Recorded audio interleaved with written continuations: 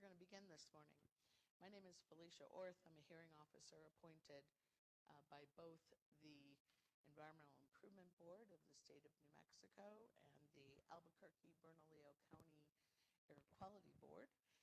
You see most members of both boards arrayed to my sides and in back. We have a number of preliminary matters before we begin taking evidence. I'm going to start with an invitation to Lisa O'Grady. She's here as the technical person for the simultaneous interpretation between Spanish and English. Ms. O'Grady. Yes. Good morning, Madam Hearing Officer. I am in contact with my interpreters online. They are letting me know that the volume is very low, so we'll work with the audiovisual people to get that up. Thank you. Good morning, everyone. There is simultaneous interpretation being offered this morning via WebEx, and there is access here in the auditorium as well. If there's anyone who is here present that would like to pick up some headphones and listen in Spanish, we can get you connected back here in the corner. If you are appearing online, then you will need to go down to the bottom left-hand screen of WebEx. There is a globe that is there, and you will simply need to choose either English or Spanish. And if I can have a moment to give those instructions. Yes, please. Okay. Buenos días. Para acceder a los canales de español, ustedes pueden ir a la esquina inferior a la izquierda de su pantalla en WebEx y ahí puede hacer clic en el globo y ahí le va a salir la opción de español. Por favor, escoja español. Si hay alguien aquí presente que quisiera escuchar en español, por favor, vaya aquí en la esquina, en el rincón, y le paso los audífonos para poder escuchar en español. Thank you very much, Ms. O'Grady. Have you and the court reporters been sworn in yet? The interpreters have not yet been sworn in. All right. Ms. Fella, if you would, please.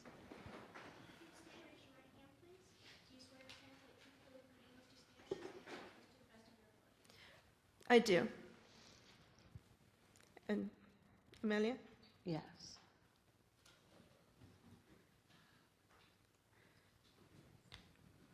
We're not hearing the interpreters. Did you go on the English channel, Amelia?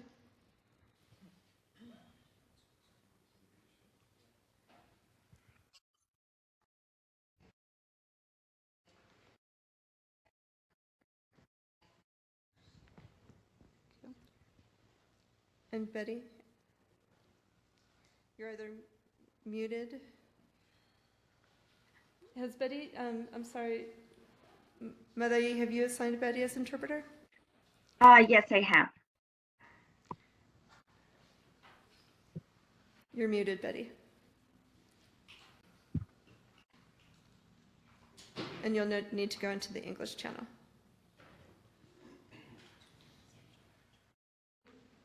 Thank you. Okay. Thank you very much, Ms. Thank O'Grady. The hearing is being recorded and transcribed by Rebecca Fella of Williams and Associates. You may reach out to her for a copy of the transcript when it is available. In the event you have a logistical or administrative question, obviously Ms. O'Grady is the person you would speak to about the simultaneous interpretation. The woman next to her is Pamela Jones. She is the administrator for the State Environmental Improvement Board. They're in a white jacket, and she is the person you would speak with if you're having WebEx difficulties, for example. So the hearing today is a joint petition by the New Mexico Environment Department and the Environmental Health Division of the City of Albuquerque. So you may hear two different docketing numbers. With the State Board, the petition is to amend Section 20.2.91 of the New Mexico Administrative Code. These are new motor vehicle emission standards, docketed by the hearing clerk as EIB number 2356R for rulemaking. The petition from the Environmental Health Department is to amend the similar rule or identical rule adopted by the City Board, which is codified in 20.11.104 of the New Mexico Administrative Code. That petition was docketed as 2023-01. We do expect the hearing to take us approximately 3 days. We're going to keep going until we have taken all the evidence. The hearing will have two types of evidence being given. The evidence we refer to as technical testimony, and we will be generally proceeding with that. And then the evidence we refer to as public comment. We have 4 public comment periods already set out. It was in the public notices of this hearing. And if you would like to offer public comment, make sure you let us know which of those time slots you would like. That's noon today, 5 p.m. today, 9 a.m. tomorrow morning, and 1 p.m. tomorrow afternoon.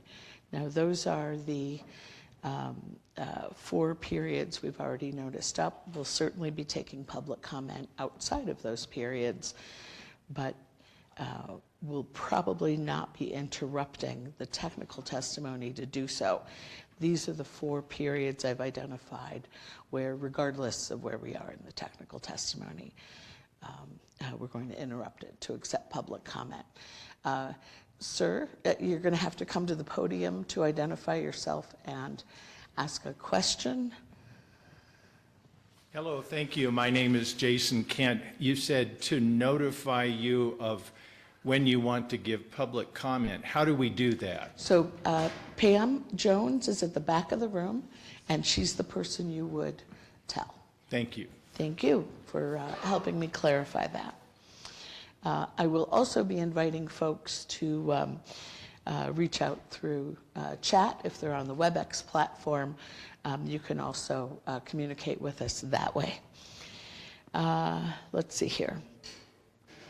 So we have 5 what we refer to as technical parties. We have the 2 petitioners, again, the Environment Department and the Environmental Health Department from the city. Climate Advocates, which is a collection of environmental protection groups, the New Mexico Auto Dealers Association, and an individual, Mr. Maxwell. So let me ask for appearances, and then I have more to say by way of introduction this morning. Again, we have a fair number of preliminary matters. So let's see. Mr. Knight, would you begin, please?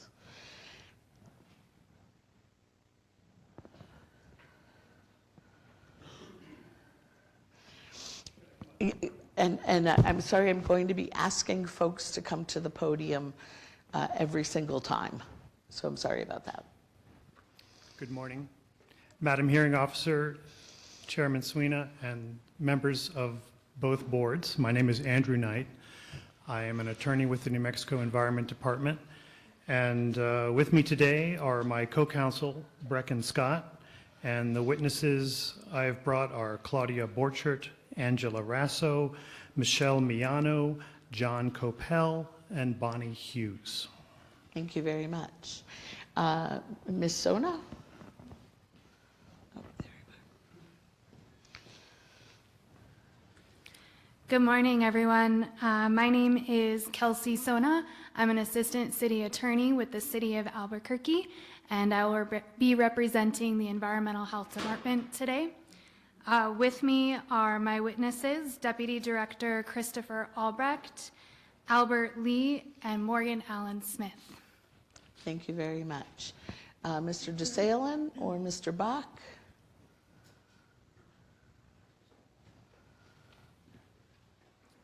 Good morning, Madam Hearing Officer, Chair Sweeney, Chair Paul. My name is David Bach. I'm here representing the Climate Advocates Coalition which includes 13 groups. Maybe I'll just take this chance to read them for the record so we have them in the record. Conservation Voters New Mexico, 350 New Mexico, Sierra Club, Natural Resources Defense Council, Southwest Energy Efficiency Project, Coalition for Clean Affordable Energy, Western Resources Advocates, Prosperity Works, Center for Civic Policy, Western Environmental Law Center, CalSTART, 350 Santa Fe, and New Mexico Interfaith Power and Light. With me today is my co-counsel, Charlie DeSalen. Charlie, you want to also? Good morning, Chairman Sweeney, members of the boards. My name is Charles DeSalen, and I'm representing Coalition for Clean Affordable Energy, which is one of the climate advocates. Thank you. Thank you very much, gentlemen. Mr. Domenici.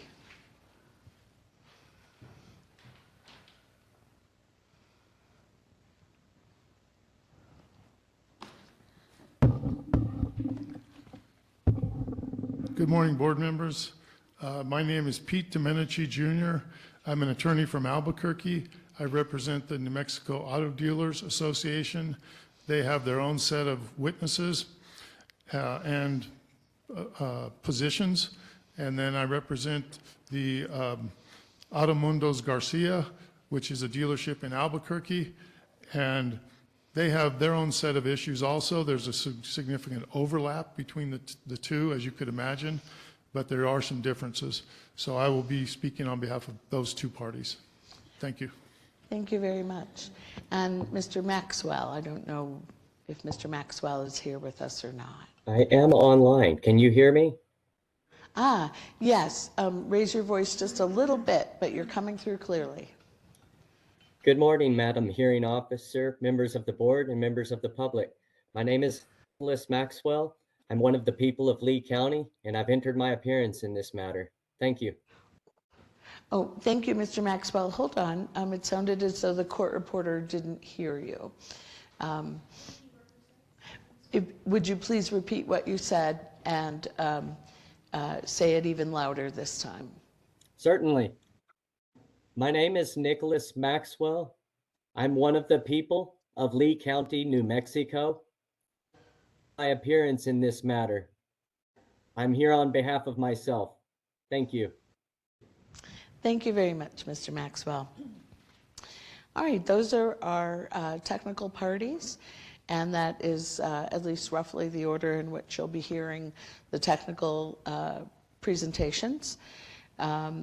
Some of the technical presentations will be presented by way of panels, and what that means is you may see 2 or 3 witnesses. We don't have any panels larger than 3. You may see 2 or 3 witnesses all at the witness table at the same time. The parties have the discretion to do this. They're not required to do it. We would hear their direct testimony from each of them, and then the cross-examination would be directed to each or all of them, so that the very best person to answer the question can offer an answer. One rule about testifying in panels is I will ask the witnesses not to communicate between themselves privately. Everything they say really does need to be said publicly while they're sitting at the witness table. Let's see, we will have opening and closing statements. The parties and I, or counsel and I, had a second pre-hearing conference a week and a half ago. The petitioners and the climate advocates each get 15 minutes. Mr. Domenici gets 20 minutes. And I will offer 15 minutes to Mr. Maxwell if he would like to do that. Let's see, what else? I wanted to mention we have 2 other lawyers whose names should be reflected on the transcript. We have a lawyer representing the Environmental Improvement Board. Ms. Bowen, would you introduce yourself? Yes, Madam Hearing Officer, Emily Bowen on behalf of the EIB. Okay, thank you. And Ms. Cedillo Lopez. Thank you, Madam Hearing Officer. My name is Antoinette Cedillo Lopez. I'm the attorney for the Air Quality Control Board. Thank you very much. let's see. We do have a couple of motions that we need to address before we go to opening statements. And council, if there is something that I am forgetting to mention, please raise it with me. So the motions that I received, some of them late last night and early this morning. We had a pre-hearing, I issued a pre-hearing order some months ago setting out deadlines for motions and other procedural matters. One motion that came in timely was the auto dealers motion regarding full disclosure, and another was the petitioner's joint motion in limine. So let's handle the disclosure motion first. We have the motion, we have the response. What we agreed to do was hear the replies this morning before we started taking evidence. So, Mr. Domenici, I believe this would be for you to reply.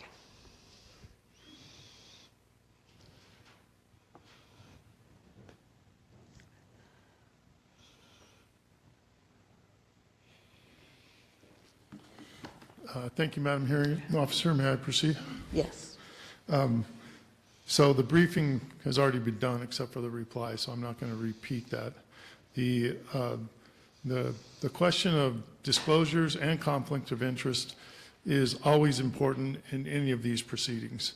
And one of the primary ways to identify potential conflicts is through reviewing disclosures that are filed or that are mandatory and that are filed and then available for parties or even interested public to review.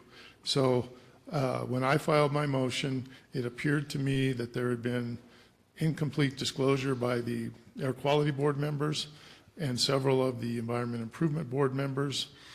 I note that since then, not really as a result of my work, but Mr. Maxwell, who is a separate party and we're not affiliated with him, he had asked for some disclosures from the Secretary of State, and he obtained some from the EIB. I think one of those did, in effect, disclose a conflict, which probably is the primary thing I would like to address is the Chair Sweeney, and at least from the disclosure, it appears that your husband may actually work for one of the parties in the case, if that's correct interpretation. And so Mr. Maxwell may, he'll probably speak on this motion, he may go into that in more detail, but I think it is concerning that the Air Quality Board members do not file disclosures. I don't know if it's grounds to delay the hearing or have people recuse themselves because we don't really know if there's conflicts, but I think it is very concerning that that information is not duly available and appears maybe not regularly available. But the primary relief I would request is related to the one particular disclosure that Mr. Maxwell, I think, will discuss a little more in the context of my motion. I know he has his own motions. There's issues regarding timeliness of his, so I'm not going to really dwell on that issue until it comes up. But that's our concern. Thank you. Thank you very much, Mr. Domenici. Mr. Maxwell, would you like to say anything about Mr. Domenici's motion, that is to say the auto dealer's motion? We're going to wait a moment on your own motion. Thank you, Madam Hearing Officer. I concur with his motion. The one board member he was referring to is Sandra Eli. I have to offer. Okay.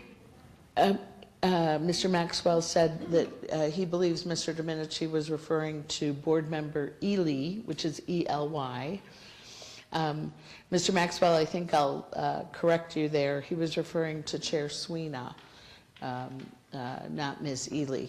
But if you have nothing else other than to say you concur in Mr. Dominici's motion, that's fine. What I mean to say specifically is Member Ely is the one that has the conflict of interest. All right, thank you very much. Does the Environment Department have anything to offer in regards to the auto dealer's motion?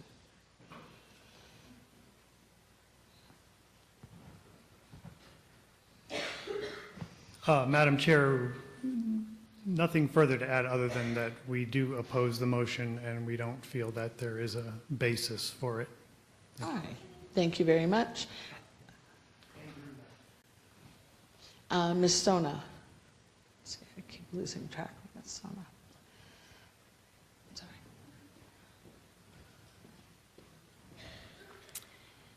Thank you. EHD has no further statements on that. We also oppose the motion and concur with NMED. All right, thank you very much. And the climate advocates, Mr. Bach or Mr. DeSalen, anything on the auto dealer's motion? Nothing from us on the auto dealer's motion. We oppose. We join the opposition of the departments. Thank you. All right, thank you very much.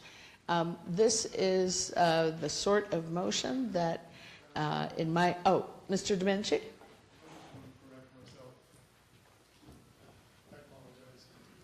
There's just been too much paper going around.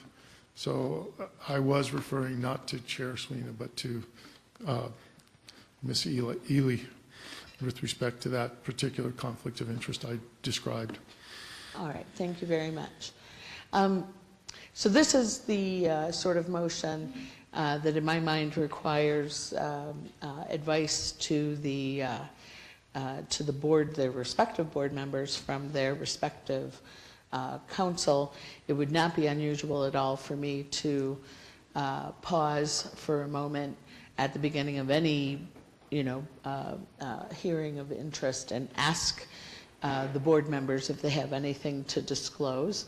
But if you have something else to offer on this motion besides what I would normally do, Ms. Bowen, please go first.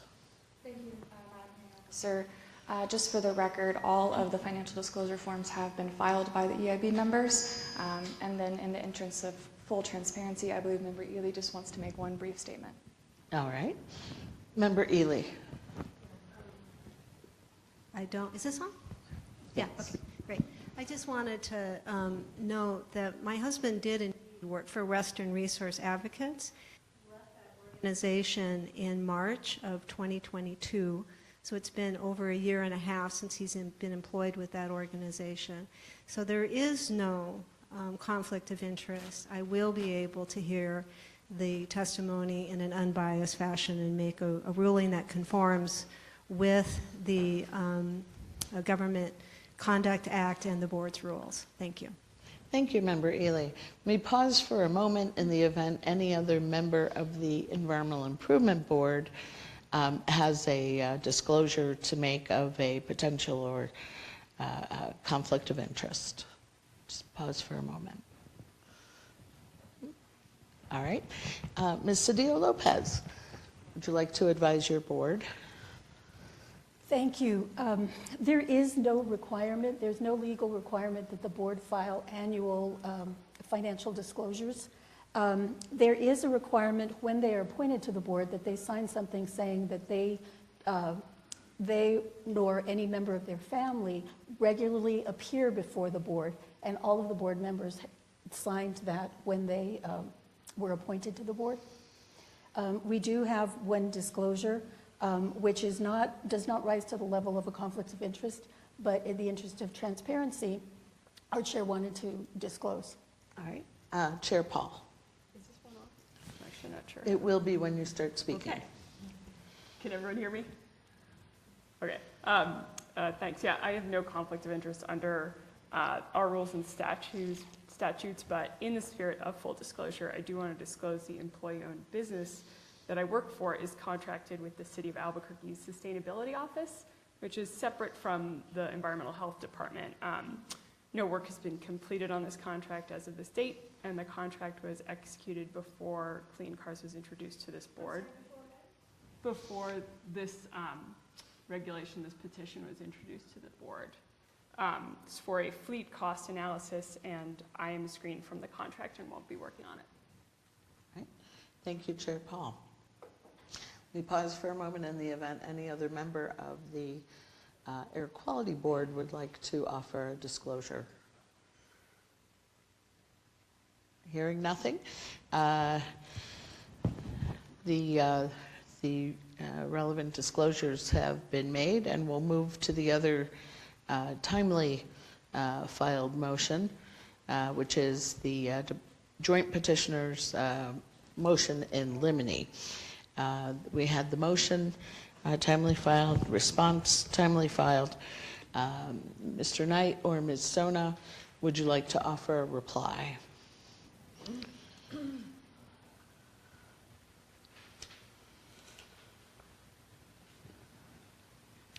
Thank you, Madam Hearing Officer. For this motion, we will just stand on the arguments that we made in the motion, that this more closely resembles public comment than technical testimony, and should be treated as such. And in the alternative, we would ask that it be given the weight, that it be accorded the weight that it is entitled to as testimony or statements made by people that have not demonstrated their qualifications to present technical testimony. Thank you. All right. Thank you. Ms. Sona, anything to add?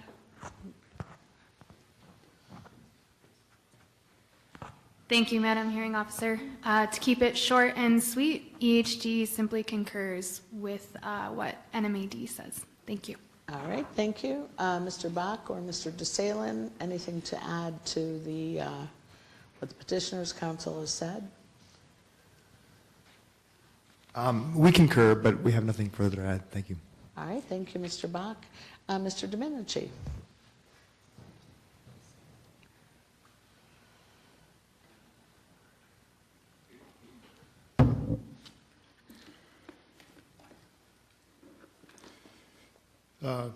Madam Hearing Officer and board members,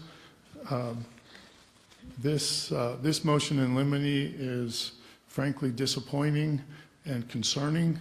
One of the themes my client is going to present is the lack of real data about the public welfare of customers and purchasers and owners and users of automobiles in New Mexico. While this is an air quality proceeding, this proposal will, of course, change the landscape of transportation in New Mexico.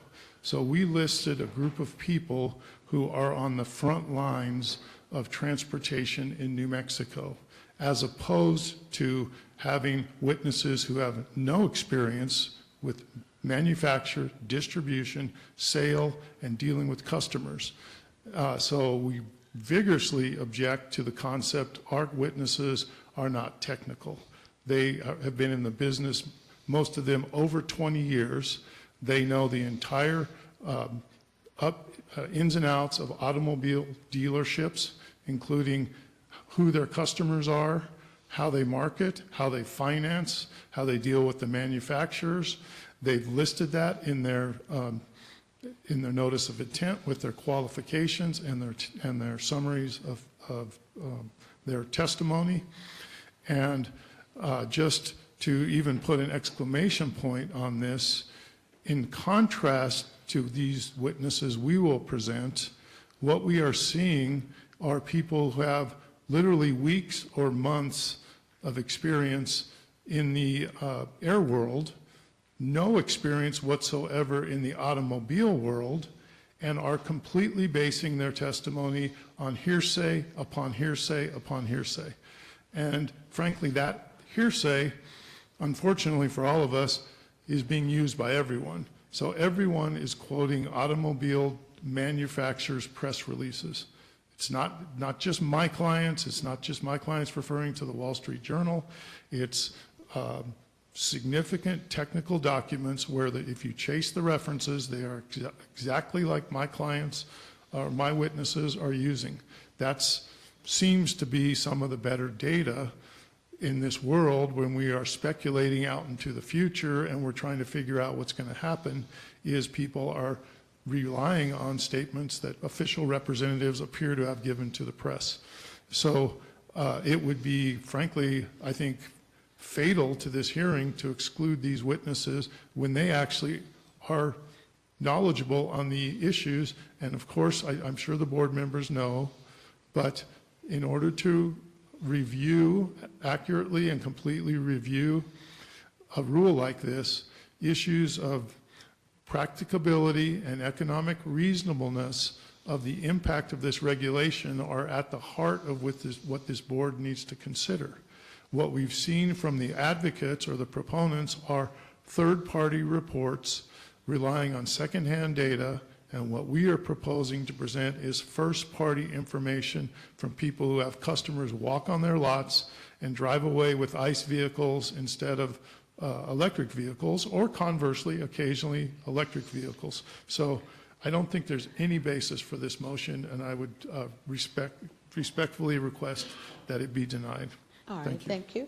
Mr. Maxwell, do you have anything to add to what Mr. Domenici has just said?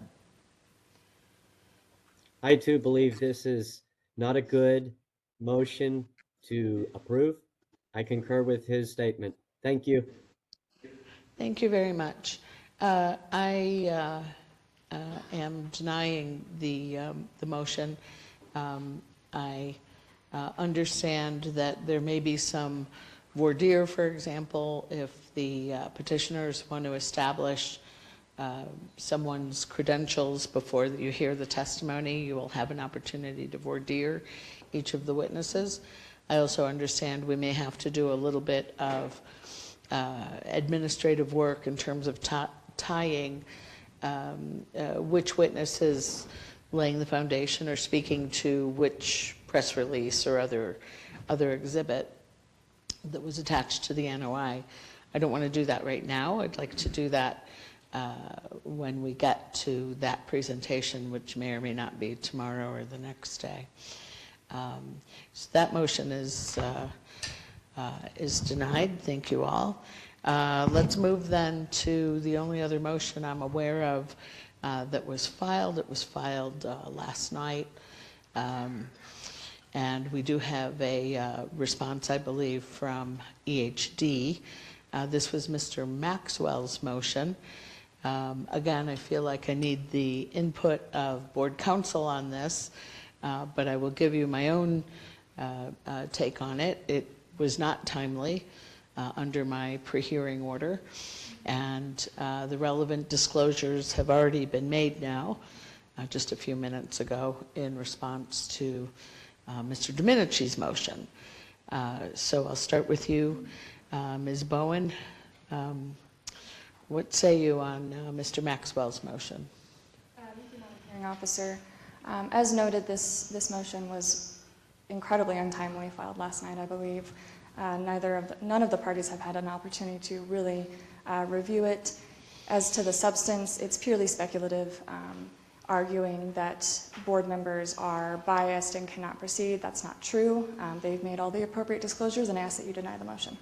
All right, thank you. Ms. Cedillo-Lopez. Thank you. Thank you. I think I would just say ditto. That's exactly the same position we have. All right, thank you. And I wanted to add one thing. I did not see any authority cited to support the statement that an IPRA request must be satisfied before a board can proceed to a rulemaking. So, Mr. Maxwell, your motion is denied. Let me pause for just a moment to ask council in particular if there is any other preliminary matter before we turn to opening statements. Mr. Domenici.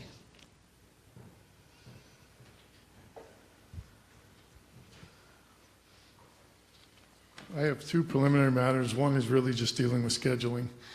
I'll save that. The other one is I want to notify the board and put on the record that the City Council of Albuquerque passed a resolution very recently, Wednesday night, close to midnight, which established a moratorium for certain activities by the City of Albuquerque related to this air board. In particular, the moratorium states the City of Albuquerque shall not use its resources to facilitate any action by the board to make, adopt, or amend any regulation or standard described in Section 1, so that's above, until February 1st. The portion of Section 1 that I think applies to this hearing, not all of it does, is this moratorium applies to any regulation or adoption or amendment of a standard or regulation whereby the impact on industrial development is by design and not a consequence of preventing or abating air pollution until February 1st, 2024. Clearly, this regulation is designed to have an enormous impact on transportation and the vehicles involved with that by mandating certain percentages of electric vehicles. So I think it's very clear that that portion of Section 1 is triggered, and that the moratorium would be, frankly, on the city, not the board, or certainly not the Environment Improvement Board, not the Air Board. But I think that that regulation did pass by a 5-4 vote Wednesday night. So I wanted to bring that to everyone's attention. All right, thank you, Mr. Domenici, and I have a question. I don't live anywhere near Albuquerque, so I'm unfamiliar with the governance model. Does that ordinance take effect immediately? Does it take effect in 30 days? Does the mayor have to sign it? What happens from here? There's nothing in the ordinance, or this, and this is, so there was a separate ordinance that was also passed. It had a clear effective dates, which are not pertinent, because that ordinance effective date is December 4th, so it's not possibly in effect. This one does not state an effective date, this particular ordinance. That's why I'm bringing it to your attention, and perhaps the city could address when it takes effect. My understanding is there may be a window of time for the mayor to do something with it, whether it be veto, approve it, or do nothing. But I'm not sure if that means it's effective in the interim or not. So that, I think I would defer to the city's comments on that. Yeah, and I obviously don't have any grounding to offer any ruling or even advice here.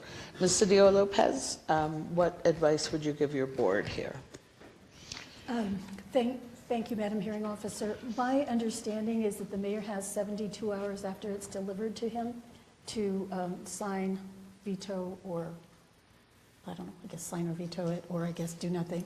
And I don't know whether it has been delivered to him or when that might have happened. Perhaps Ms. Sona, the EHD attorney, has more information about what has happened.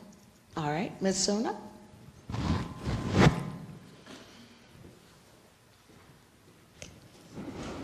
Thank you, Hearing Officer Orth and members of the board. To my understanding, the resolution is to go to the mayor after it's adopted by City Council. The mayor has 10 days to decide what to do to act on it. So I do not believe that it is currently effective law at this time. Also, the concept of industrial development has been decided by the New Mexico courts, and the New Mexico courts specifically consider it in terms of land use, not in manufacturing of mobile sources. And so EHD has no concerns with this board moving forward to hear the hearing today and the rest of the week. All right, thank you, Ms. Sona. Ms. Cedillo-Lopez, any any guidance for the board based on that then?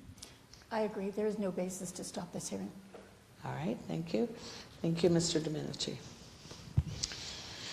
Right. I had one other issue. Yes, sir. So when I'm looking at the witness panels, I'm thinking this hearing probably will go into Thursday. Hopefully it doesn't. But just for my personal scheduling, I would like to inquire about what the scheduling might be Wednesday after 5 p.m. I have a city council conflict with the city of Las Vegas, and I know we go until 7 by schedule, so I'm not objecting to that.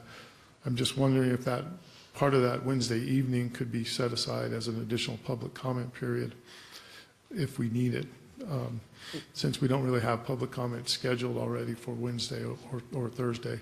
So that's just my request. It's simply to accommodate my schedule, so I appreciate any consideration. Thank you for raising that. Absolutely. Every day that we are in hearing, we will invite public comment.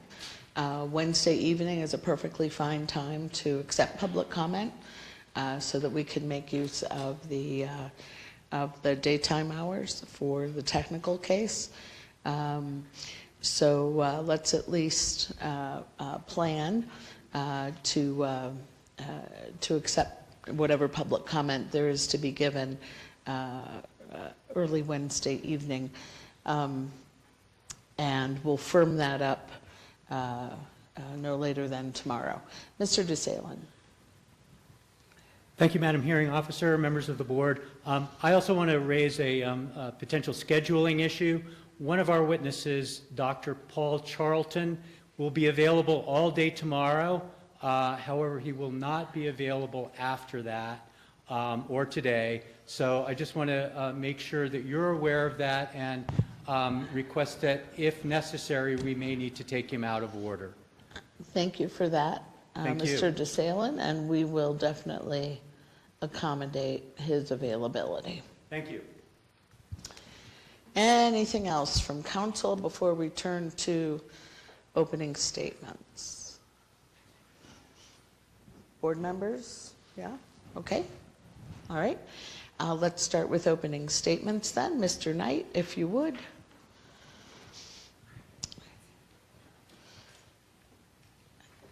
And I'm sure you remember you have 15 minutes. Thank you. Madam Hearing Officer, members of the boards, what a difference a year makes, or in this case, a year and a half. When these two boards last met to adopt Clean Cars 1 and make New Mexico into a Section 177 state, I think most of us would agree that the world was a different place. Back then, we felt we had to put on substantial evidence to show that climate change was real. And many people wondered whether zero-emission vehicles at that time would be able to even achieve an 8% market share by 2027. Since that time, we've had the largest and second largest wildfires in our state's history occurring in the same year. Catastrophic wildfires in Maui and northern Canada, month after month of record-breaking temperatures, and so many deadly weather events across the world that we can't even keep track of them. During that same year and a half, and much more hopefully, we have all witnessed what is really an explosion in the popularity and the availability of zero-emission vehicles. Most of the major manufacturers have committed to a complete transition away from fossil fuel-powered vehicles. And this has been global and simultaneous, unprecedented. What seemed to some like the overly ambitious goals of Clean Cars 1 now seem quaint by comparison.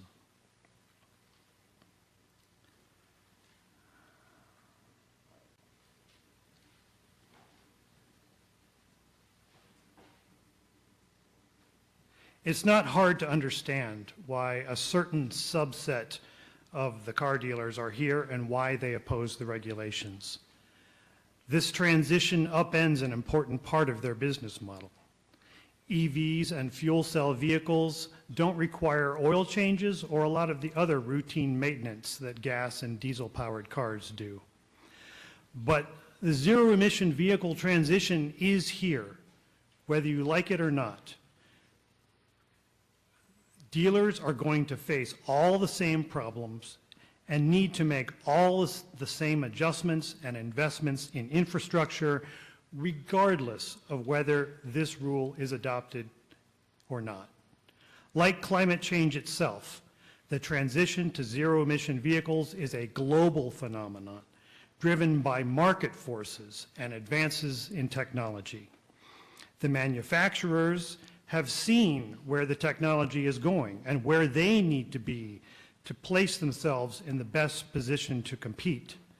Market forces have taken over, and market forces will largely drive the transition from here on out.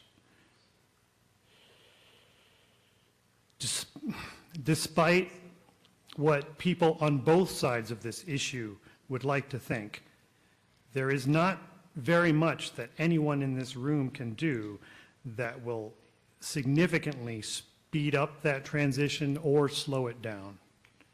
What we can do, on the other hand, is to go into this transition consciously, with our eyes open, and keep New Mexico favorably positioned by keeping our status as a Section 177 state, so that we are not last in line, so that we are not left behind. Things are changing so quickly, as we have seen, that if we wait even one more year to adopt this rule instead of doing it now, the citizens of New Mexico are going to miss out on a lot of advantages that they currently have. These rules were developed through extensive negotiations between the California Air Resources Board and the major automobile manufacturers. The manufacturers have remained committed to meeting the requirements and are not opposing these rules. However, lately this rule has been the subject of much disinformation and misrepresentation, what people in the investing world refer to as FUD, fear, uncertainty, and doubt. You will hear a lot of contradictory arguments from opponents of this rule. First, they claim manufacturers can't make enough EVs to comply with the rule. And then they will claim that EVs are stacking up on dealers' lots. There's so many of them. They will tell you EVs are too expensive and that this rule will drive up EV prices even further. And then turn around and say that lack of demand has led to huge price cuts in these cars. I will let the witnesses tell you what this rule is and what it does, but let me tell you what it is not. It is not a tax. It is not a ban. It does not tell anyone what kind of car or truck they can drive. It does not dictate anyone's choices. It does not make anyone buy any particular kind of car. It does not take away anyone's car or impose a burden on consumers. This rule is an air quality emission standard that regulates manufacturers, not the dealers and not the consumer. This is not an economic regulation. It is an air quality emission standard. The health benefits of this are real and tangible and significant, especially in disadvantaged communities. Colorado just adopted these same air quality emission standards a few weeks ago, joining the dozen or so other states that either have already adopted or are in the process of adopting advanced clean cars too. And yes, Colorado is not the same as New Mexico, but it does have a lot of similarities. Notably, Colorado chose the same partial adoption strategy that we are proposing here today, to adopt ACC2 only through model year 2032 instead of 2035, and so not going all the way to the 100% ZEV requirement. This is a reasonable compromise that takes into consideration the rural nature of both of these states, things like the importance of agriculture, etc. Colorado has a lot in common with New Mexico, a similar mix of a few populous areas with some ozone problems, while the vast majority of these states are more mountainous and rural. The long driving distances, the snowy winters, the popularity of large pickup trucks and SUVs, we have all these things in common with Colorado. Yet Colorado adopted these regulations readily after careful consideration, and I would ask these boards to do the same. As you will hear from our witnesses, these rules contain a lot of flexibility and many alternative ways for the manufacturers to meet these goals. However, while the rules themselves are flexible, under federal law, and as these boards I'm sure are aware, we must adopt the same standards as all other Section 177 states. And so it is imperative that we do so this week so that the rules can take effect by December 31st. Because of the mandatory 2-year waiting period in federal law, the first compliance year for this rule is not until 2027. But getting the rule in place now will allow manufacturers to start earning early action credits that will increase their chances of being able to meet the requirements of the rule. So while we need to conduct this hearing as efficiently as possible this week, after this rule is adopted, there will be plenty of time, years of time, if we need to revisit the rule and make adjustments, we can do that.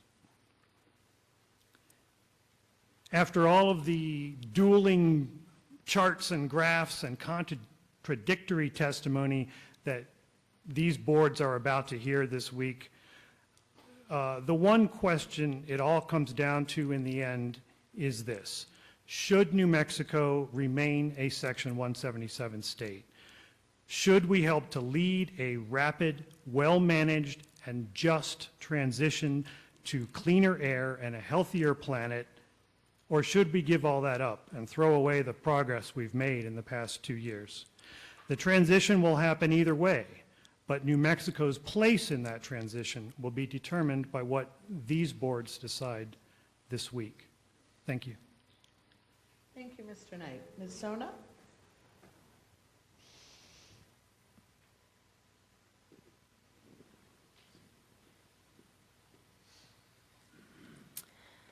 Good morning, Madam Hearing Officer, Madam Chairs, and board members. As you might be able to tell, my voice is a little gravelly today. I sure hope I don't lose it this week.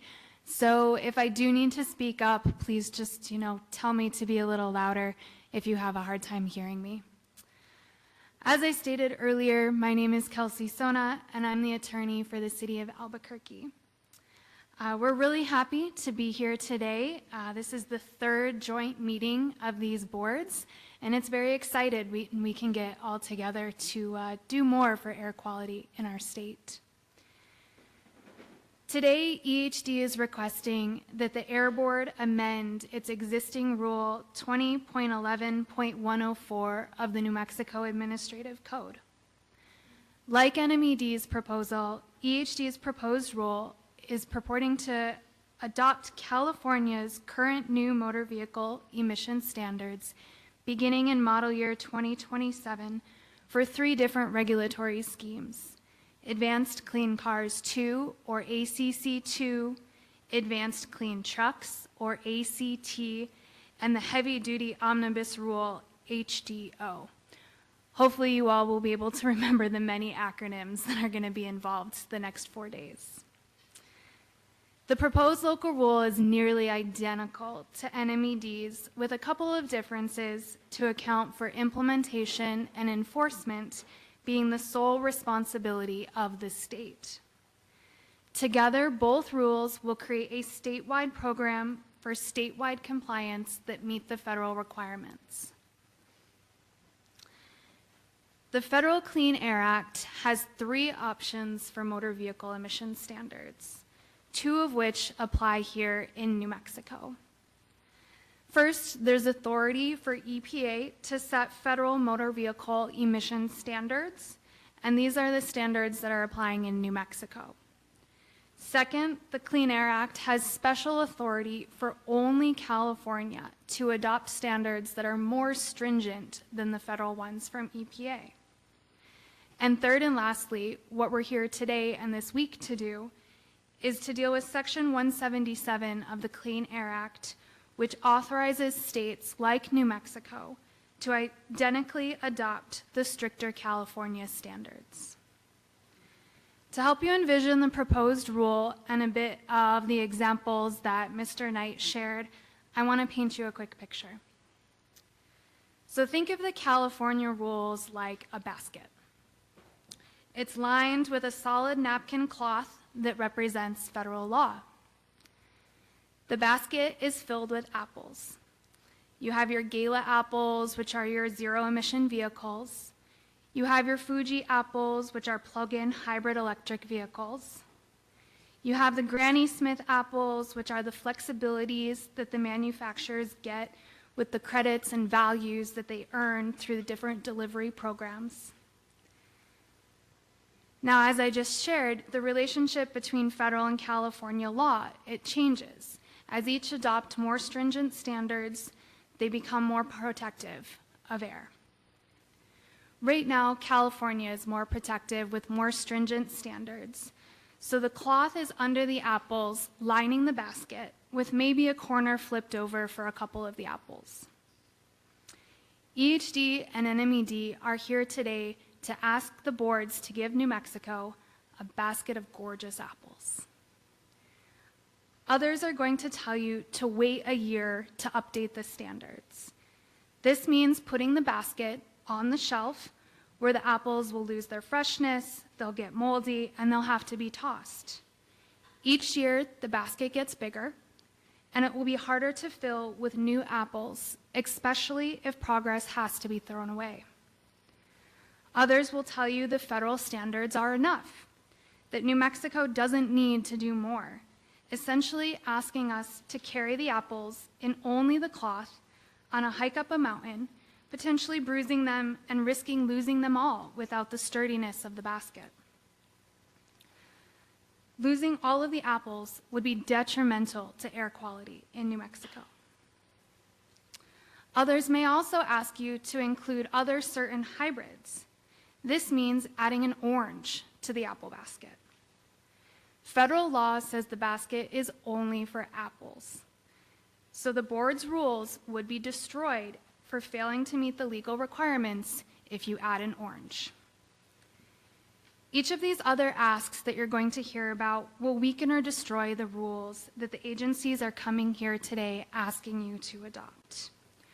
I do hope that this illustration gives you a picture that you can rely on as you hear the testimony being presented to you this week. And lastly, just to touch a bit on the nature of this joint hearing. This joint hearing, we've done it twice before. We're really happy to be here again.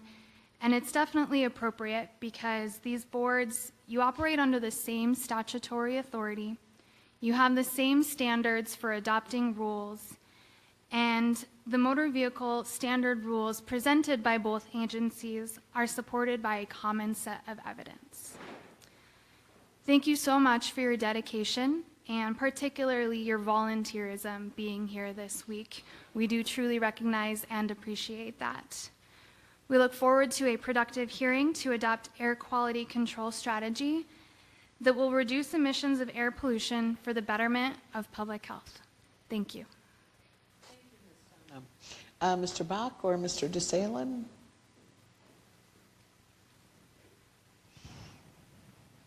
Madam Hearing Officer, would we be able to defer our presentation until before we present our... Certainly. I think we would prefer that, partly because, like Ms. Sona, I also have a bit of laryngitis. Although I can promise everyone I took a COVID test, I'm fine. I just hoping my voice is a little stronger tomorrow. Thanks. All right, thank you. Mr. Domenici, you can reserve as well. I should have said that.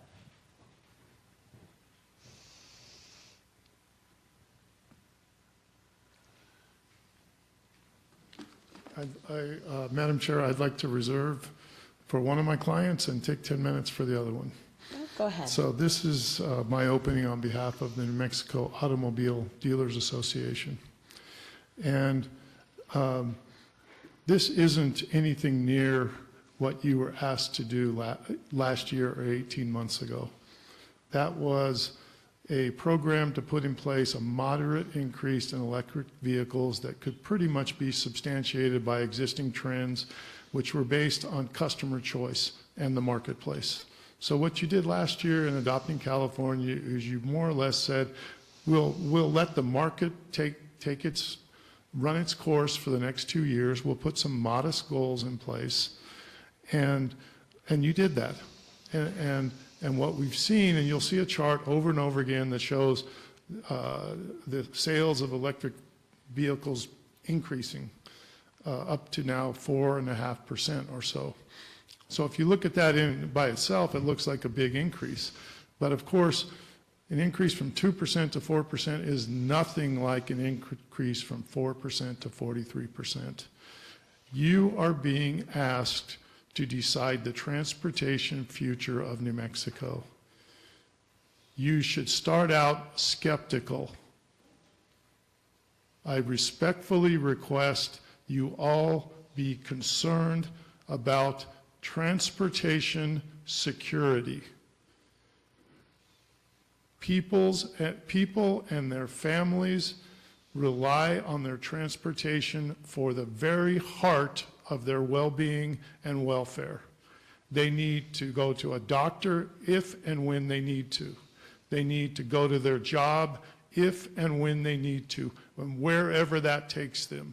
They need to be able to take their children to school and return. They need to be able to deal with unexpected circumstances.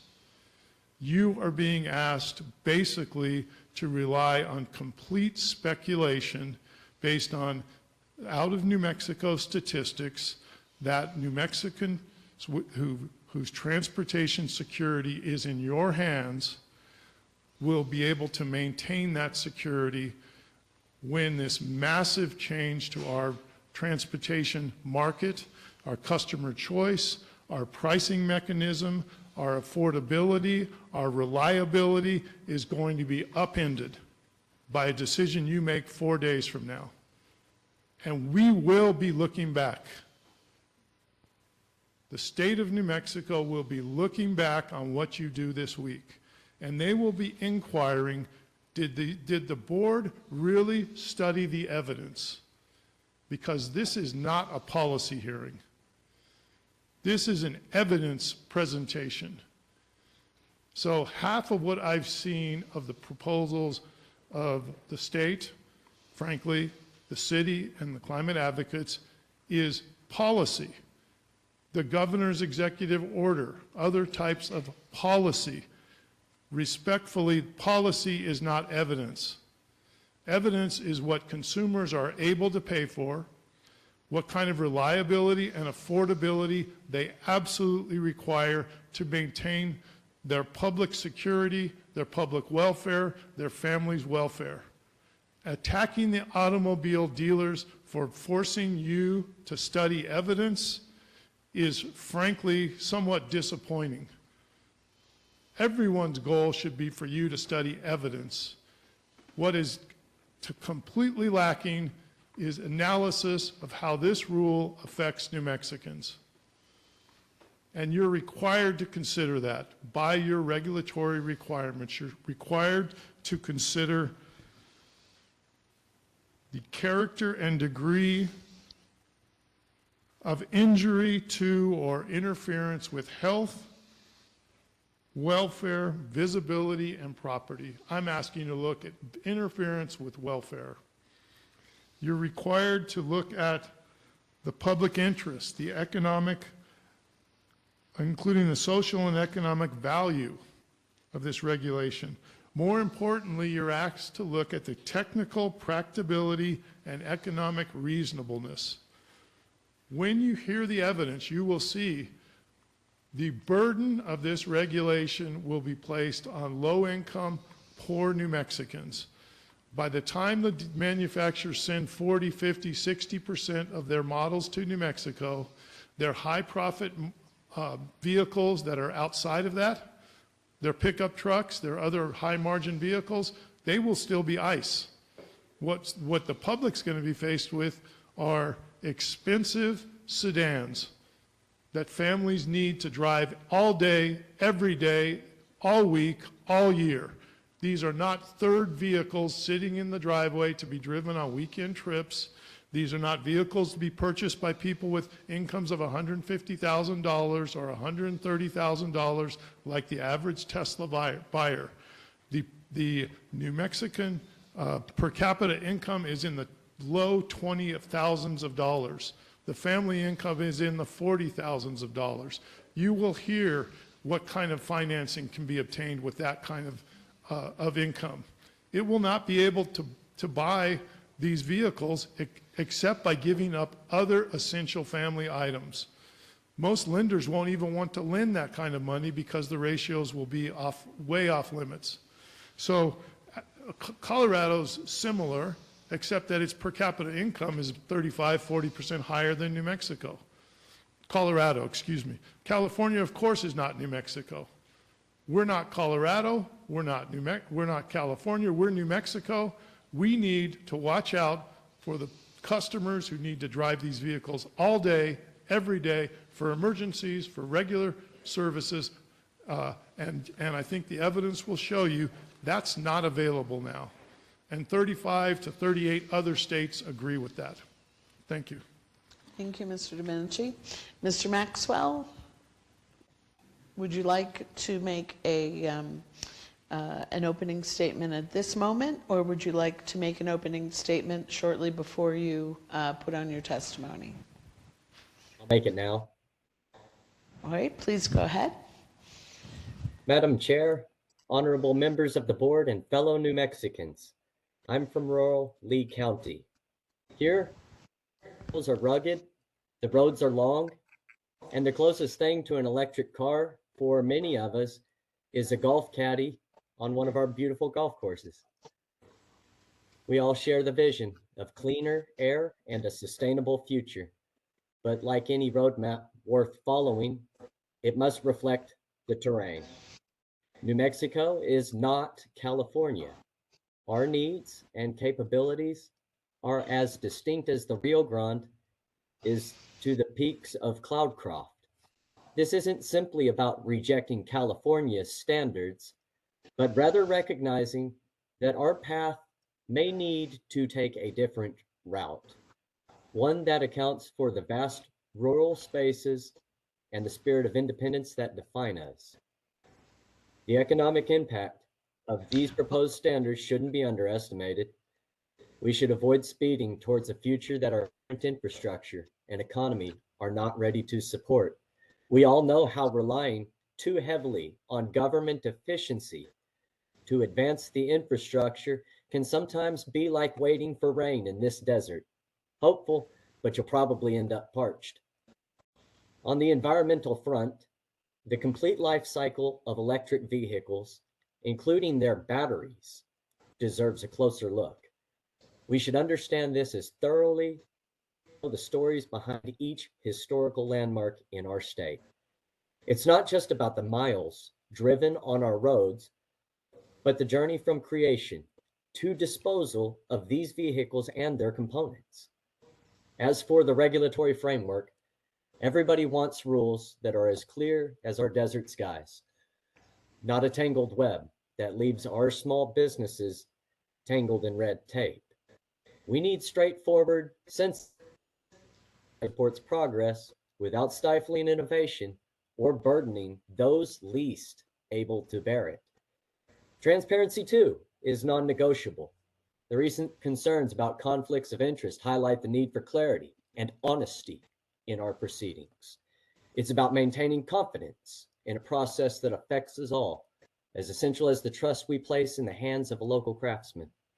In conclusion, I urge the boards to consider a path forward that is thoughtfully paced and finely tuned to the needs of our state. We should approach these changes like we do everything else, with everybody's input valued and with a clear view of the destination, with a plan that includes all New Mexicans, from the students in Las Cruces to the ranchers of the Southeast. Thank you for your time and the opportunity to voice not just my concerns of many New Mexicans who look forward to a future that is bright and clean. Thank you. Thank you, Mr. Maxwell. So we would move now into our first witnesses. I note, though, some of us have been here for a couple of hours already and could probably use a break. So let's take 15 minutes, come back at 10:30, and if the first panel would like to array themselves at this table, when you come back at 10:30, that would be good. Thank you.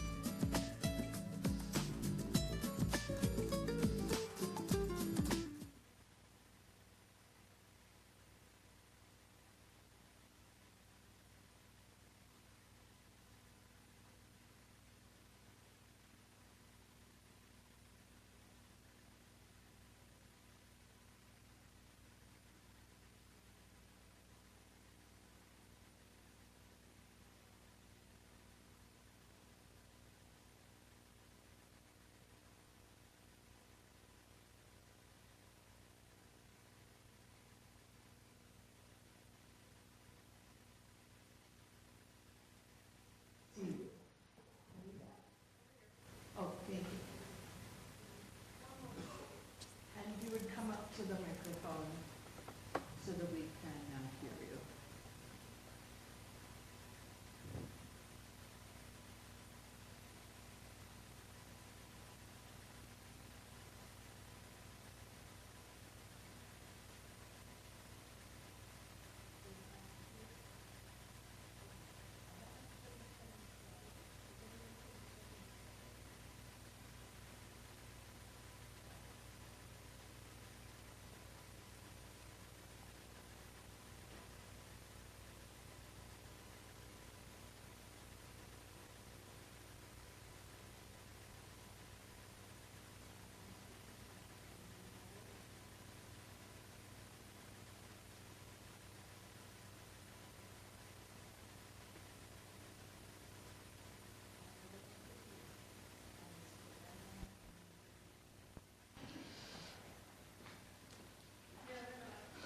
All right.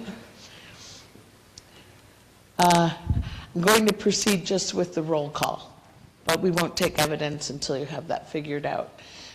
Ms. Armijo. Member Armijo? Here. Member Kalman? Here.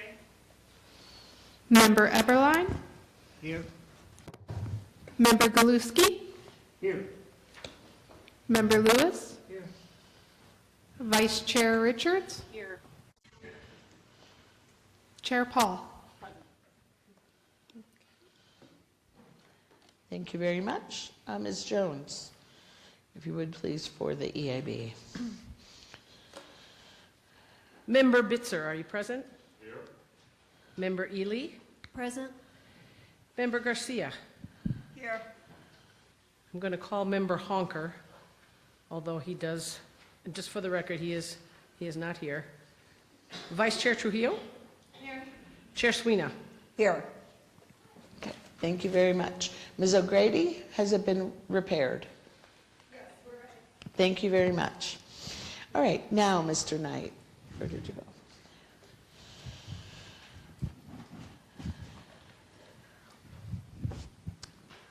We do need to swear your witnesses.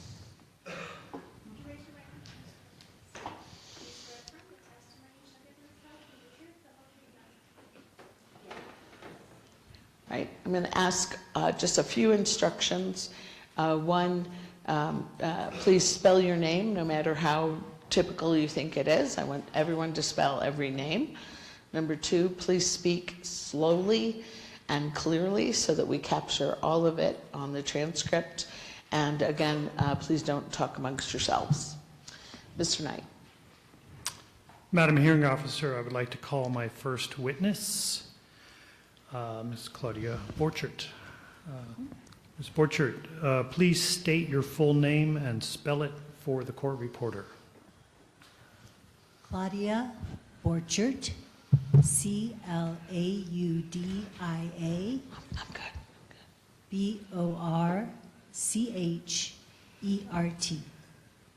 Thank you. How long have you been with the Environment Department? I've been working for the Environment Department for just over 3 years. And what is your current position there? For the last year, how far can I get? Can I get all the way back here and still be okay? I can hear you. Can others hear? Yes? All right, go ahead. For the last year, I've been serving as the chief of the newly formed Climate Change Bureau.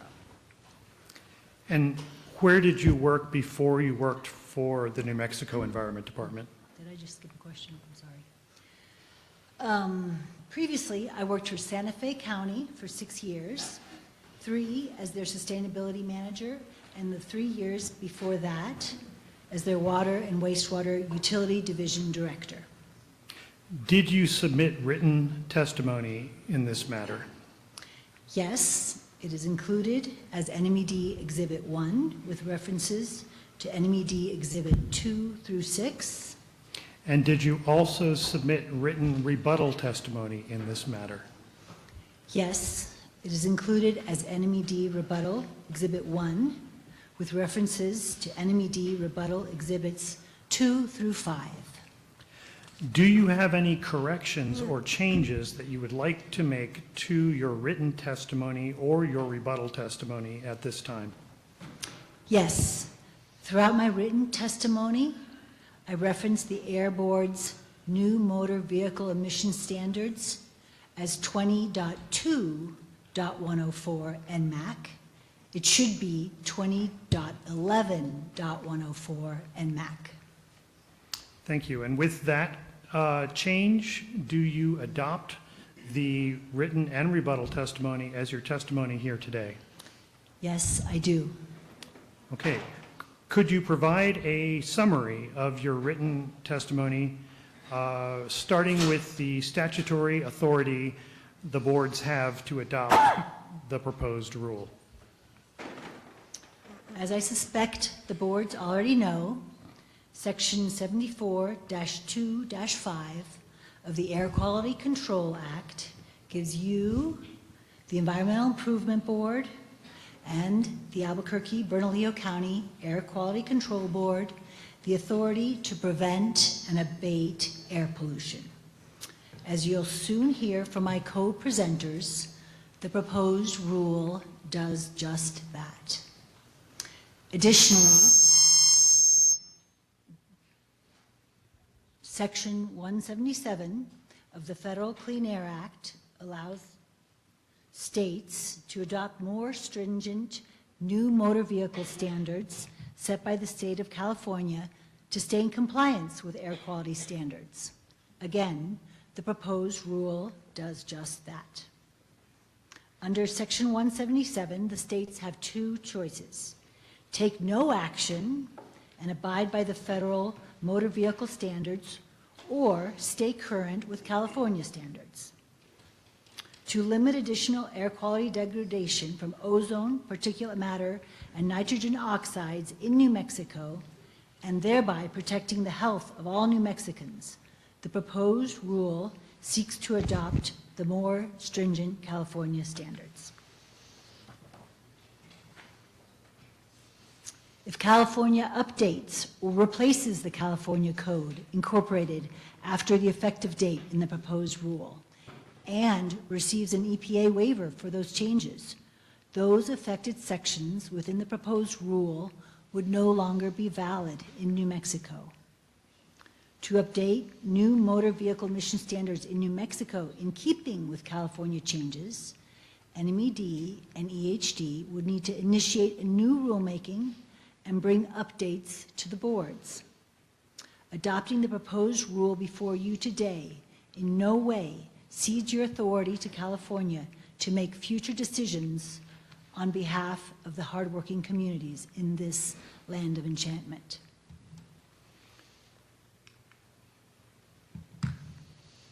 NMED and EHD are here before both boards today because only with two parallel and nearly identical rules, as shown in this slide, does New Mexico garner the statewide applicability and compliance coverage required by Section 177. Part 91 and Part 104 differ only in the division of administrative duties. They give NMED primary administrative responsibility for the proposed rule. This means the regulated community only need interact with and report to one agency. The board's adoption of the proposed rule would be consistent with past board actions, including the adoption of new motor vehicle emission standards in 2007 and last year. Based on your written testimony, could you provide a high-level description of the proposed rule? NMED and EHD are requesting that the two boards adopt the proposed rule that amends the existing new motor vehicle emission standards, Part 91 and 104, in New Mexico through the incorporation of three California requirements: ACC2, called ACC2 for short, Advanced Clean Cars 2, called ACC2 for short, Advanced Clean Trucks, also known as ACT, and Heavy Duty Omnibus, or HDO. The proposed rule addresses vehicle emissions in three key ways. First, by requiring manufacturers to clean up the tailpipe emissions from new vehicles with traditional internal combustion engines, called low emission vehicle or LEV requirements. Second, by requiring manufacturers to increase the delivery of new zero emission vehicles or ZEVs to the state. And third, by requiring entities to report on their existing heavy duty fleets.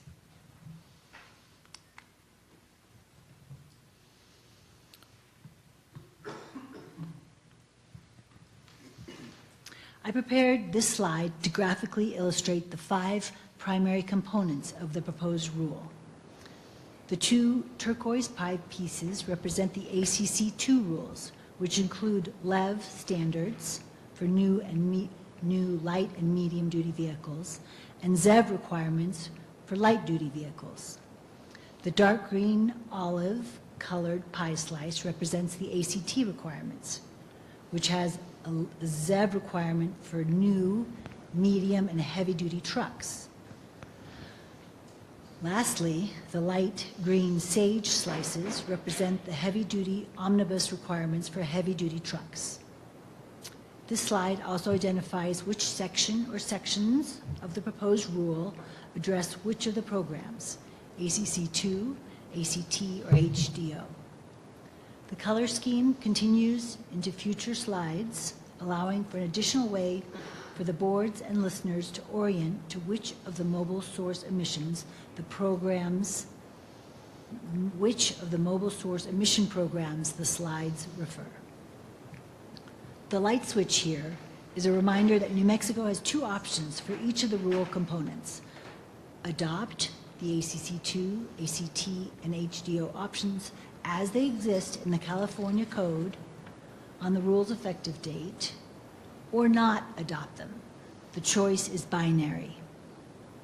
However, after the mandatory 2-year waiting period specified in Section 177, New Mexico can choose which compliance model years to adopt. For all but the ACC2 ZEV program, the proposed rules begins with model year 2027 and continues for the duration of the incorporated California standards. For ACC2 ZEV, NMED and EHD are truncating the tail end of the ACC2 ZEV requirements after model year 2032, instead of continuing to 2035 and subsequent years.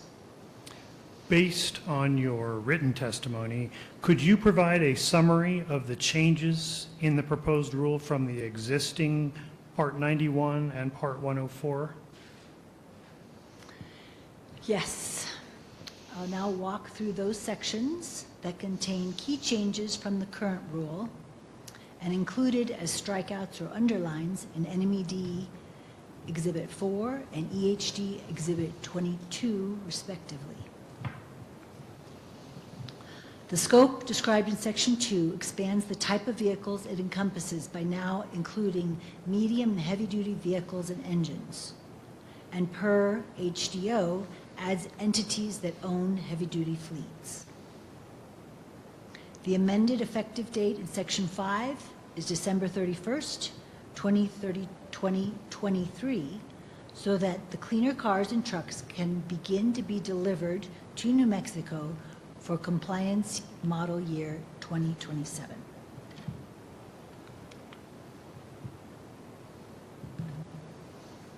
As summarized in the turquoise box of this next slide, sections 104, 105, 106, and 107 have been updated to include the changes to the LEV standards California made in ACC 2 for the new light and medium duty vehicles. Going a little out of order of the section numbering, the information in the SAGE box addresses section 118, which incorporates the cleaner emission standards or LEV standards for new heavy-duty trucks, reducing the allowable tailpipe nitrogen oxides or NOx emissions and incorporating other components like test procedures, onboard diagnostics, warranty periods, and useful life requirements. Next, I'd like to explain at a high level how sections 108 and 109 work, which are the sections that include the ACC2 ZEV standards. First, let's get on the same page as to what ZEVs are and what they are not. This slide shows the three types of vehicles that are included in the ACC2 ZEV standards. The first two, battery electric vehicles and fuel cell electric vehicles, are ZEVs, hence the check mark next to their description. The third, plug-in electric hybrid vehicles, are not ZEVs because they do have tailpipe emissions. However, under the proposed rule, they may be used to meet a portion of the annual ZEV requirement. Uh-oh, did I do something to make that? No. Okay. The graph in this slide illustrates the annual ZEV requirements of Section 108 while also capturing an example of the many ways the allowances in the proposed rule could play out in New Mexico. Please note, this is only one mock-up. How each manufacturer meets the ZEV requirement will vary based on internal opportunities and choices. Under Section 108, manufacturers earn vehicle values for delivering new ZEVs and PHEVs to New Mexico and report their vehicle values and total statewide deliveries to the department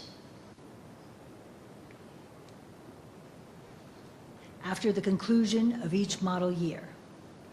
In this graph, the annual model year ZEV requirement is shown by each of the bars for the compliance year 2027 through 2032, which also have the large font numbers above each bar, starting with 43 and ending in 82. It's not so large for people sitting in the audience. Apologize for that. The percentages are calculated by dividing the number of qualifying ZEV cars and trucks each manufacturer delivers to the state by the total number of new light-duty vehicles each manufacturer delivers to the state. As we will demonstrate, in the early compliance years, the actual percentage of ZEVs in solid orange and the PHEVs in solid yellow that a manufacturer needs to deliver may be significantly less on its face than the on its face annual ZEV requirement. The black line demonstrates how manufacturers can use flexibilities and allowances to significantly reduce the percentage of actual vehicles a manufacturer could deliver for sale in New Mexico. For example, in model year 2027, it could be 17%, with an approximately even split between BEVs and PHEVs. BEVs and PHEVs, otherwise plug-in hybrid electric vehicles, PHEVs. In model year 2028, it could be 23%, and in 32% in model 2029, model year 2029. We derived the black line and the orange BEV delivery percentage using a reasonable mix of compliance flexibilities like the ones detailed in NMED Exhibit 6.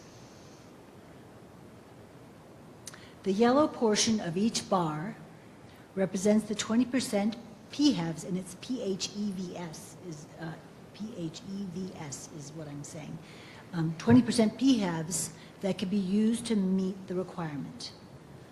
The purple striped part of each bar represents New Mexico specific ACC1 credits that manufacturers can earn with deliveries in pre-compliance years, including those new PHEVs and ZEVs that are available on dealership lots today.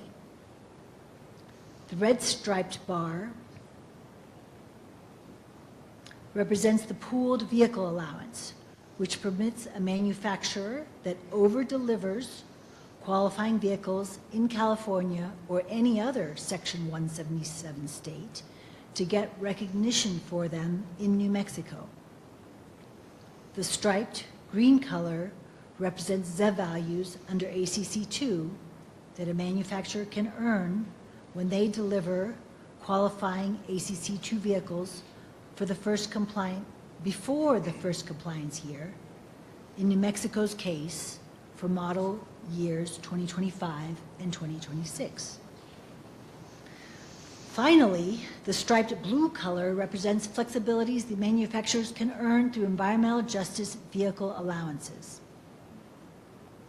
California extensively engaged tribal communities, community organizations, and environmental justice groups to design options in ACC2 to specifically address the valid concerns about transportation accessibility, EV affordability, and range for rural drivers.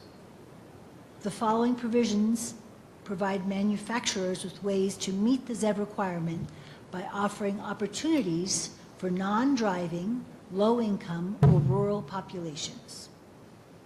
First, manufacturers can provide new ZEVs to clean community mobility programs like ride sharing, car sharing, van pools, ride hailing, or on-demand first mile, last mile services. The department plans to work with interested partners, including tribal governments, public agencies, and nonprofit organizations to design similar mobility programs to best serve New Mexicans. Second, at the end of the lease period, manufacturers can sell used ZEVs and PHEVs to participating dealerships who agree to sell them to low-income buyers through financial assistance programs.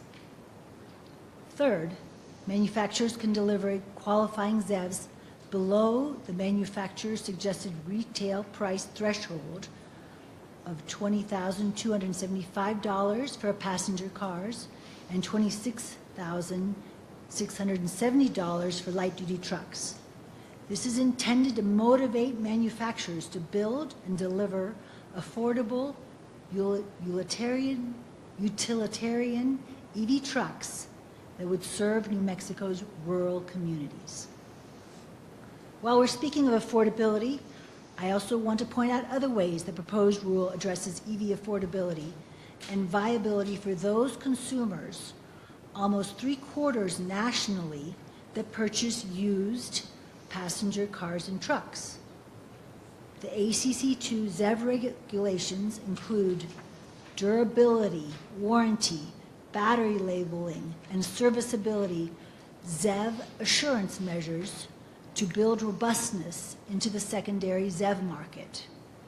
More details are included in CARB's staff report, Initial Statements of Reasons, NMED Rebuttal Exhibit 5. These provisions, advanced technologies in ACC2 ZEVs, make it easier for used ZEV consumers to choose and retain cost-saving ZEVs to replace, for the long term, a gasoline vehicle within their household. Returning to other flexibilities in the proposed rule. In addition to the 9 flexibilities incorporated in this illustrative graph, we did not capture other equally significant allowances like banking, trading, or buying values, or being allowed to make up a deficit in 3 subsequent years following a compliance year. Banking, just like what it sounds, allows a manufacturer who delivers more vehicles than required to squirrel away ZEV values into a savings account for future use.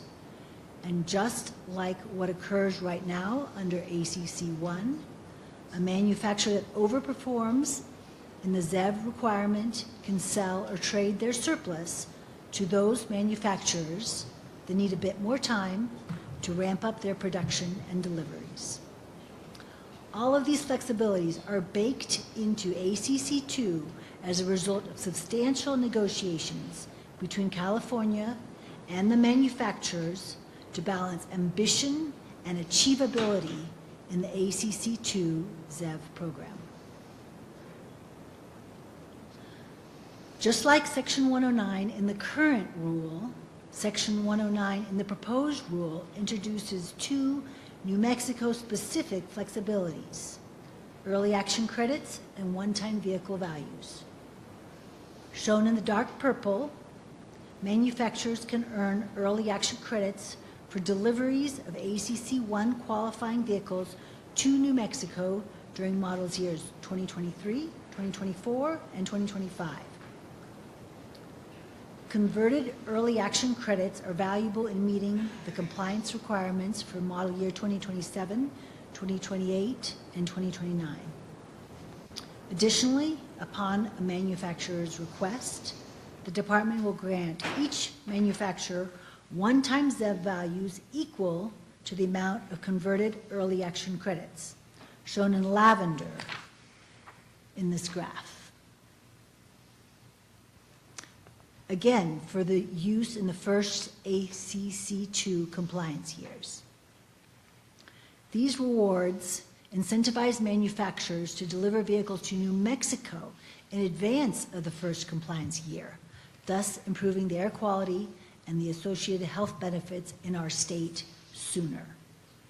The upshot is that these flexibilities give the manufacturers, the New Mexico auto dealers, the consumers, the charging network, the market, utilities, federal funding opportunities, tax credits, the state, the city, and others who support the transportation framework time, about 5 years worth of time, to work in concert to achieve a successful ACC2 ZEV program that benefits all New Mexicans.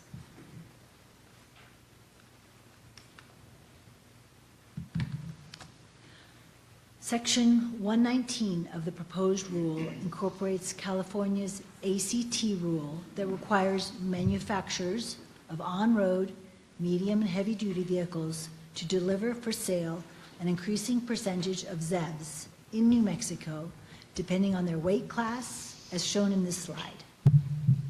Similar to the light-duty ZEV requirements, medium and heavy-duty truck manufacturers have multiple flexibilities to meet the ZEV sales percentages, including banking early action credits, buying or trading credits, delivering near ZEVs, or making up deficits in the following year. Section 120 of the proposed rule adopts the large entity reporting requirement within HDO, which requires large entities with any fleet over the gross vehicle weight of 8,500 pounds to submit a one-time detailed report to the department by May 1, 2025. Thank you for that. Ms. Borchert, could you provide a summary of the concerns raised by stakeholders during the development of this proposed rule? Most of the suggestions submitted by stakeholders sought increased clarity of the petition draft of the proposed rule. NMED and EHD incorporated these helpful suggestions or made clarifying modifications. NMED and EHD considered and did not incorporate the following content modifying suggestions. 1, that Section 108 of the proposed rule continue through the model year 2035. 2, that NMED and EHD delay the beginning model year of the proposed rule by at least 1 year. 3, that the proposed rule include all light-duty hybrid vehicles. 4, that the proposed rule drop the inclusion of the HDO regulations. And 5, that Section 109 maintain the proportional credit construct as currently included. The explanation of why these proposals are not included in the proposed rule is included in my written testimony, NMED Exhibit 1. Ms. Borchert, does this proposed rule regulate all motor vehicles in New Mexico? There are many aspects of motor vehicles that the proposed rule does not regulate. The rule does not force any New Mexicans to purchase new electric vehicles. The rule does not take away the vehicles that New Mexicans currently drive. The rule does not regulate agricultural, military, or emergency motorized equipment. The rule does not require used vehicles outside of Bernalillo County to have their emission systems tested regularly. The rules do not regulate fuel efficient. Let me go back to the previous sentence. The rule does not require used vehicles outside of Bernalillo County to have their emission systems tested regularly. The rules do not regulate fuel efficiency standards. Ms. Borchert, do you have anything else to add to your presentation today? I'd like to summarize my direct testimony. First, the proposed rule amends existing new motor vehicle emission standards in 20.2.91 and 20.11.104 NMAC. Without these amendments, these rules, as they exist today, will be unenforceable once EPA, as anticipated, grants a waiver for ACC2. EIB and the Air Board have the statutory authority to adopt the proposed rule to prevent and abate air pollution in New Mexico. The proposed rule prevents and abates air pollution by adopting more stringent standards for tailpipe emissions for new on-road light, medium, and heavy-duty vehicles delivered to the state. The proposed rule prevents and abates air pollution by adopting requirements that manufacturers deliver more new zero-emission on-road light, medium, and heavy-duty vehicles to the state. And given the 2-year waiting period, the numerous ACC2 flexibilities, the New Mexico-specific ZEV value incentive, the car and truck manufacturers can reasonably meet the ZEV requirements in the proposed rule. And lastly, by adopting these rules, New Mexico will continue to demonstrate its leadership in addressing air pollution in New Mexico and embracing the future of clean on-road transportation. The NMED and EHD rulemaking team respectfully urge the EIB adopt the amendments to new motor vehicle emission standards 20.2.91 NMAC, and that the Air Board adopt the proposed amendments to new motor vehicle emission standards 20.11.104 NMAC as presented in NMED Exhibits 4 and EHD Exhibit 22 respectively. Thank you for your time and attention today. Thank you, Ms. Borchert. And we will call my next witness. All right, that was 30 minutes on the nose. Thank you. You must be trained. Before you begin with your next witness, I have been remiss in noting that I've noticed a mild alarm on the faces of folks who can hear what sounds like a giant hand crinkling the roof over our heads.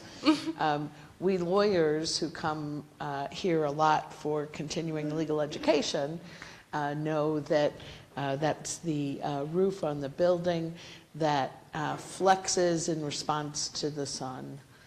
At least that's what was explained to me. So if you hear that noise, that's all it is. And unfortunately, it will be present throughout the hearing. So Good to know. Please go ahead, Mr. Knight.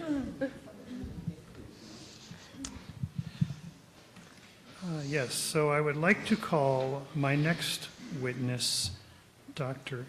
Angela Rasso. And could you please state and spell your full name for the record? My name is Dr. Angela Rasso, Angela Rasso. And where are you employed? I'm employed by the Climate Change Bureau of the New Mexico Environment Department. And how long have you worked for the department? I've worked for NMED for just over 5 years. And what roles have you held at NMED? Currently, I'm an environmental scientist with the Climate Change Bureau. Before my current position, I was an air quality modeler in the department's Air Quality Bureau. And what are your current and past job duties? At the Climate Change Bureau, I'm coordinating greenhouse gas emission inventories, working on greenhouse gas emission inventories, working on greenhouse gas emission reduction goals, and rulemaking. At the Air Quality Bureau, I prepared and reviewed both regional and source-specific air quality modeling projects. Thank you. Could you please describe your educational qualifications? I have a bachelor's degree in chemistry from Whitman College and a PhD in chemistry from Purdue University. My PhD research was focused on ground-level ozone chemistry and interactions. And have you provided a copy of your resume as NMED Exhibit 8? Yes, I have. And is it correct that your full written direct testimony appears as NMED Exhibit 7? Yes, that's correct. Do you have any changes that you would like to make to your pre-filed written testimony at this time? I do not. And do you therefore adopt your pre-filed written testimony as your testimony here today? Yes. Okay, I'm going to walk you through your direct testimony and have you summarize that testimony on the topics that you covered. First, can you describe how ozone and particulate matter are formed in the atmosphere? Ozone is not directly emitted to the atmosphere. Rather, do you need me to speak up or slow down? Okay. Ozone is not directly emitted into the atmosphere. Rather, as shown in this EPA infographic, ozone is what's known as a secondary pollutant. meaning it's produced by photochemical reactions of precursor gases in the atmosphere. Small particulate matter, PM2.5, can be both a primary and a secondary pollutant, meaning that it can be directly emitted by sources or formed by reactions of precursors in the atmosphere. Precursors for ozone are nitrogen oxides, known as NOx, and volatile organic compounds, or VOCs. PM2.5 is usually formed from NOx, sulfur dioxide, ammonia, and VOCs. NOx is predominantly produced by human activities, most commonly burning fossil fuels like gasoline and diesel. Anthropogenic sources of VOCs include fossil fuel production and distribution, and biomass burning. Sulfur dioxide is usually emitted by burning unrefined fossil fuels. Ammonia comes mostly from agricultural sources, but on-road vehicles are an important secondary source. While VOCs can sometimes control the amount of ozone that's formed, it's important to note that NOx, which is emitted from the use of conventional ICE vehicles, is usually the most important component to forming ozone. And is it easy to predict the concentrations of these secondary pollutants? No. The chemical reactions that form both ozone and secondary PM2.5 are very complex. For ozone, it isn't as simple as one molecule of NOx and one molecule of VOCs forms one molecule of ozone. The oxidation of one molecule of VOCs typically produces two ozone molecules, and the reactions that create ozone don't destroy NOx. The formation of secondary particulate matter is even more complex, and there can be many competing reactions occurring at the same time. This is why photochemical modeling is necessary to understand the complexities of secondary pollutant formation on a regional basis. Photochemical models contain hundreds of chemical reactions in addition to physical reactions and transportation of gases and particulates. The department has been part of several photochemical modeling exercises over the past several years. Most notably for this rulemaking, the photochemical modeling that was done for the Air Quality Bureau for the oil and gas sector ozone precursor rules, now known as NMAC 20.2.50. This modeling exercise took the best available modeling platform and examined the sources of ozone in New Mexico. Okay, so how does the Clean Air Act, the Federal Clean Air Act, regulate air pollution? Under the Clean Air Act, EPA has National Ambient Air Quality Standards, or NAAQS, for both ozone and PM2.5. Primary NAAQS are set by EPA to protect human health and welfare, and that's NAAQS. EPA updates these standards every 5 years if it's justified by the scientific evidence. In 2020, EPA decided to retain both the ozone and PM2.5 primary NAAQS. However, it has since been reconsidering this decision because the 2020 reviews did not meet the required level of scientific integrity. EPA has proposed to revise the annual PM2.5 NAAQS from 12 micrograms per cubic meter to the range of 9 to 10 micrograms per cubic meter. EPA has not yet proposed a revised concentration for the ozone NAAQS, but its Clean Air Scientific Advisory Committee, known as CASAC, and that's CASAC, has suggested a range of 55 to 60 parts per billion. The New Mexico Air Quality Control Act also mandates action when any area of the state reaches 95% of the federal standard for ozone. Today, I'm going to focus on ozone in the state. Here, I show how ozone standards have evolved over the last 2 decades. The NAAQS is the solid black line. It was decreased in 2008 and again in 2015. The dashed line shows 95% of the federal standard. That's the state standard. The gray shaded area shows the Clean Air Scientific Advisory Committee recommendation. When EPA revises a standard, they designate areas as attainment, non-attainment, or unclassifiable. A non-attainment designation comes with significant additional regulatory requirements that can hinder industrial development in that area. EPA makes these designations based on the design values. which are a statistical representation of the monitoring values relative to the standard. The ozone design value is calculated by taking the fourth highest daily maximum 8-hour average and averaging those over 3 years. Does New Mexico have any non-attainment areas for ozone? Currently, New Mexico has 2 non-attainment areas. The first is for PM10, and that's in Anthony. I'm not going to discuss that further during my testimony. The state has 1 small ozone non-attainment area in the Sunland Park area of Doña Ana County. This area was designated as non-attainment following the revision of the ozone NAAQS in 2015. Here I'm showing a map of that area. It's bounded by the Mexico and Texas borders. Here I am showing the monitoring design values for that area. You can see where the monitored values crossed in red, crossed the black line of the NAAQS when the NAAQS was lowered in 2015. I also want to emphasize how many areas of the state are either over the federal standard or over 95% of the standard where the New Mexico Air Quality Control Act mandates action. Every monitored area of the state is above the recommendation by the KSAC.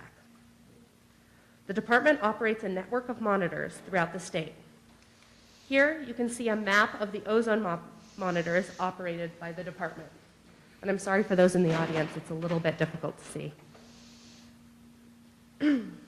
But here is a list of the counties that those monitors are located.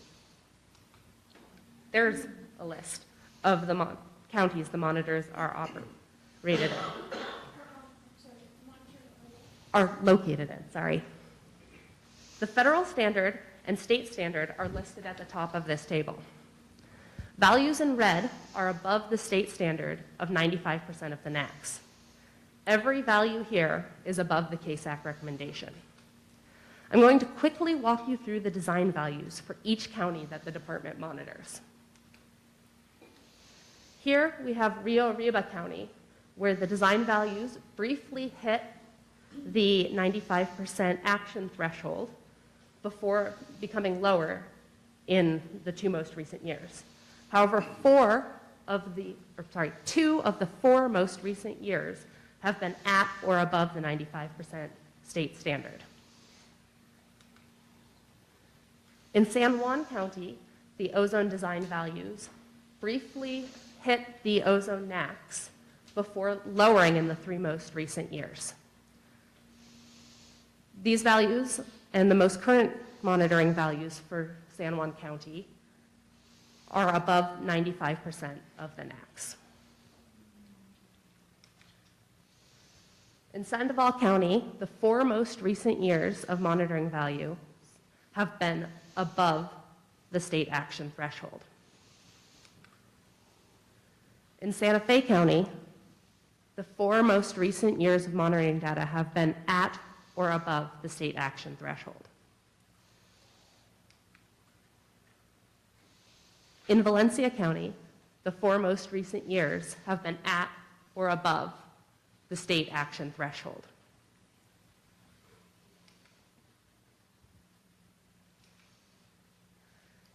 In Lee County, the design values briefly peaked above the NAAQS before lowering in the 2 most recent years. However, the most recent year of monitoring data available shows that Lee County is still above the 95% action threshold. In Eddy County, the 4 most recent years of monitoring data have been above the ozone NAAQS. I'm going to share this information in one more way. Here is a color-coded map of the state. The white county is Bernalillo County, which the department does not have jurisdiction over, and Deputy Director Albrecht is going to address.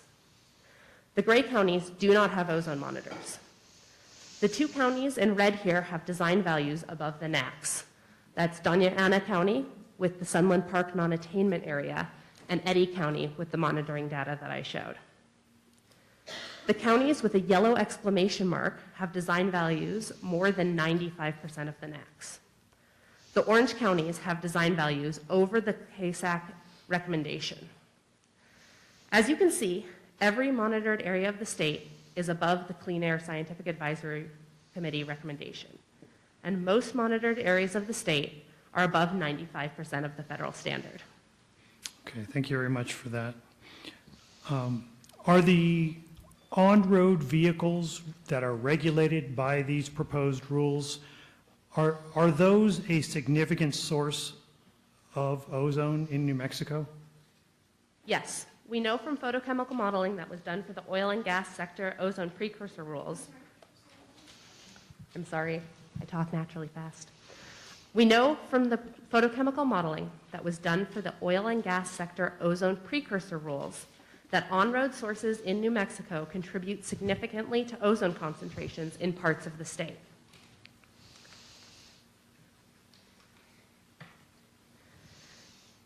Here I show figure 10-21C of the air quality technical support document that comes from that modeling study. This is the maximum daily 8-hour average concentration rather than the design value, but it shows the contributions from vehicle emissions in New Mexico are maximalized in Bernalillo County at 4.72 parts per billion. The blue, which covers a large area of the state, shows areas where the contribution from on-road vehicle traffic is more than 1 part per billion. I'm going to highlight the contribution of New Mexico on-road emissions in just a few locations. Here, you can see the contribution of 7 New Mexico source sectors to the design value at the Desert View Monitor in the Sunland Park non-attainment area. The highest contribution is from electric generating units, or EGUs, and that's shown in the sage green. This is because the Rio Grande generating station is quite close to the monitor. The second highest New Mexico contribution... Sorry. The second highest New Mexico contribution to ozone at the monitor is on-road traffic, and that's shown in teal. Here I show the contribution at the Bernalillo monitor in Sandoval County. On-road emissions are the highest New Mexico contributor, contributing over 2 parts per billion. Here is the contribution for the 7 source sectors at the Santa Fe monitor. Again, New Mexico on-road emissions contribute the most to the ozone design value. Finally, here are the contributions of New Mexico sources to the design values in Eddy County at the Carlsbad site. Even though this modeling accounted for emission reductions due to the oil and gas sector ozone precursor rules, the oil and gas sources have the highest contribution to the design value. Those are shown in light blue and orange. On-road sources, again in teal, are the second highest contribution. So what is the department doing to decrease ozone in the state? In addition to this rulemaking, the department has several initiatives to reduce emissions of ozone precursors. The first, as I've mentioned a few times, was the EIB's approval of the oil and gas sector ozone precursor rules. The second is that the department is participating in Ozone Advance, an EPA program that promotes local actions to keep areas currently designated as attainment in attainment of the NAAQS. Finally, the department is also currently evaluating additional controls for some large facilities that are affecting visibility at national parks and wilderness areas under EPA's regional haze rules. Since NOx is both a particulate matter and an ozone precursor, NOx reductions due to regional haze planning will also reduce ozone concentrations. And are the on-road vehicles regulated by these proposed rules? Are they a significant source of greenhouse gases in New Mexico? The department has 2 emissions inventory reports that evaluated New Mexico-specific greenhouse gas emissions. Here I show the distribution of greenhouse gas sources in the state from a 2020 report on 2018 emissions. Transportation is the second highest greenhouse gas source in the state. The transportation sector emits more than 15 million metric tons of greenhouse gases each year. These rules will reduce the state's total emissions by approximately 10% by 2050. These reductions are critical to following the governor's commitments to reducing greenhouse gas emissions. And Dr. Rasso, in your professional opinion, are these rules justified? Yes, they are. I'd urge the boards to take the recent ozone monitoring in the state that I've presented here very seriously. The Air Quality Control Act requires that, and I quote, if the Environmental Improvement Board or the local board determines that emissions from sources within the Environmental Improvement Board's jurisdiction or the local board's jurisdiction cause or contribute to ozone concentrations in excess of 95% of the primary national ambient air quality standard for ozone promulgated pursuant to the federal act, the Environmental Improvement Board or local board shall adopt a plan, including rules, to control emissions of oxides of nitrogen and volatile organic compounds to provide for attainment and maintenance of the standard. Currently, 7 of the 8 monitored counties under EIB and NMED jurisdiction in New Mexico have design values that are more than 95% of the NAAQS. The final monitored county, Rio Arriba, was above 95% of the NAAQS in 2 of the 4 most recent years of available data. Additionally, Carlsbad in Eddy County, while not currently being designated as non-attainment, continues to have design values above the current NAAQS. It's also likely that EPA will lower the ozone NAAQS. When that occurs, it's likely that many areas of the state will be declared in non-attainment. By adopting these rules now, the boards can get ahead of this issue as it becomes a larger problem for the state. If the boards wait, it will be several years into a non-attainment declaration before clean vehicle rules could take effect. Finally, the transportation sector is the second largest source of greenhouse gases from New Mexico.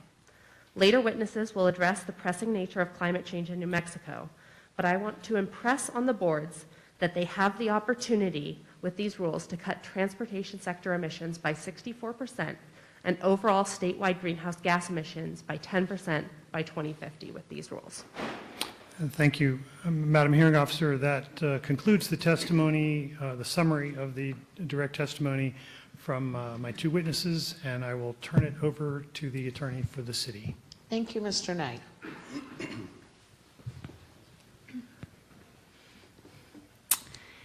Thank you, Hearing Officer, Madam Chairs, and members of the boards. The first witness for EHD is going to join this panel, Deputy Director Christopher Albrecht. Mr. Albrecht, go ahead. Yes. Thank you. Deputy Director Albrecht, can you please state and spell your name for the record? Christopher Albrecht, Christopher. Last name's Albrecht, Albrecht. And where do you work? The City of Albuquerque Environmental Health Department, overseeing the air quality programs. And what do you do for EHD and the air quality programs? I oversee all the permitting, enforcement compliance, emissions inventory, small business, air monitoring, vehicle pollution divisions. And how long have you served in this position? I've served in this position for just over a year as the deputy. And overall, what is your air quality experience? I've got 34 years of air quality experience, dating back to 10 years plus of being an air quality consultant. Thank you. And did you submit written testimony for the hearing today? Yes, I did. And is that Exhibit 1 with reference to Exhibits 8, 9, and 10, and 22, 23, and 24? Yes. Thank you. I'd like to briefly note for the boards and members of the public that EHD Exhibits 8 and 10, when you open them, they have an incorrect label on the very top. The substance of the exhibits are correct. The label is just incorrect. But the file name, when you open it, will get you to the right exhibit. Deputy Director Albrecht, do you have any changes or clarifications to your written testimony? No, I don't. And do you have a PowerPoint to accompany your testimony? No. Do you adopt your written filed testimony as your testimony today? Yes. And are you prepared to present an oral summary of that written direct testimony? Yes, I am. Okay, please go ahead and remember to be loud and slow for the court reporter and interpreters, please. Can everybody hear me just fine this way? Okay. Good morning, Madam Hearing Officer, members of the boards. My name is Christopher Albrecht, and I am the Deputy Director of the City of Albuquerque Environmental Health Department, overseeing the Albuquerque-Bernalillo County Joint Air Quality Program. I am testifying in support of VHD's petition to amend existing Rule 20.11.104 NMAC, which is the new motor vehicle emission standards, more simply referred to as Part 104, that was filed July 24th, 2023. My qualifications and resume to present this technical testimony are set forth in EHD's Notice of Intent. The Air Quality Program administers and enforces local air quality laws for the city and the county on behalf of EHD. Additionally, under state and local air quality law, EHD has a legal obligation to propose regulations to the Albuquerque-Bernalillo County Air Quality Control Board that constitute a plan for control of air pollution. EHD has been working closely with the New Mexico Environment Department, the NMED, to develop amendments to Part 104 in the state equivalent 20.2.91 NMAC, also known as New Motor Vehicles Emission Standards. That is before you today. Together, these are the proposed rules. EHD is asking the board to adopt EHD Exhibit 23 as the final rule, which is reflective of language, responsive stakeholder concerns, and to more clearly adopt by reference the California standards. EHD and NMED are coming to you in these hearing proceedings because we are concerned about the health of the citizens of Albuquerque-Bernalillo County and also the health of our environment. Since the proposed rules are about lowering the emissions of air pollution from vehicles, they will improve air quality for all who enjoy the natural wonders of our state. The proposed advanced clean car rules will help address three important concerns in the city and the county. One, the long-term impacts of climate change. Two, the effects of elevated ground level ozone concentrations. And lastly, the effects of exposure to fine particulate matter. My testimony will specifically address the following topics. EHD's concerns regarding air quality in city and county with respect to ozone and fine particulate matter. The nexus between those EHD concerns and the proposed rule. And three, the vehicle emissions mitigation strategies available to the air quality program.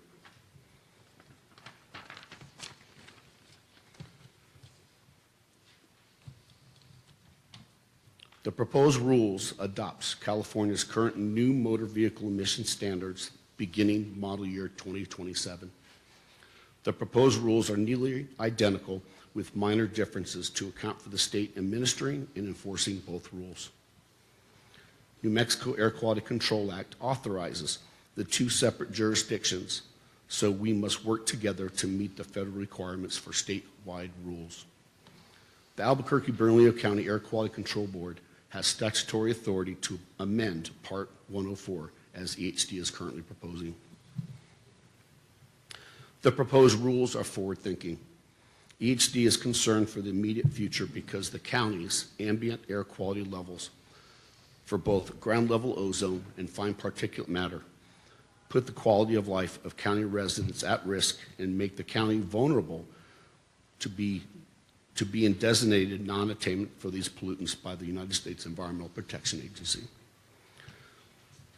Adopting the proposed rules will not be the silver bullet to address these problems in Bernalillo County, but will help reduce emissions of ozone-forming precursor pollutants, nitrogen oxide, also known as NOx, and volatile organic compounds, or VOCs. I'm sorry, say it again? Precursor pollutants, nitrogen oxides, also known as NOx, and volatile organic compounds, known as VOCs, and also from fine particulate matter from vehicles. In Bernalillo County, on-road vehicles are the largest anthropogenic source of NOx emissions and account for approximately 55%, as based on the EPA's 2017 NEI, and also account for the second largest anthropogenic source of VOC emissions and account for approximately 29% of those emissions. Perhaps the greatest concern from an air quality perspective today for EHD in the city of Albuquerque and Bernalillo County citizens is ground level ozone. Adopting the advanced standards in the proposed rules will help us achieve our goals relating to ground level ozone. Ground level ozone is found in the lower atmosphere at ground level, which is the air we breathe. Air we breathe, and the main ingredient in smog.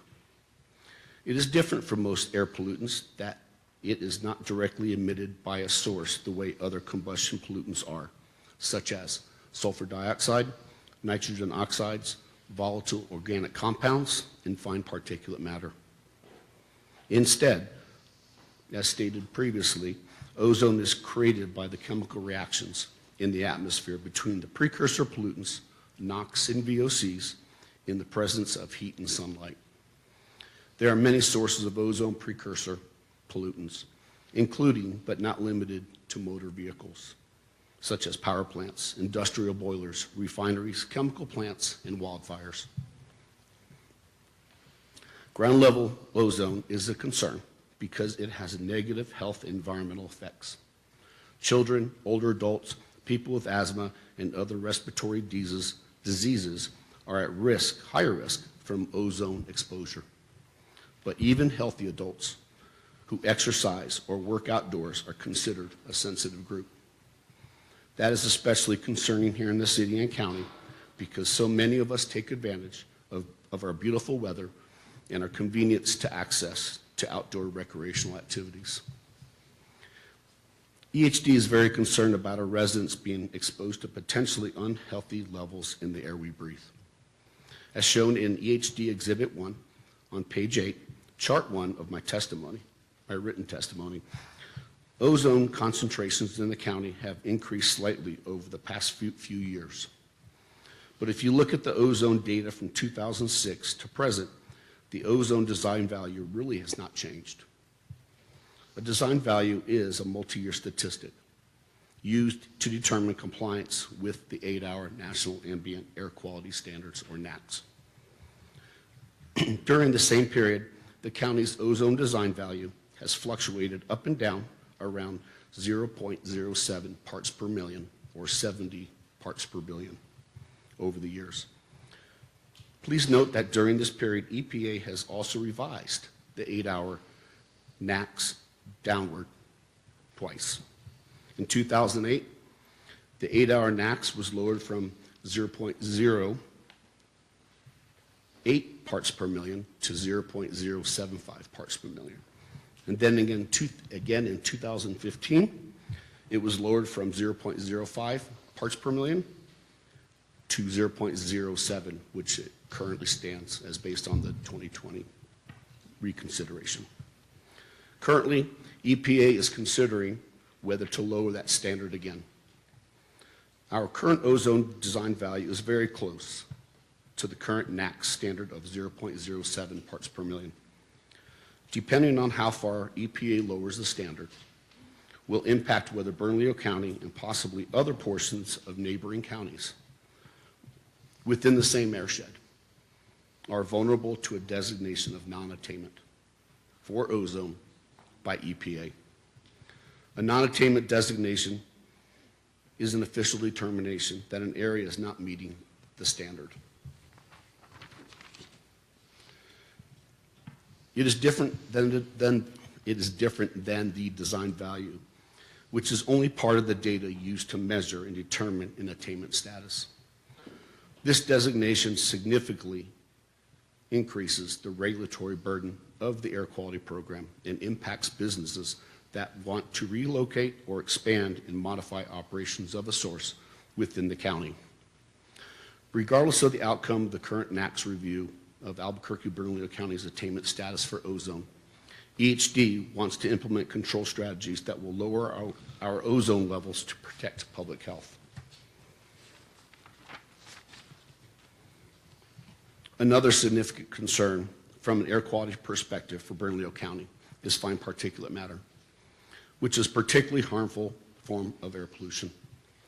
Bernalillo County is currently in attainment for the NAAQS for fine particulate matter, which has a diameter less than 2.5 micrometers or microns. Albuquerque-Bernalillo County's annual fine PM 2.5 design value has been trending upward over the past decade.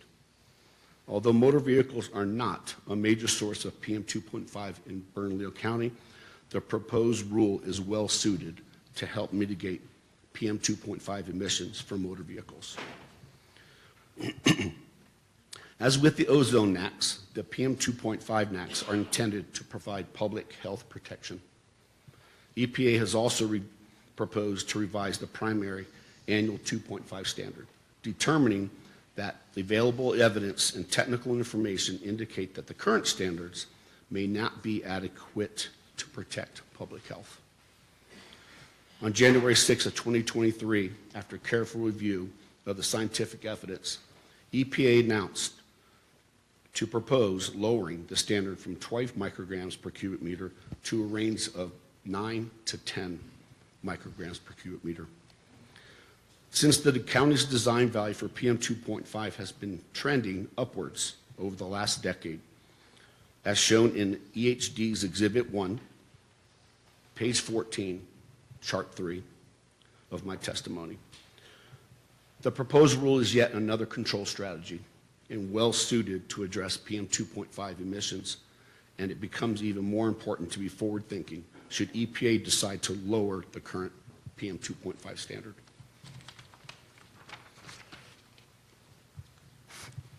Most motor vehicles are direct sources of PM 2.5, NOx and VOCs here in Albuquerque-Bernalillo County.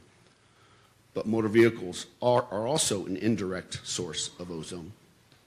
If we want to reduce the air quality impact of motor vehicles in Albuquerque-Bernalillo County, there are control strategies for the air quality program to implement under its jurisdiction and authority. One, we can require that manufacturers deliver cleaner vehicles that have lower emissions, as the proposed will do. And two, we can implement and have implemented a vehicle inspection and maintenance program to ensure that a vehicle's emission controls are working properly, and the vehicle is not emitting more pollutants than it was designed to do. EHD has already implemented a vehicle inspection and maintenance program in Bernalillo County. The program was implemented almost 3 decades ago when the county was designated as non-attainment for carbon monoxide, and therefore went under a 20-year carbon monoxide maintenance plan from 1996 to 2016. Emissions testing still will be required for motor vehicles on whether the proposed advanced clean car rules are adopted. The program captures most motor vehicles, including hybrid vehicles, plug-in hybrid electric vehicles, PHEVs, but not electric vehicles. Both hybrid and PHEVs are required to be tested every 2 years, and any certified air care station can test a hybrid or a PHEV vehicle. Adoption of the proposed rule will not impact those testing requirements. As shown in EHD Exhibit 1, page 21, chart 8 of my testimony, last year, over 90% of late model vehicles that underwent emissions testing in Albuquerque-Bernalillo County were California certified in calendar year 2022, suggesting that the majority of vehicles sold in Bernalillo County already meet the proposed rules of low emission vehicles, or LEV, certification requirement. Emission reductions are best realized when both of these strategies are implemented. The bottom line is that ozone and PM 2.5 levels are not where we want them to be, and EHD does not have a lot of options or control strategies that can implement to bring down those levels. That is why adopting the proposed rules are so important. If we want to tackle our ozone and PM 2.5 emissions, we are going to have to do something about vehicle emissions. The city needs to do what we can to address the air pollution coming from on-road transportation. That concludes my oral presentation. I thank you for your consideration in this important rulemaking. Dr. Albrecht, Dr. Razzo, and Ms. Borchert. We are now close to the noon hour, and rather than leaping into 8 minutes of cross-examination, for example, what I'd like to do is for you to vacate that table. We will plan to begin the panel questioning at 2 p.m. or approximately 2 p.m. after the lunch break. So we had publicly noticed up a public comment period from noon to 1. We have at least 56 requests. There may have been more since Pam informed me, 56 requests to offer public comment during that hour. But I don't think we'll be able to go through all 56 of them because each of those folks have 5 minutes or up to 5 minutes. You certainly need not take all of that time.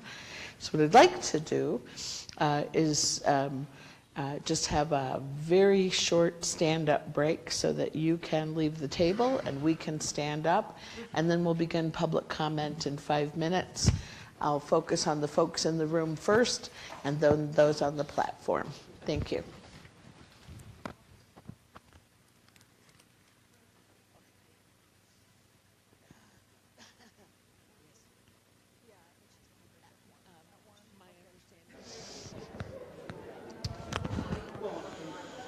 All right.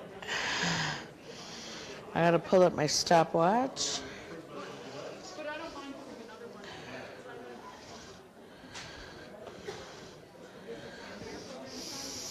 Stopwatch. Okay.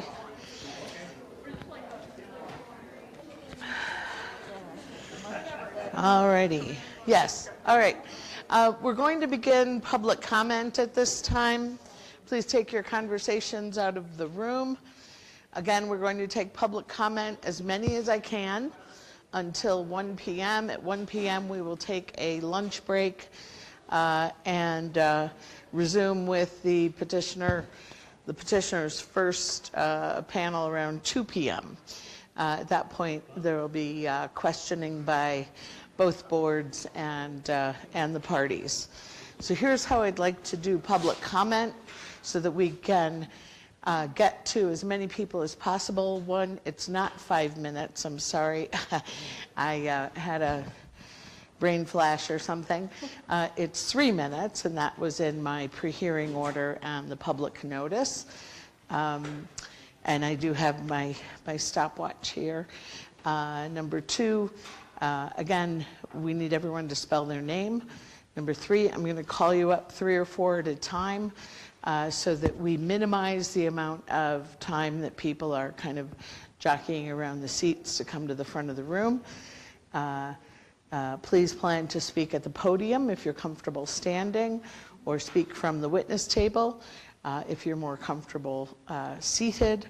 Either way, in the event you would like to make your public comment in Spanish, please let us know, because Ms. O'Grady and the team of interpreters is prepared to help with that.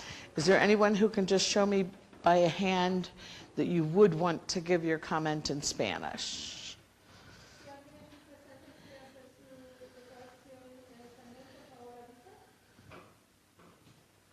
No? Okay, thank you. I'm going to try to call on the folks present in the room before I go to the virtual folks. That's not going to be perfect. And when you come up, the court reporter will swear all of you, ask all of you to swear or affirm that you will tell the truth, 3 or 4 at a time. So the one fellow who was here when I got here at 7:45 was Mr. Jason Kent. If you would come up. Hank Hughes.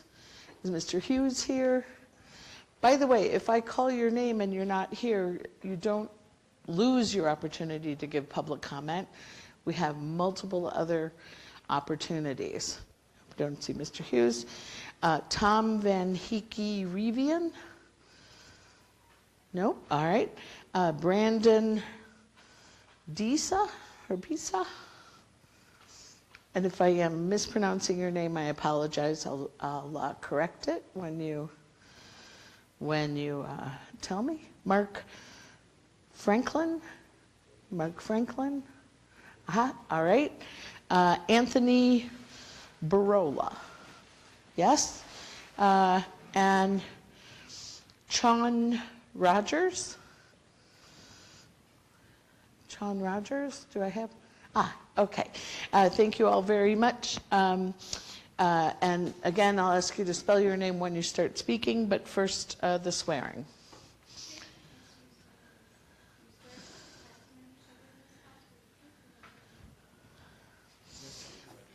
Right. Mr. Kent, if you would start, and again, spell your name and then start speaking. I'm going to start the stopwatch. Jason Kent, Jason-Kent. May I begin? Yes. Retired, lifelong Albuquerque resident, North Valley, West Mesa High School. I address myself especially to the City of Albuquerque Board. I oppose this EV mandate, and it is a mandate. My reasons are that it's unnecessary and that it will harm the people I went to high school with, more than 100 of whom came to my 50-year high school reunion this past year. Working class people who need to drive a car, and they need the best car they can get for the least amount of money, and they need to put their kids in cars, and they need to raise a family, and they want to stay in Albuquerque.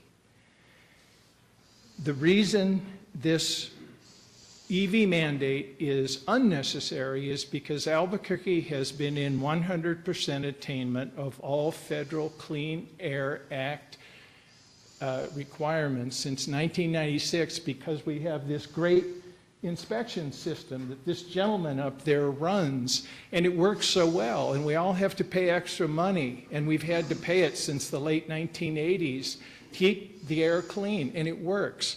That we're in 100% attainment, and all this other evidence just proves that here in Albuquerque. So don't impose something that's not necessary on us here in Albuquerque, please.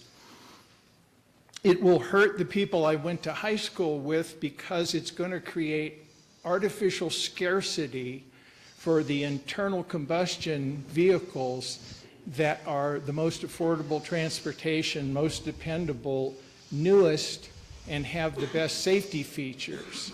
And anytime you limit the supply of something, you make the price go up. We saw that during the lockdown. Prices skyrocketed, and even though Mr. Knight is saying, oh, it's not really 80%, we can change it, relax, nobody's ordered to do anything. No, it is. It's not just an 80% EV mandate, it's an 80% ICE ban. That's what it is in a few short years.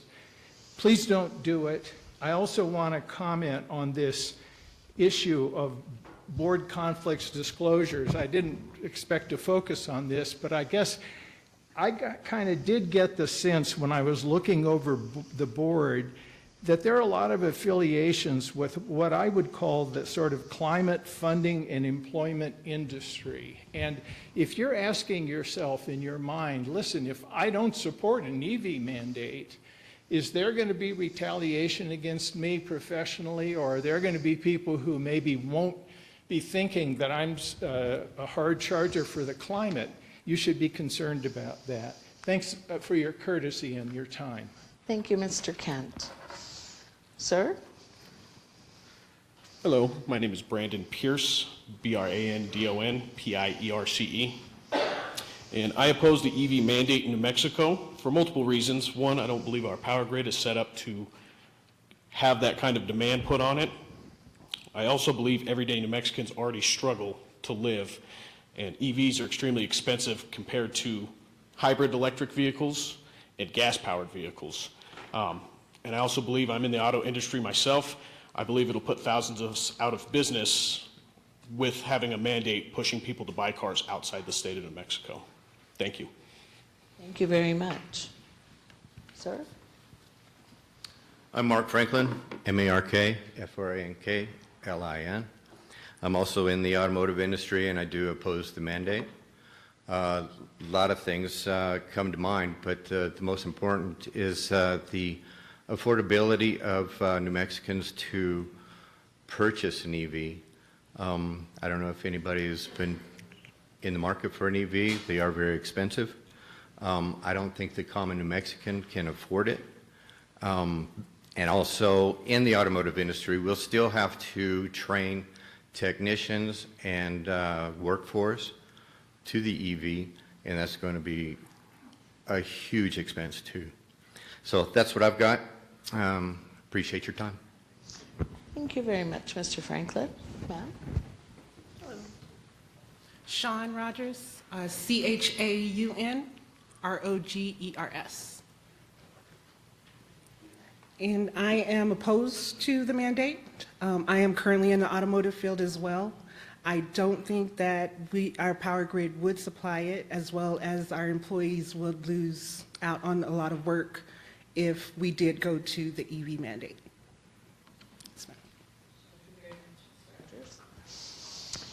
Let me call the next names. Walter Gersel, Paul Gessing, Susan Martin, and Joan Brown. Let's see here. Do we have, you're Mr. Gersel? Do we have Mr. Gessing?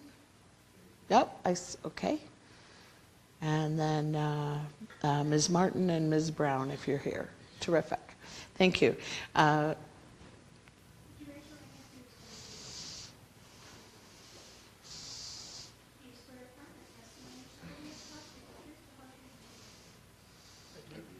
Thank you very much, Mr. Gersel. If you'd come up first, spell your name.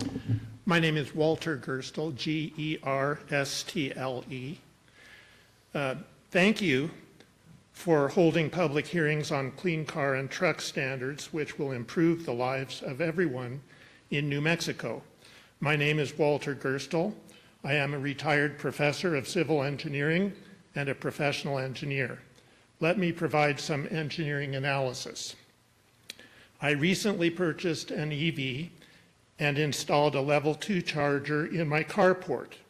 I charge my EV once every several days between the hours of 10 p.m. and 5 a.m. using the PNM Transportation Electrification Program rate of 3 cents per kilowatt hour. My car's battery stores 77 kilowatt hours of electricity. Thus, it costs me only $2.30 to fully charge my car at home, which has a range of 380 miles. So I pay 0.61 cents per mile for electricity. This is less than 1 penny per mile. With my old internal combustion engine car, I paid $3 per gallon and got about 30 miles per gallon. So I paid about 10 cents per mile for gasoline. So for me, the cost of charging for an EV is less than 1/10 the cost of fueling an internal combustion engine vehicle. Finally, I can sleep easier knowing that my carbon footprint is much less than if I were to drive an internal combustion engine vehicle. As our electric power system continues to transition to carbon-free renewable electricity, my commuting carbon footprint will be reduced even more.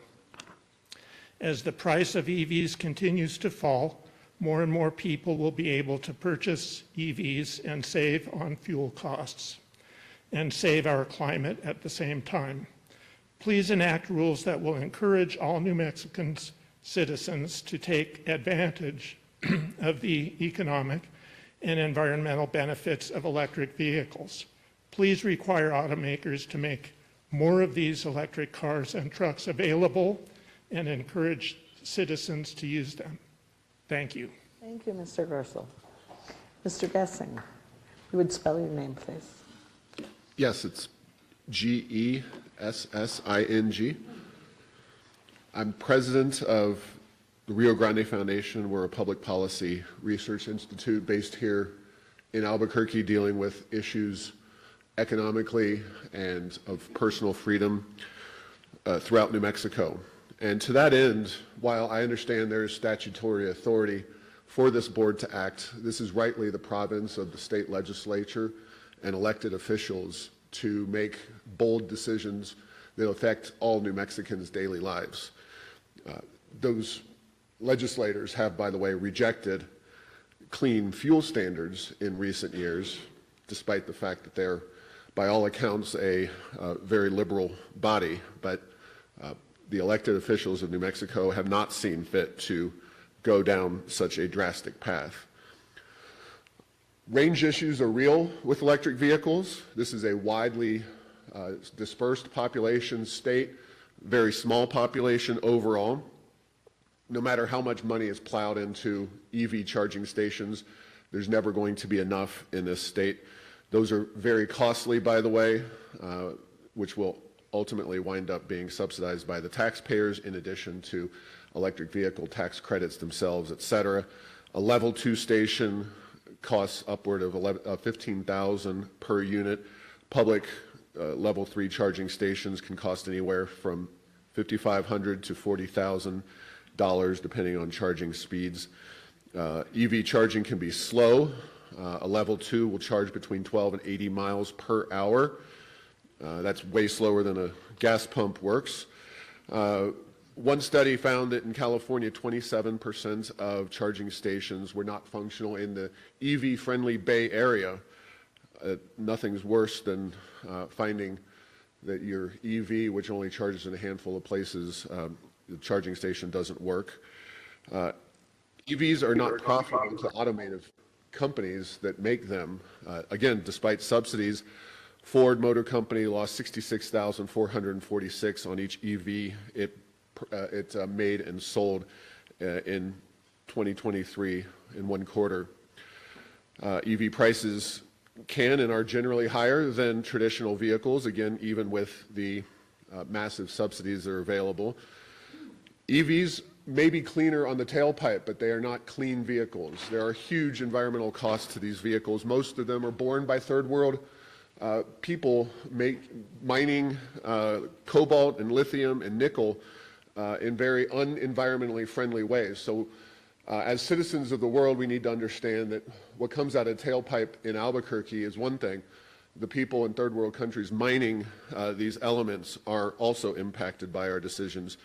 It would also be one thing if the Biden administration was on a crash course to bring new mining operations to us in the United States. Could be done right here in New Mexico. I see no such push in the United States. I'm sorry. Let me say, I could listen to people all day, but again, we have so many dozens of folks. Thank you. That's fine. But to everyone, you and to everyone else, if you have more to say, please put it in writing and get it to Pam sometime before the end of Wednesday. Thank you. Let's see, Ms. Martin? First of all, thank you for holding this hearing. My name's Susan Martin. I'm the chair of the Rio Grande chapter of the Sierra Club. This is a decision today as to whether our state will have a livable environment for all New Mexicans and future New Mexicans. These standards would save more than 100 lives in the years after adoption and prevent more than 70,000 severe respiratory attacks. By 2050, the standards would enable our state to avoid as much air pollution as New Mexico emitted in 2018. Using federal incentives for our new and used vehicles brings them into cost parity with fossil fuel vehicles. New Mexico utilities offer rebates up to $2,500 for home EV chargers and installation, which may cover most of the cost. New Mexico has been moving quickly to get public chargers where there are none. These standards are necessary for the health of our population and to fight additional climate warming. We need to support them with robust infrastructure that creates jobs and limits life and earth-threatening pollution. And we urge adoption of these as soon as possible. Thank you so much. Thank you, Ms. Martin. Ms. Brown, Sister Brown. Joan, Joan, Brown, Brown. Good day, and thank you all for being here. I am Joan Brown, a Franciscan sister and the Executive Director of New Mexico and El Paso Region Interfaith Power and Light. And our community of thousands of people of faith and conscience and over 100 covenanted faith communities works to address climate justice through education, energy efficiency projects, solar installation, land and food and water projects, and by offering our voices of conscience in public policy advocacy. And we are very supportive of very strong rules that are being proposed. Climate change is the largest ethical and moral challenge of our time. It calls us to live out the basic command to love our neighbor, which is every person, every creature, and every element. And the crisis that we face affects those who are most vulnerable and already suffering with whom we walk. We know that driving our current types of vehicles is the second largest contributor to emissions in our state and affects our neighbors. We also believe that the deeper conversion to love neighbor and care for the common good are values underlying these proposed rules, and we are very grateful. We're also very grateful the state is industriously working on charging stations, including in our rural and isolated areas. I grew up in Kansas on a farm in a rural area, and pictures of our ancestors show them in automobiles on very muddy roads in the early 1900s.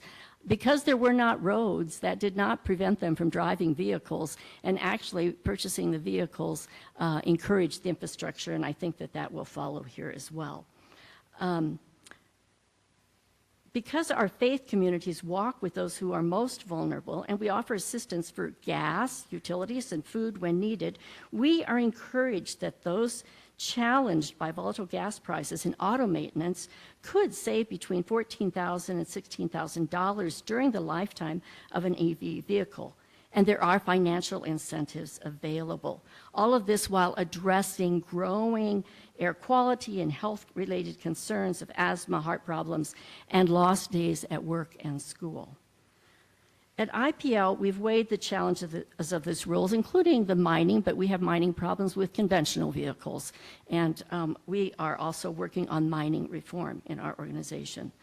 But above all, we feel very intensely responsible for the health of our communities and the call to address climate change. Pope Francis, who will be at the UN climate meeting in Dubai at the end of the month, just published another climate document following On Care of Our Common Home in 2015. And he stated, with the passage of time, I have realized that our responses have not been adequate.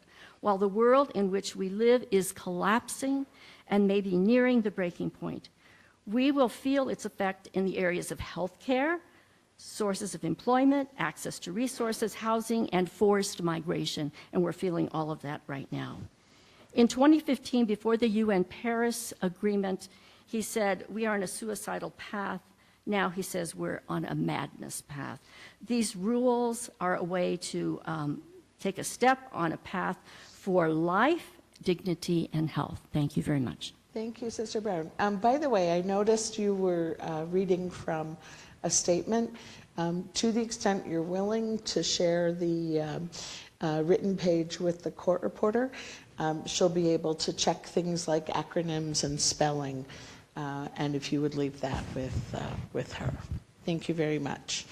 Let me take the next couple of names. We have Ruth Striegel, are you here? Bruce, okay, thank you. Marlene Parrott, Sister Parrott. Clara Sims, right? Let's do the three of you. And then Jim Desjardins. Okay. And the court reporter will swear you in.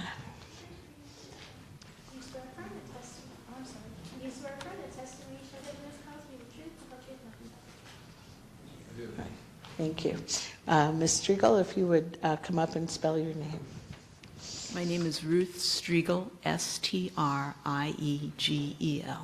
Thank you. Go ahead.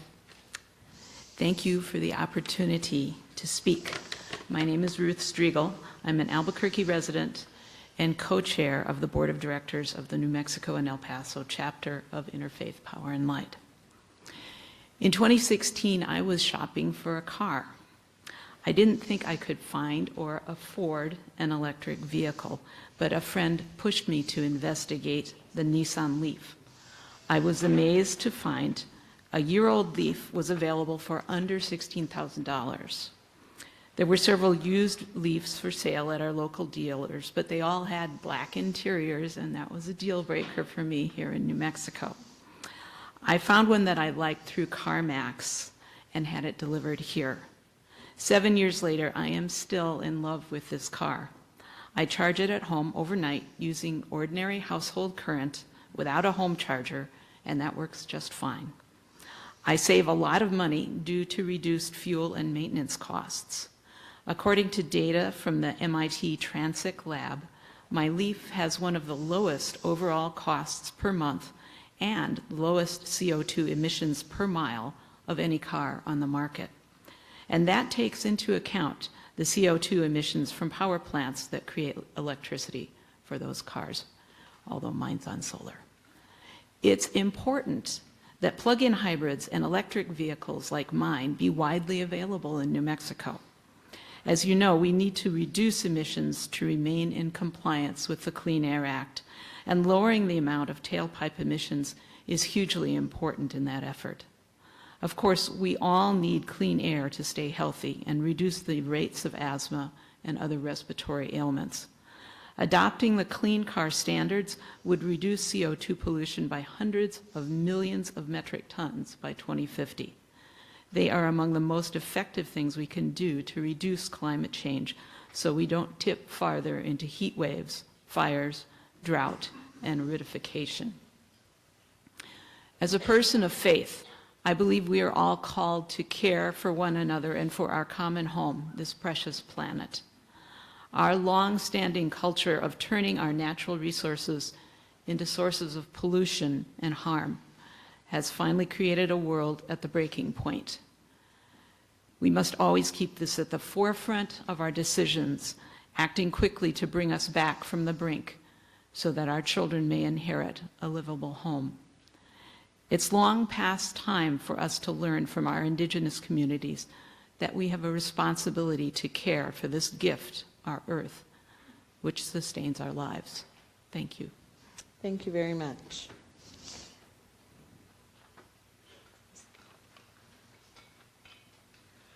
You would spell Yes. your name. M-A-R-L-E-N-E, Marlene Perrotte, P-E-R-R-O-T-T-E.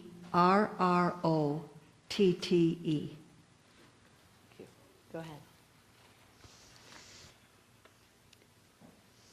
Good morning and good afternoon, and thank you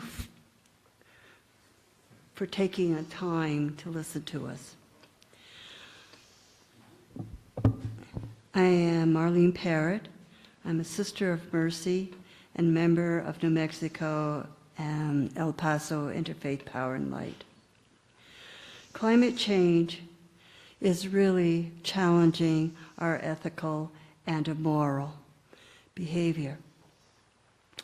As a woman of faith, I support the adopting the rules of the Advanced Clean Cars and Advanced Clean Trucks, and also the heavy-duty omnibus. The rules will reduce emissions from transportation in New Mexico by increasing the number of zero-emission vehicles in the state and reducing emissions from high-polluting vehicles. The rules will reduce nitrogen oxide, carbon dioxide equivalents, and I am most grateful that we are addressing as well the particular matter. We must do all we can to improve the health of our residents and the environment health of the future. Thank you very much. Thank you very much. Clara, C-L-A-R-A, Sims, S-I-M-S. Hello, my name is Clara Sims. I'm a young adult from Los Lunas, New Mexico, and as a faith leader with New Mexico Interfaith Power and Light, as well as First Congregational United Church of Christ, I'm very concerned that we do all we can to act on climate and air pollution in our state.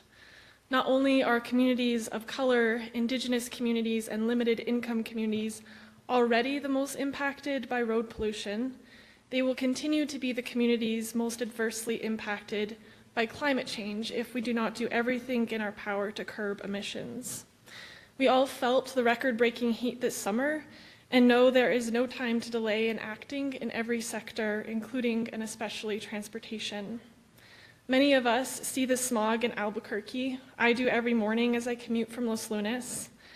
Typically when I see this, it makes me disheartened, but lately I have had cause for hope because of these standards. As someone raised here for the first time in my life, I know that deliberate actions are being proposed to make our transportation system and subsequently our air cleaner. And for the first time in my life, I can imagine a future where our unrivaled blue skies are no longer diminished by smog, and our children, my children, I hope, don't have to think about breathing harmful air in their day-to-day lives. In July of this year, my faith tradition, the United Church of Christ, passed a resolution of witness calling for us to move toward ethically oriented and climate responsible electrification of our transportation systems. My faith tradition recognizes humankind as stewards of creation, temporary caretakers of gifts we did not earn or make, and caretakers who are called first and foremost to care for the most vulnerable. Our current climate crisis and economy create vulnerability, and this trend will only continue if we do not act now, transforming our transportation system as swiftly, affordably, and accessibly as possible for the good of all New Mexicans. I want to thank the New Mexico Environmental Department for bringing forth these rules, and I strongly urge the boards to adopt them in full. As people who love and call this place home, we have a moral responsibility to make choices that benefit the most people, and I believe both as an individual and a faith leader that adoption of these standards are an opportunity to make such a choice for the common good, and I would like to draw attention to both boards of a signed letter from 60+ faith leaders around New Mexico who are in support of these standards from a moral and ethical perspective. This letter is with the hearing secretary. Thank you for your leadership. Thank you, Ms. Sims. Sir?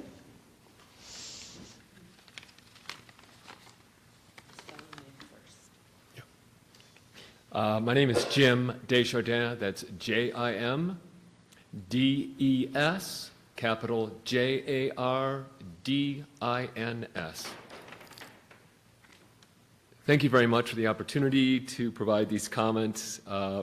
My name is Jim Desjardins, and I'm the Executive Director of the Renewable Energy Industries Association of New Mexico.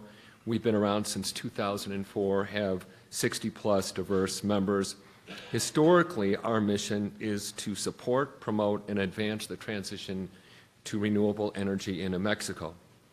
As our organization has matured, we've expanded our initiatives to include energy in the built environment and transportation.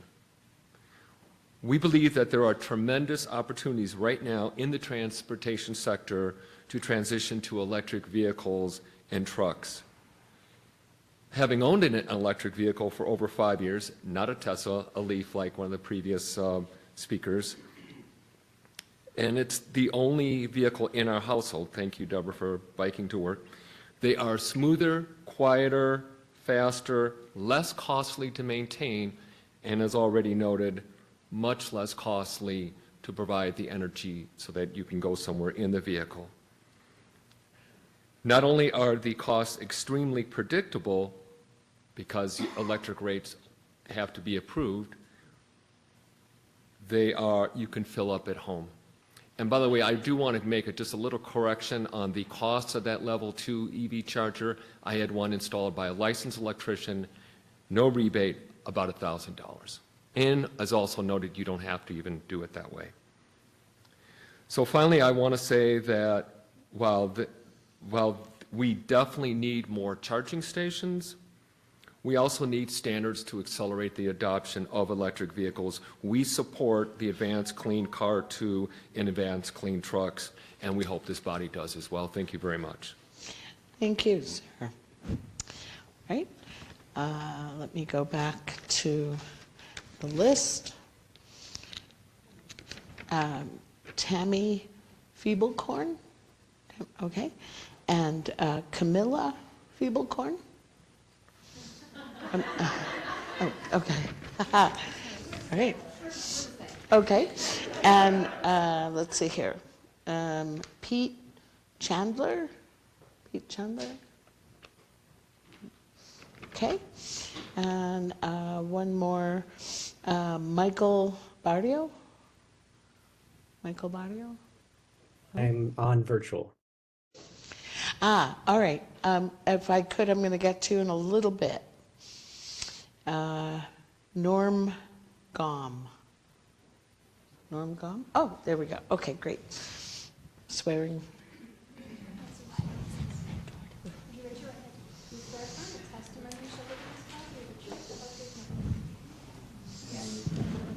All right, thank you. Please, and spell the name. Sure. I'm Tammy Feeblecorn, Tammy. The last name is Feeblecorn, Fiebelkorn. Madam Hearing Examiner, Madam Chairs, members of the board, thank you so much for having me here today. I really appreciate the opportunity to talk to you about these exciting rules. Before I begin, I do want to just thank the members of the board for their professionalism, their dedication, and then their willingness to give up 5 days of their life for this hearing. Regardless of the outcome, your community really does very much appreciate your service to our community. I'm Tammy Feeblecorn. I'm a city councilor for the city of Albuquerque, District 7, and I want to say that my main reason for supporting these rules is what you've heard today. This is what we need for climate action. But just as important is that I want every member of my district, every single person that lives in the city of Albuquerque, and every New Mexican to be able to get the benefits of EVs. Those benefits are financial and public health, and it's really important to me. I'll tell you a little story.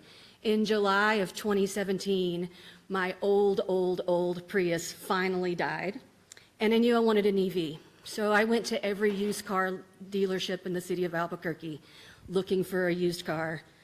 I found one. They tried to talk me out of buying it. I said, nope, I'm gonna get this car. It was a Chevy Spark. It was just around $10,000. It was the best purchase I've ever made, saved me a lot of money. In 2021, my partner, after seeing all the benefits of my EV, said he wanted to get one. He buys new cars. We went to every dealership we could in the city of Albuquerque, and we could not find not only an electric vehicle for sale, but not even one that's on the lot. He didn't get to sit in an electric vehicle. No one knew anything about them. Very few were offering to even order him one, and he gave up. That's what people in the city of Albuquerque are experiencing right now. They want electric vehicles. They can't get them. And it's a shame because my EV, which again, I paid around $10,000 for, very old Chevy Spark, has been an amazing investment for me. I spend about $6 a month charging at home with the cord that came with the car in a 110 outlet. There's no expenses there. Maintenance costs are non-existent. I've replaced windshield wipers, and at some point, I guess I'm going to have to replace some tires. But there are no moving parts here. There are no maintenance costs. So I really just feel like it's important that everyone have this opportunity to have that financial benefit in addition to the public health benefits that you've heard about so much today. Everyone, especially low-income New Mexicans, deserve to have the option to purchase an electric vehicle and save themselves money. Now, I know the rules that you're hearing today are just for new cars, but a great byproduct of new cars coming into the state is extra used vehicles, and that's what's going to help people like me and most of the people in my community. So please pass these rules. Thank you. Thank you very much. Ma'am. Thank you. Good afternoon, members of the board and commission. Thank you so much for taking the time to hear us. I'm Camila Feibelman. I'm the director of the Rio Grande chapter of the Sierra Club, representing over 35,000 members and supporters around New Mexico and West Texas. I'm also a local New Mexican, born and raised, graduate of Albuquerque High School, and feel a special commitment to ensure that all of our families can find safe, affordable vehicles, but also that they're healthy in the communities that we live in. So I'm here to remind you about the fundamental issue that brings us to the table today, and that is the climate emergency. We are facing the most serious consequences of the climate crisis that we all envisioned. Heat domes that make life unsafe for our young and our elderly.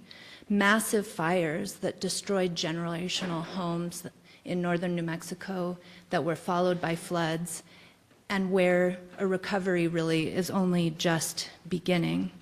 But I'll also remind you that in counties like Bernalillo and Doña Ana, we are on the brink of coming out of federal compliance, and that means ozone, smog. So I want to remind us all what an asthma attack is like for a kid. You're having fun. You're running around the playground like my 7-year-old or my 11-year-old, and all of a sudden you stop because your lungs are clenching. But the nurse has your inhaler. You get there as quick as you can, and maybe you're okay. Maybe you need to go to the emergency room. Maybe you spend a couple of days at home, and that means your mom does too. And that's lost days at school, and that's lost days at work. So we're talking about an economic toll that goes beyond what our vehicles cost us. The governor has committed to bringing EV tax credits back. That could be $4,000 or more. You add on to that $7,500 from the federal government, and PNM's exploration of another $4,000 credit in their transportation electrification plan. That means close to $16,000 off a car. You go for some of the lower cost EVs, and you, for the first time as a low-income New Mexican, are maybe being able to buy a new car and charge at home without having to spend money on gas, without having to go into the mechanic. This is literally our Kodak moment. Kodak knew that digital photography was coming, and they didn't do anything about it, and hold only themselves to blame for not transitioning at this key moment. This is our early adoption moment. This is us becoming a national leader instead of a national loser. Thank you. Thank you. And I'm sorry, I may have given you a sister you don't have. You are very Hey, sorry. we're sisters from another mother. So I'm going to spell your name for the transcript. Feibelman. Yes? All right. Sir. Hi, I'm Pete Chandler. That's Petechandler.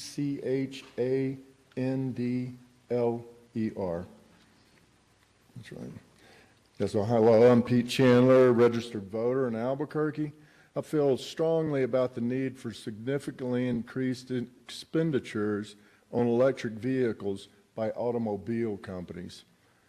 Much like the solar energy beginning a couple of decades ago, this will only happen with government intervention.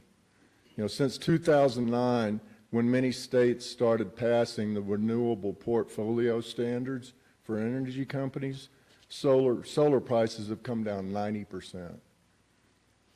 Many said that the companies, they wouldn't have done that unless they were required to do it. Car makers make huge investments to develop new models of existing cars, and, you know, electric vehicles would be even more. They will only do this if we draw a line in the sand to make it happen. Once we reach the tipping point, like solar energy in the 2000s, the technology for electric vehicles will improve a ton, along with prices coming down to more affordable where everybody can get one, and public adoption will skyrocket. I urge you to pass the rules as soon as possible and make New Mexico a leader and not a laggard in electric vehicles. Thank you. Thank you. Mr. Gaume. Norm Gaume, N-O-R-M-G-A-U-M-E. Madam Hearing Officer, members and commissioners, I have a written statement. May I give you, I have a few copies. May I give it to you? Actually, yes. I have multiple copies, though, with an infographic. Terrific. Thank you.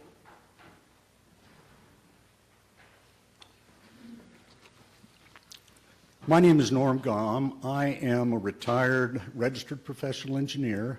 My specialty is water, and I'm here to tell you about the severe climate impacts on our water resources here in New Mexico. The basic bottom line is that high temperatures are destructive to our water. With every increase in temperature, the increase of water demand, evapotranspiration by plants, the thirst of people, evaporation from lakes and rivers, it goes up exponentially. We have to stop global warming, and we need to begin that here at home in New Mexico, which has a terrible emissions record globally for the number of people that are here. We have to recognize the future. I am the proud owner of a 2020 Tesla that I had delivered to the ice rink up on Tramway during the height of the pandemic in 2020. It was a no-touch delivery. I had to learn how to drive it right there on the spot, and I managed to make it home. This infographic explains my experience with my car over the last year. I charge it at home. I plug it into a dryer outlet that a registered electrician, a licensed electrician, installed in my garage for about $400 using the charger that came with the car. I drove about 13,800 miles last year. Most of it was daily driving in Albuquerque. I go to Santa Fe, Socorro, even Pilar without having to refuel. And refueling is easy on the road at superchargers. They're available in most of the areas that I want to go, not in Carlsbad or Hobbs, that I would like to see because I went to high school in Hobbs. I know Carlsbad. I work there, and I'd like to see the destruction that the oil industry has wreaked upon the landscape where I used to hunt quail. I spent $162 for energy last year to drive 13,800 miles, and I don't know how many pounds or tons of carbon that saved. What we have to recognize is that we need transformative action. As a professional engineer like Dr. Gerstle, who just spoke to you, I'm here to bring you facts and data. The data are reliable, the facts are actionable, and you need to take the action, please, where the facts and the data lead you. My spouse and I raised 3 daughters in a UNM vicinity neighborhood. One of my daughters had asthma from the beginning. The air pollution in the winter was terrible. We raised our daughters there. They all went to Albuquerque High School. When we became empty nesters, we moved as far up in the heights as we could get so we could look down on the air pollution instead of living in it. And let me tell you, it really makes me sad to see it and to think that we, with all of our laws and all of our ambitions in technology, cannot clean up our own air. I think I'm out of time. I appreciate your attention. Thank you very much. Is Carolyn Funk here? Okay. And wait, there was one other person who is in person. Beverly Williams? Okay. Up. And then, sir, what is your name? All right, come on up. And ma'am? All right, come on up. We'll do you 4.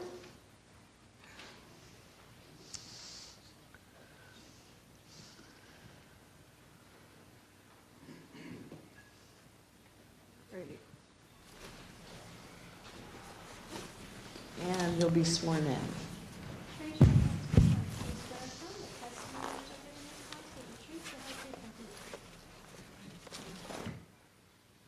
Make sure you spell your name, please. I'm Caroline Funk, C-A-R-O-L-I-N-E-F-U-N-K. Thank you, members and commissioners, for holding public hearings as you deliberate the Clean Cars and Trucks standards. I'm Caroline Funk, and I live in Albuquerque. I came to New Mexico because of the incredible beauty of this space, and because New Mexico has a reputation for forward-looking policy and governance that protects people, communities, and landscapes. I drive a 12-year-old vehicle, and I'm ready for the rebates and demand that will make EVs more affordable.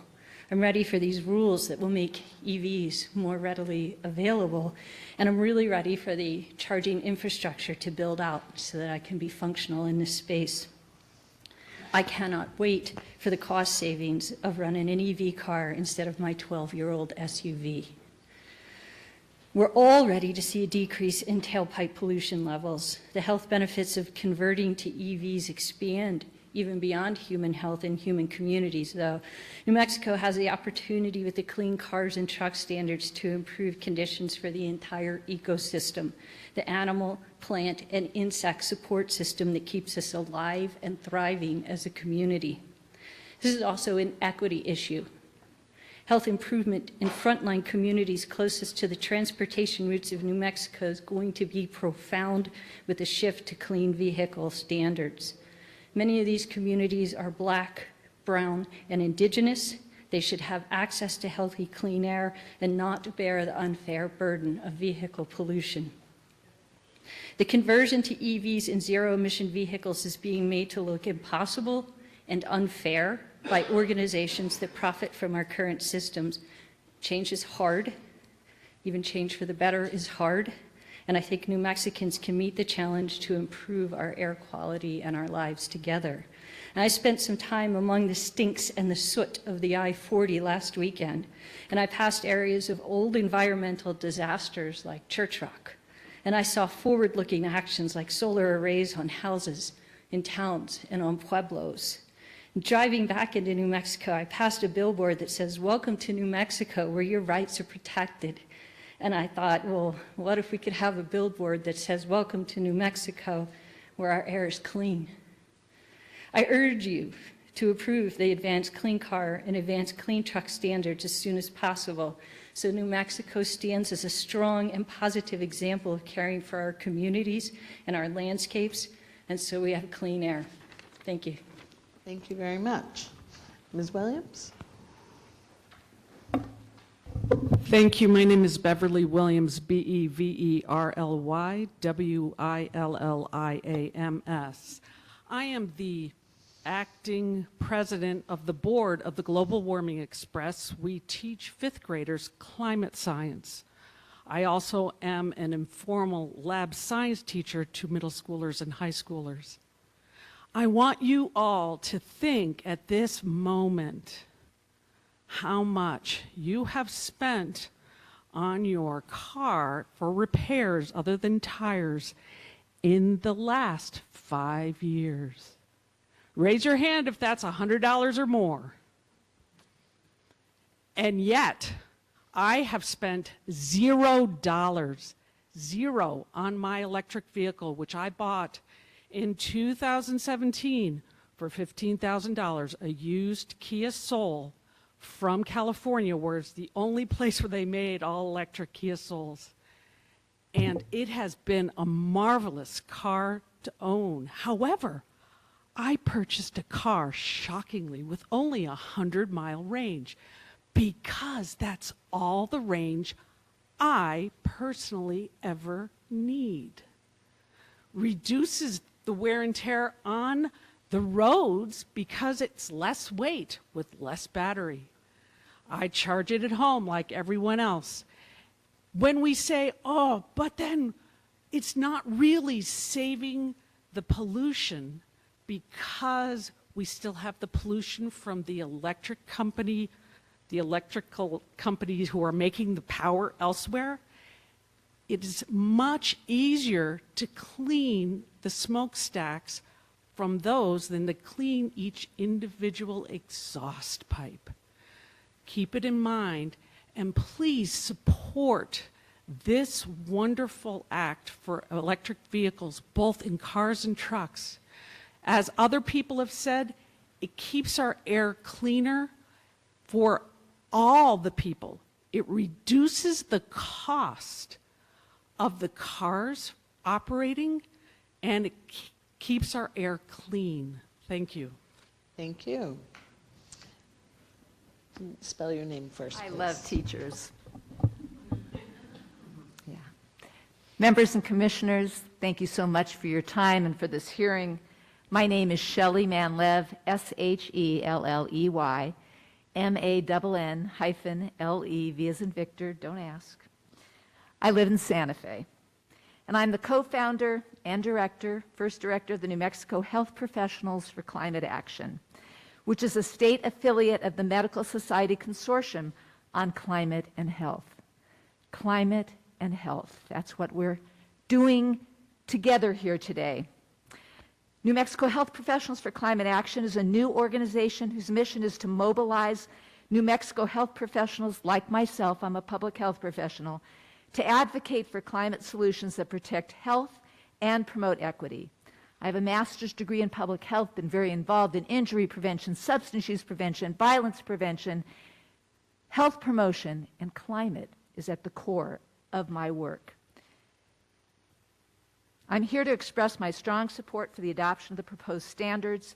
New Mexico has a critical and timely opportunity to have a population-level impact, a public health impact, on reducing climate change and protecting health. Clean air, better health, reducing harmful greenhouse gases is essential for all communities in our state, and especially our most vulnerable communities. This is a health equity measure. Tomorrow you're going to hear from our chairperson, Dr. Paul Charlton, who will share with you all the clinical effects of the kind of pollutants we've been talking about this morning. What I want to do is share the public health perspective. I think many of you have heard of food deserts, right? And you know in food deserts, it's really hard to find fresh fruits and vegetables, unprocessed foods that are good for our bodies. Well, what we have here in New Mexico is an electric vehicle desert, a clean car and truck desert. Personally, you know, you've heard much testimony. I'm the owner of I used to own a 2018 Nissan Leaf. I went searching in 2018. My vehicle came from Colorado. Could not find a vehicle under $25,000 here that would meet my family's needs. Was able to sell that vehicle to our daughter, who also couldn't find one. We went looking again this spring. This one came from Louisiana, across 2 state lines. I wanted and hunted here in New Mexico, again, under $25,000, because all of us need to be able to afford these cars. So I'm looking forward to the day when we make it easy for people to make the right choice for their health, for equity, for all of our communities' health, and of course, to save our climate and those effects of climate change. So I hope we will do that with these standards and strongly support them, and thank you so much for your time. Thank you very much. Sir, state and spell your name, please. John Mattis, Johnmaddaus.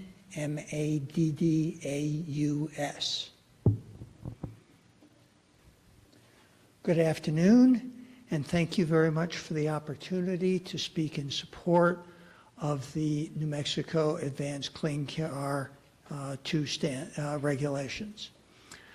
I am a resident of Albuquerque.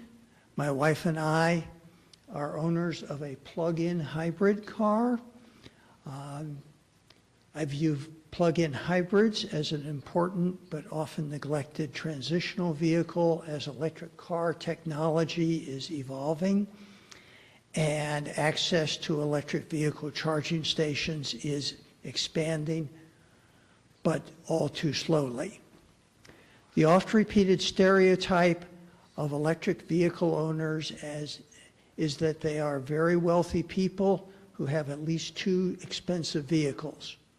As stated in the Albuquerque Journal's editorial, Fuel for Thought, published yesterday, they, quote, own a standard vehicle and use it more often than their virtue signaling EV parked in their 2-car garage, unquote. Contrary to that stereotype, my wife and I are, and always have been, a 1-car family because that is what we both needed and could afford. We bought our new plug-in hybrid 4 years ago in late 2019. Sadly, it was hard to find. It cost us $28,000, which included a $1,500 rebate at the time. It wasn't the cheapest new car on the market at the time, but it was far from being the most expensive.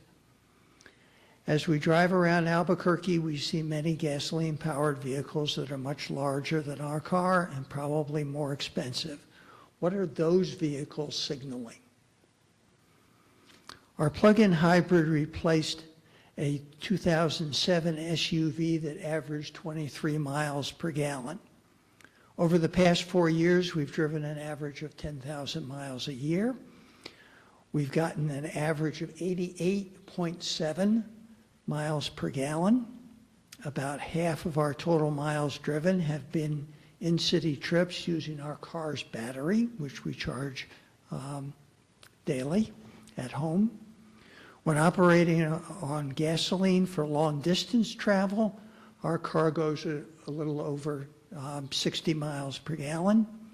We've reduced our tailpipe emissions dramatically since getting our plug-in hybrid, especially when driving in the city. We haven't had to worry about where we might find a charging station. We have done all that at a considerable financial savings compared to the cost of operating our former SUV. Thank you very much. Thank you, Mr. Maddox. I'm going to turn to the folks on the virtual platform at this time. Again, if I don't call on you and you wanted to speak during the noon hour, we have at least 4 more opportunities to speak. I would encourage you to join us for the other opportunities or put your comments in writing and get them to Pam. In the meantime, we have some folks who indicated they would be on the platform to offer public comment. The same rules apply, 3 minutes.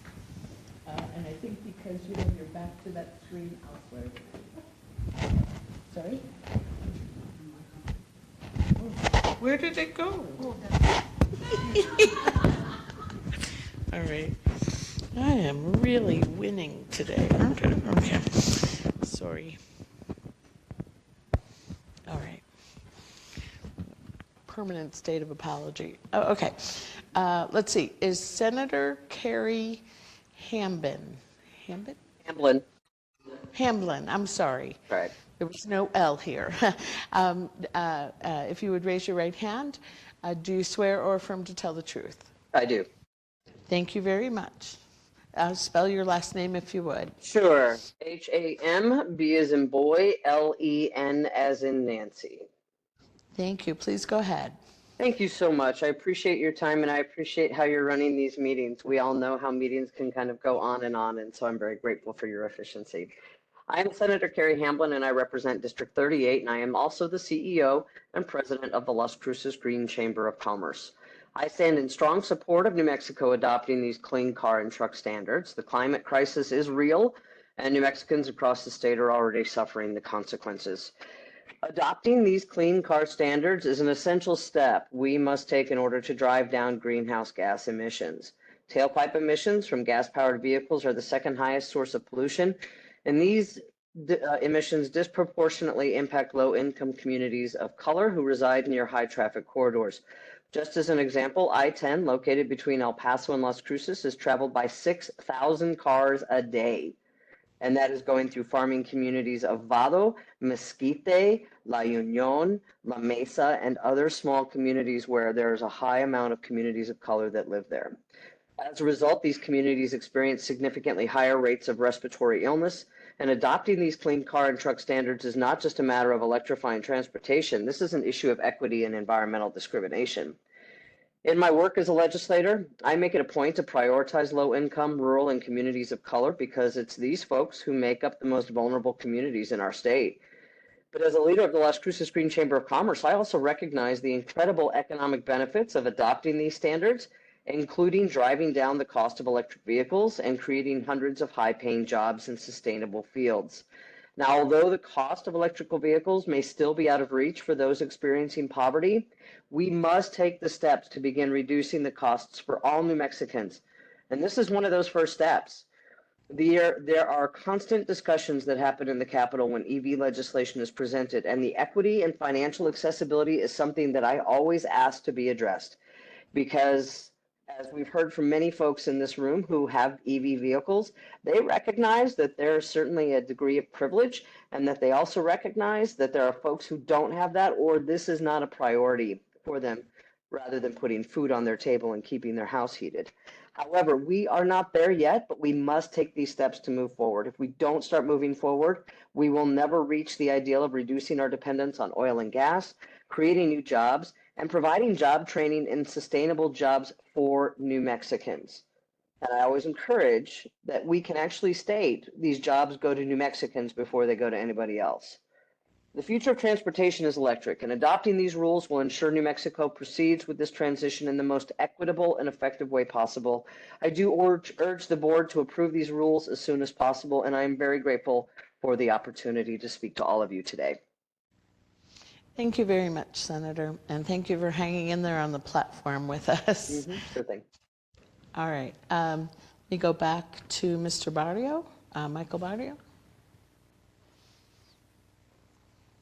Good afternoon, members and commissioners. Thank you for this opportunity. Would you raise your right hand, please? Nope. Do you swear or affirm to tell the truth? I do. And would you spell your last name, please? B-A-R-R-I-O. Thank you. Go ahead. Hi, my name is Michael Barrio. I'm the Senior Principal, Advanced Energy United. And for those of you that aren't aware of who we are, we're a national trade organization that represents over 100 companies across the energy landscape. That's utility scale generators, large energy buyers, and of course, vehicle and appliance manufacturers and tech solution providers. And today I'm here to support the proposed mandate for EVs in New Mexico and acknowledge some raised concerns about this initiative. We believe that New Mexico is at the forefront of an exciting transition. Our state's EV movement is just beginning, offering a unique opportunity to integrate innovative technologies for the benefit of all New Mexicans. And we believe that the implementation of the advanced clean cars and truck standards is a vital step in this journey. And I think while some view EVs as a luxury only accessible to the wealthy, the landscape is rapidly evolving. Affordable models are emerging, and naturally the secondary market is growing, which of course makes EVs accessible to a much wider demographic than detractors would have you believe. Also, the economic argument for EVs is compelling. Electric vehicles offer significant savings in fuel and maintenance, as many have pointed out. Slow down. Yeah, sorry about that. Which debunks the misconception that they are prohibitively expensive. I think the stability of electricity prices compared to the volatile nature of gasoline costs further strengthens that argument.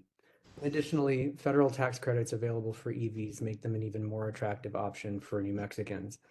In addition to that, federal and state investments are rapidly enhancing the EV charging infrastructure across the state.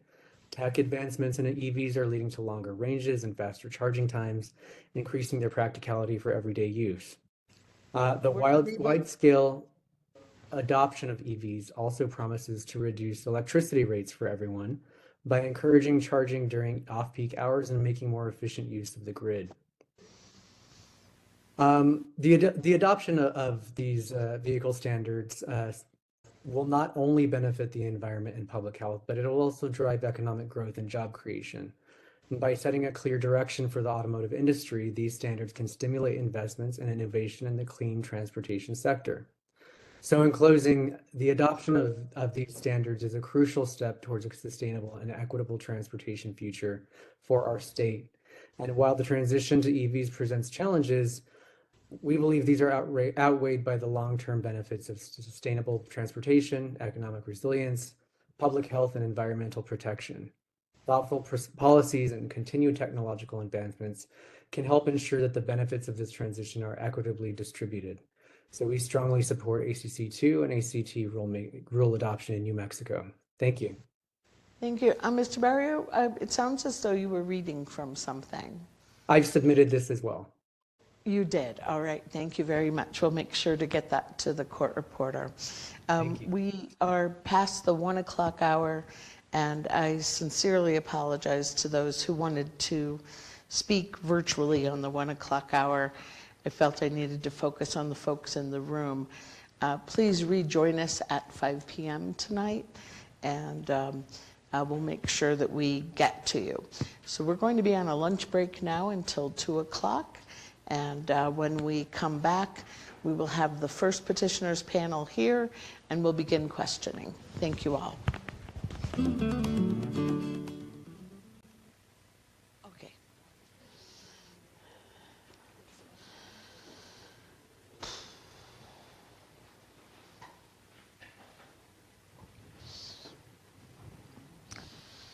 All right. I've lost both the chair and the vice chair. All right. At ease. I don't have a chair or vice chair. But I have this chair. And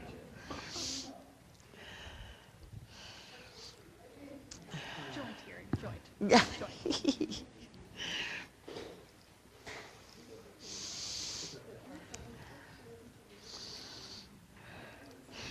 By the way, I'll mix up the order of questioning. Okay. It won't always follow the same thing. Okay.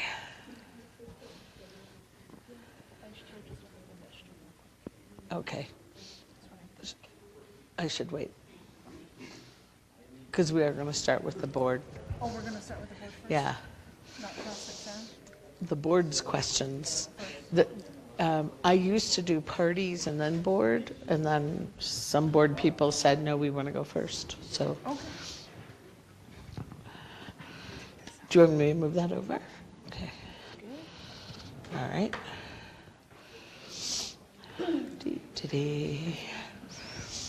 Let's see, Bitzer, Lewis, Armijo, Eberline, Galuski, I'm sorry, Eberline. Okay. Thank you.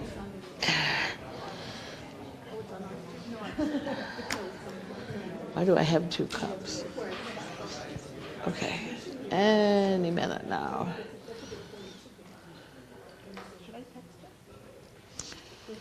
Yeah. There she is. Okay. We are back after a lunch break. We turn now back to the technical case, having accepted a little more than an hour of public comment. If you are with us or on the platform, please know that we'll have another up to an hour of public comment at 5 p.m. If you didn't have a chance to comment at 1, I will call on you at the 5 o'clock hour. But for now, we're returning to the technical case. We have the first of the petitioners panel in front of us, Ms. Borchert, Dr. Razzo, and Mr. Albrecht. Pursuant to the scheduling order from some time ago that was entered, 2 things happen. First, the board's members, both boards, are invited to ask their questions of the panel. Then we proceed through the technical parties in reverse order. keeping everyone on their toes here. So I will mix it up, by the way. I won't always go in this order, inviting the board members to ask questions. Let me start on this side first. Madam Chair Sweeney, do you have questions of the petitioners panel?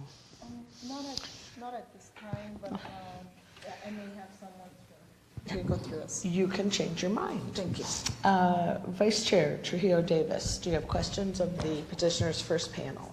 I do, and really they're just clarification questions so I can make sure that I'm reading the submitted exhibits correctly.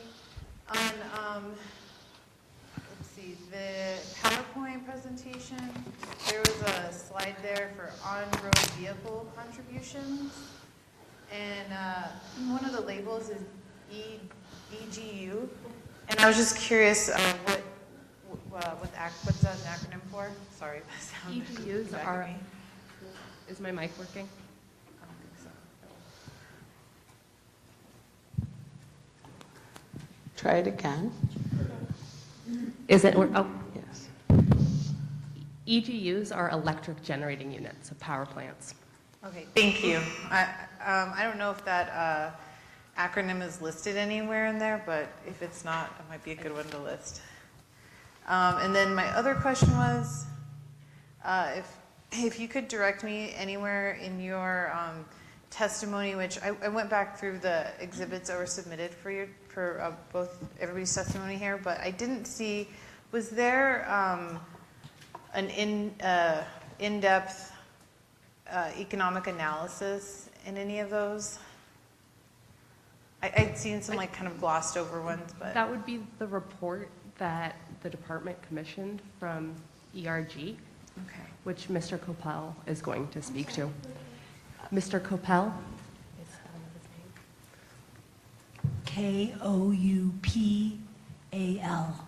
Koupal. okay, thank you. Appreciate that. That's all. That's all. All right. Chair Paul. Thank you. I think I just have a few questions at this time. Let's see.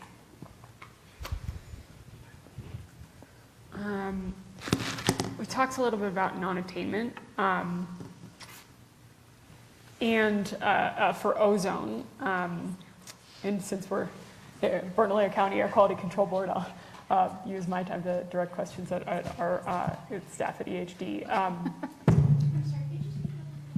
Sure. I'll use my time to direct questions for EHD since we're the Air Quality Control Board for Bernalillo County and Albuquerque. I believe you mentioned the county and Albuquerque. Well, actually, this may have been a different testimony, but basically, I saw values at higher than the 95% of the standard as it stands for ozone, around 73 parts per billion. Is that accurate? It's close to that, within that 95% actionable level in Bernalillo County? Bernalillo. Those are the values that are currently on the line. So EPA still hasn't made their designation yet for that. Okay, and is there is a state rule that requires our board to act on those values? On values above 95% of the standard? It's the similar as the state, correct? Okay. And then my other question was, I think you mentioned, Deputy Director Albert, I think you mentioned that EHD wants to implement other control strategies. Sure. It sounds loud from here. I believe you mentioned that EHD, the Environmental Health Department, wants to implement other control strategies for ozone outside of these rules. Could you summarize those programs or control methods that we would be doing in Bernalillo County for ozone, and any information on how much those measures would impact ozone compared to the rule that we're looking at today and this week? So in my oral testimony, I stated that there was two strategies. One was vehicle emissions and addressing vehicle emissions, and the other one is to have a inspection maintenance plan, which we currently have. Okay, so that's within the mobile sources arena. Correct. Okay, so there aren't other ozone control strategies outside of the mobile sources arena on the table in the next few years? Not that we've evaluated. Thank you. All right, thank you. Member Coleman. Yes, I have two questions. I think they're both for Ms. Borchert. Can I put this down? Sorry. No, that's okay. The first is really quickly, and you alluded to this in your testimony, but just to have it clearly on the record, if the boards decide not to pass Clean Cars 2, would Clean Cars 1 stay in effect? And if not, what would happen? Chair Paul, board member, if the board does not pass Clean Cars 2, the rules before you, and EPA issues a waiver for ACC2 that California has requested and we expect to be provided, then the first compliance year for ACC2 with a waiver would be model year 2026. That is also the same compliance year for ACC1 as it is on the books right now. So the rule would be unenforceable in New Mexico. Thank you. And then my second question is, there have been some concerns raised about New Mexico being a little bit behind in infrastructure like charging stations, and I know the state is trying to help move that along. So could you talk about what the state is doing to increase the infrastructure for this? Chair Paul and member of the Air Board, I would like to defer that question, if you are okay with that, to later testimony, because both John Copal just mentioned and Michelle Miano will have extensive testimony on that. Okay, thanks. That's great. All right, thank you. Member Eberlein. Okay, Member Armijo. I have no questions. Thank you. Sorry, Member Galuski. Yes. Can you hear me? I have a question for Dr. Razzo, whom I can't see. Hi. In your slide deck, you had a couple of slides that were quantifying ozone contributions from on-road vehicles. And given that ozone is derived from precursors, I'm wondering, how did you actually come up with those numbers? And I'm looking like at the slide number 25, it shows the blue splotch over the Albuquerque area. Can you say a little bit about how you're getting those numbers? Thank you, Chair Paul and board member. Those slides showing ozone quantification from on-road vehicle traffic are from the photochemical modeling that was done for the oil and gas ozone precursor rules. So that those ozone quantifications were from photochemical modeling. Ozone precursor rules. Within the context of the modeling, are there assumptions about traffic patterns and kind of average emissions from vehicles that are used to get that number? So on-road vehicle traffic in the air quality modeling is derived from EPA's MOVES model. And I'm actually going to defer questions about the MOVES model to Mr. Copal as well. Okay, thank you. Member Lewis. Yeah, this is for Dr. Rosso as well. You were showing the relative proportions of greenhouse gas emissions from oil and gas production, from electric generation, and from vehicles, transportation sector.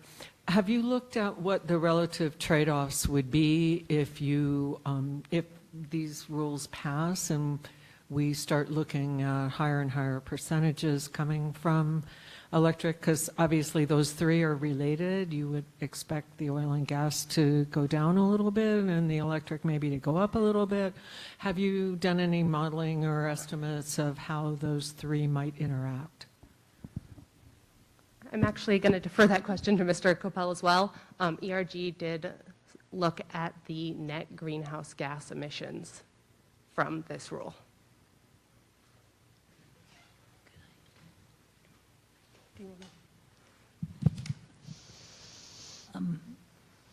Chair Paul and member of the board, sorry, I can't see you.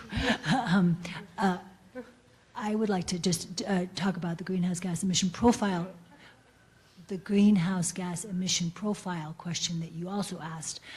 That emission profile was from 2018. We are working on another one right now, and we, of course, have been trying to understand how they've changed over time through various studies as well. The ozone precursor rules, which have come up a lot here, are expected to reduce the methane emissions in half by 2026, sorry. So, well, the first step happens in 2026. And so that you asked about all three pies, right? The electricity pie, the transportation pie, and the electricity pie. So that will affect the oil and gas sliver, right? Or half pie. The ETA, the Energy Transition Act, that was passed by the legislature in 2019, will require the grid to clean up over time with 80% reduction in of their emissions by 2040 and 100% by 2050. So over time, that electricity portion will get less. And then this would be the first action we've really done substantively in the transportation realm. Yeah, I think my question was a little bit different than that in terms of how those three sectors with respect to this microphone. Does that, did you hear that? Yes. I'm sorry, I'm standing up because I'm deaf and I read lips, so no, I couldn't see your head. Okay.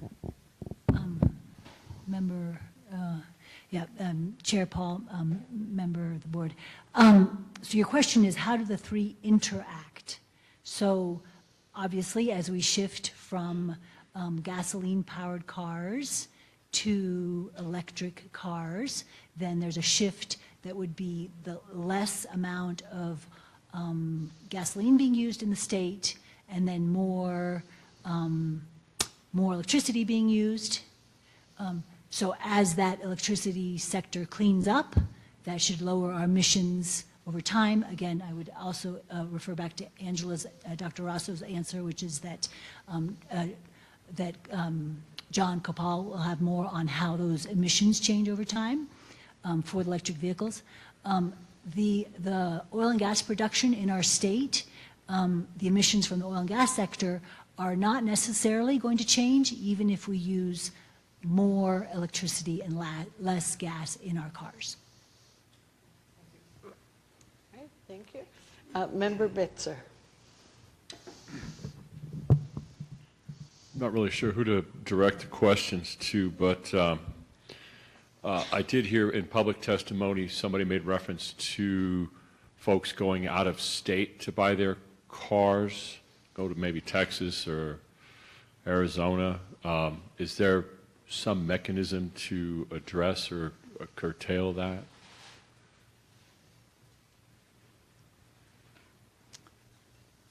Chair Sweeney, member Bitzer. The rules do not impact the consumer, and they also don't impact the dealer. They are all, except for some tiny little parts, on the manufacturer. So that is not something that the rules apply to. Okay, I have another question, because when we were looking at the slide and the counties where there's monitoring going on, I noticed that we're in non-attainment plume or bloom, or what do you want to call it, in areas where we border foreign countries, specifically Texas and Mexico. Sorry if you're from Texas, but they started it. They called themselves a whole other country, so I'm just going with it. Is it safe to assume that some of our ground level ozone issue comes from outside the state? And if so, does the EPA give us some sort of grace or consideration in that regard? Thank you, Chair Sweeney, Board Member Bitzer. It would be fair to say that a fair amount of the ozone in New Mexico is transported from out of the state, specifically from Texas and Mexico. There are rules that EPA has that do give us, as you say, some grace, particularly for international transportation. Member Garcia. Thank you, Madam Hearing Officer. So my question is directed to Ms. Borchert. And in your testimony, you mentioned that there were built-in flexibilities in the rule for manufacturers. For example, in model year 2027, their quota could be as low as 27%. Could you expound on that just a little bit on how that might work?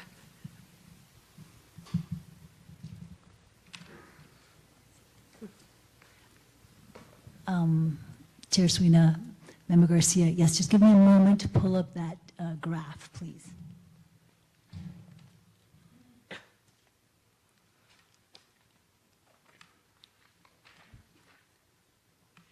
And while you're looking, I am going to have a follow-up question regarding, we received a lot of comments from dealerships that are very concerned about the burden of this rule and that they may even be forced to go out of business. And yet your testimony says that this rule really just applies to manufacturers.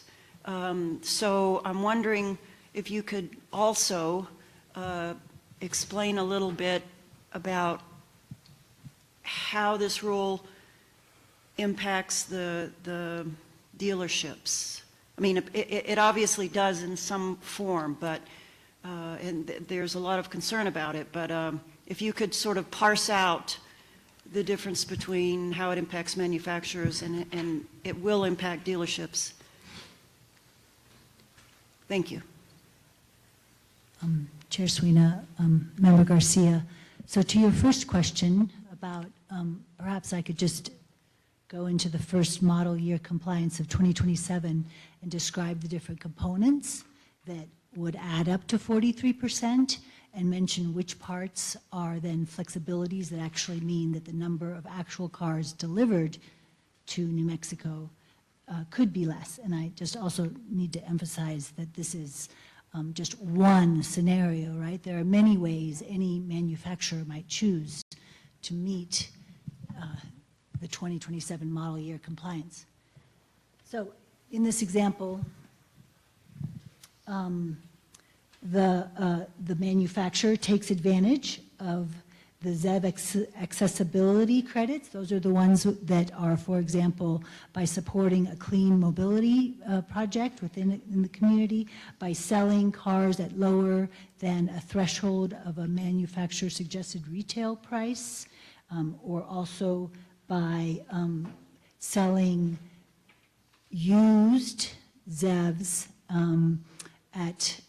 with financing programs in partnership with dealerships. So those are the ways they can earn credits. So, for example, if a manufacturer supplies a vehicle to a rideshare program, they would get credit for having sold a new vehicle in the state, and then I believe for that one they'll get a whole nother credit for deploying it to assist communities in need with ride-sharing options. So they get one car, 2 credits.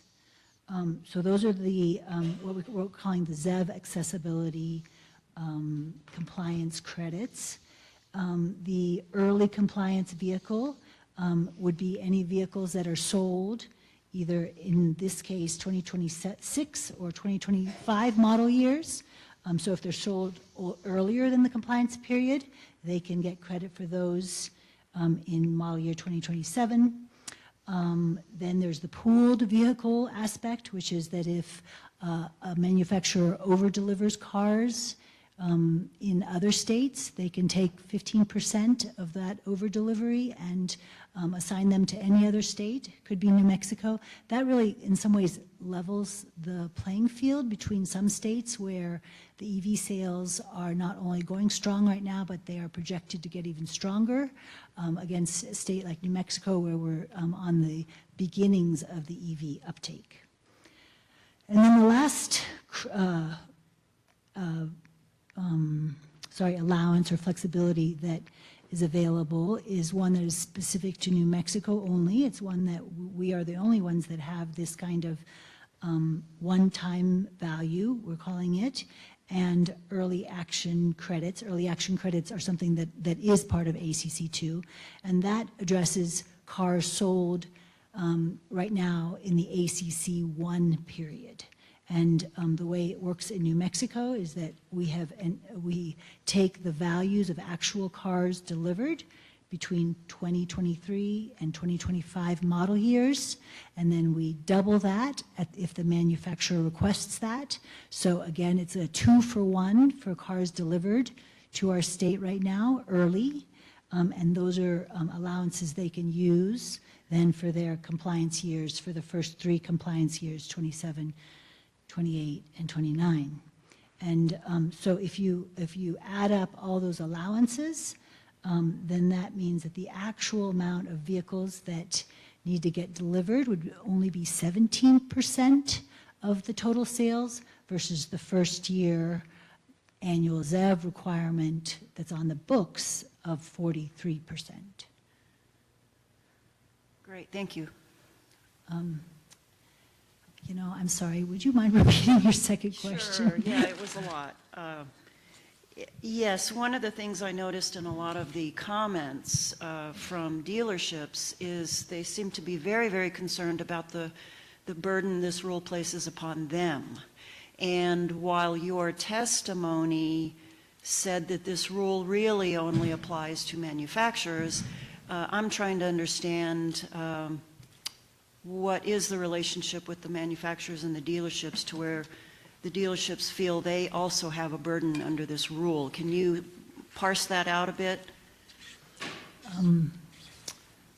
Chair Sweeney and Member Garcia, yes, I will offer some understanding into that. And yes, the regulated community under these rules are the manufacturers who are required to deliver for sale vehicles to the state. The folks who sell them are the dealers, and so they have a huge role to play, and the relationship between the dealers and the manufacturers, I suggest really that that perhaps they would be best equipped to give you answers around that. I do want to mention a couple other facts. One is that the compliance is statewide, right? We have heard from some dealers in certain parts of New Mexico that they're concerned about the 43% or the 17% being too much for the population that they serve. And it's a statewide average for the manufacturer. So one of the things that we believe will help be able to get these vehicles off the dealers' lots will be the fact that the population of New Mexico is also varied, and that not every dealer in every part of the state and in every county will need to sell 17%. There might be some that naturally sell way more than the 17% and others that sell less. The other part I might add too is that I think one of the underlying concerns that the dealers have is that nobody wants to buy these vehicles.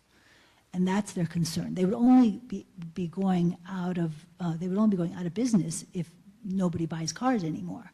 And I think that fundamentally is something that we don't feel like is an issue, and it has already been the case in a lot of the other states that are ACC1 states and that have adopted ACC2, that they're confident that there's a market for the vehicles. We do think that there's a lot of education that needs to happen in that realm, and we also realize that there's a whole supporting framework that needs to be part of how the electric vehicle market is helped through this intense period of transition, and later testimony will speak to some of that. And I would also point to the boards, perhaps the letters submitted by the Alliance for Auto Innovation, which is the trade association for the manufacturers, and they too recognize that this is where the market is going, right? This is the transition that's happening, and that there are a lot of different factors that all can support this transition. And I think that we as a state are committed to supporting the transition. Thank you. I appreciate your response. Thank you. Thank you. Member Ely?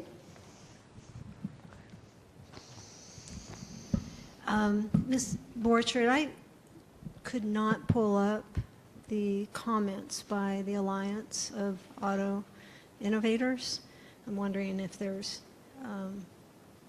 I guess Pam can probably get that for me. I kept getting kicked out of the system because I'm very curious how they feel about this rule, but it sounds like they are in support of the rule in general. Chair Sweeney and Member Ely, no, I don't think they would like to be characterized as being in support of the rule.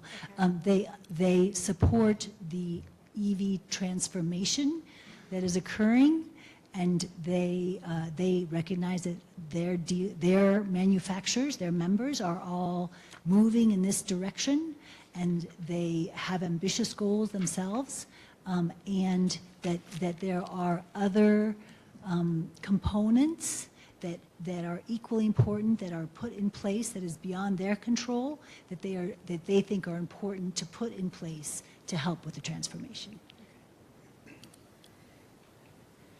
And I will make sure that Ms. Jones has a copy of the letter and that you all have it available to you too.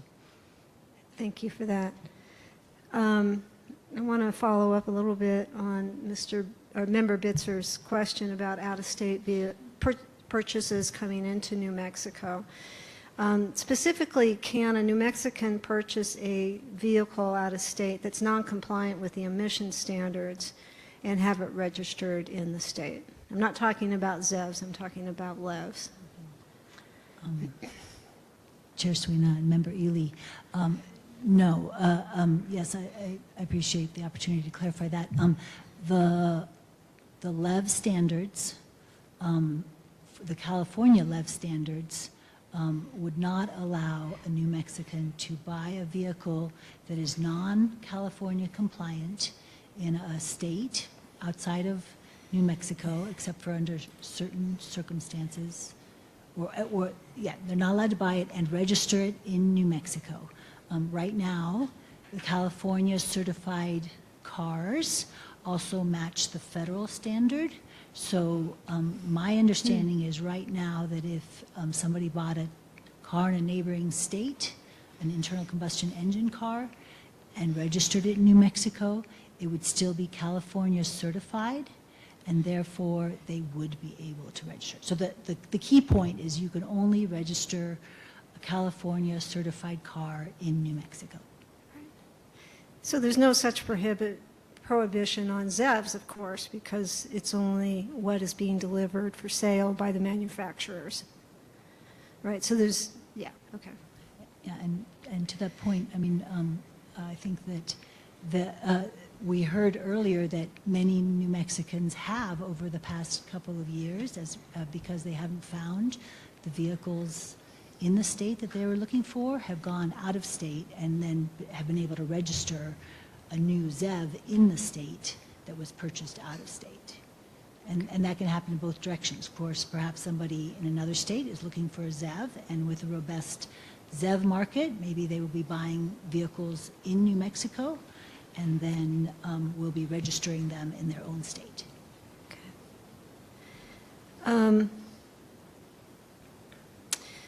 So the ZEV portion of the rule ends in 2032. Will the LEV portion of the rule stay in effect if it's different than, will the LEV portion of the rule stay in effect after 2032? Chair Sweeney and Member Ely, yes. Okay. Thanks. I have some follow-up questions on the credits. There's so many options, so much flexibility, and it's hard sometimes to keep them all straight in my head.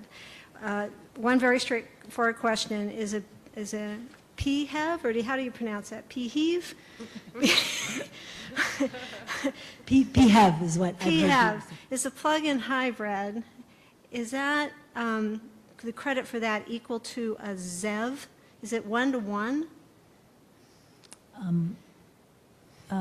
Madam Chair and Member Ely, as long as it meets the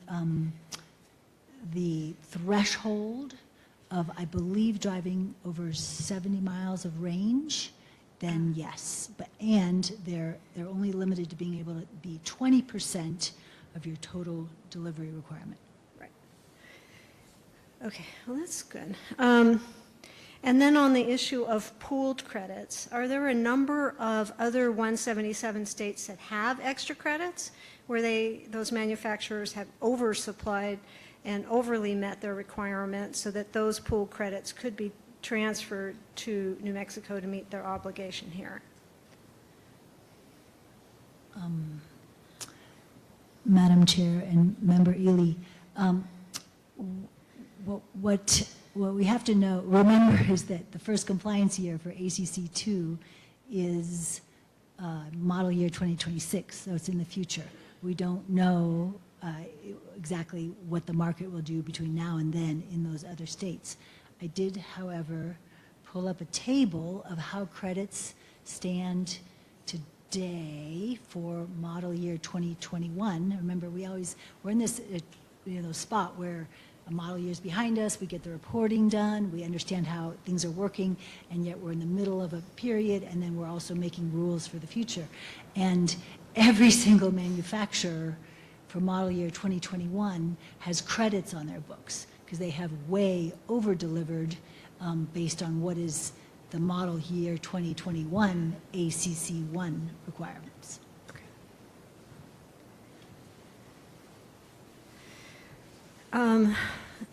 This is also probably for you, Chief Borchert.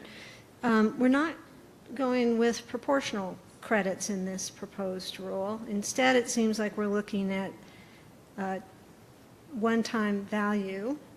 And why is that better than a proportional credit?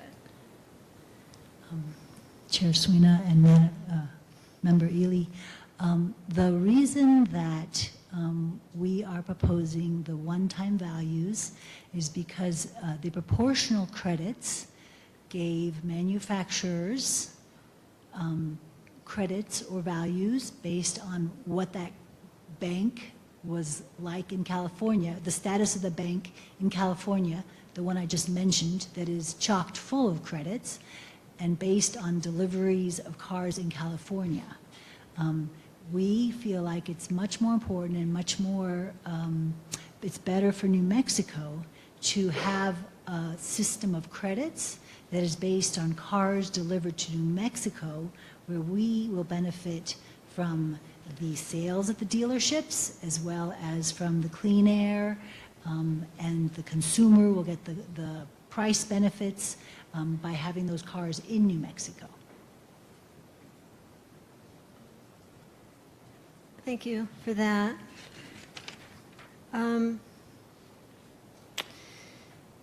not sure who to direct this to, but Deputy Director Albrecht mentioned one of the consequences of non-attainment is the regulatory burden. We've talked about the public health burden and the consequences related to that from non-attainment, but I'm wondering if one of you could elaborate on what that regulatory burden would be if we go non-attainment in any part of the state. How would it affect development and the ability to construct and start new businesses? Madam Chair, Member Ely, I'll speak to the City of Albuquerque and Bernalillo County. If the county were to go non-attainment for, say, ozone or PM 2.5, it puts in place a very rigid air quality permitting process.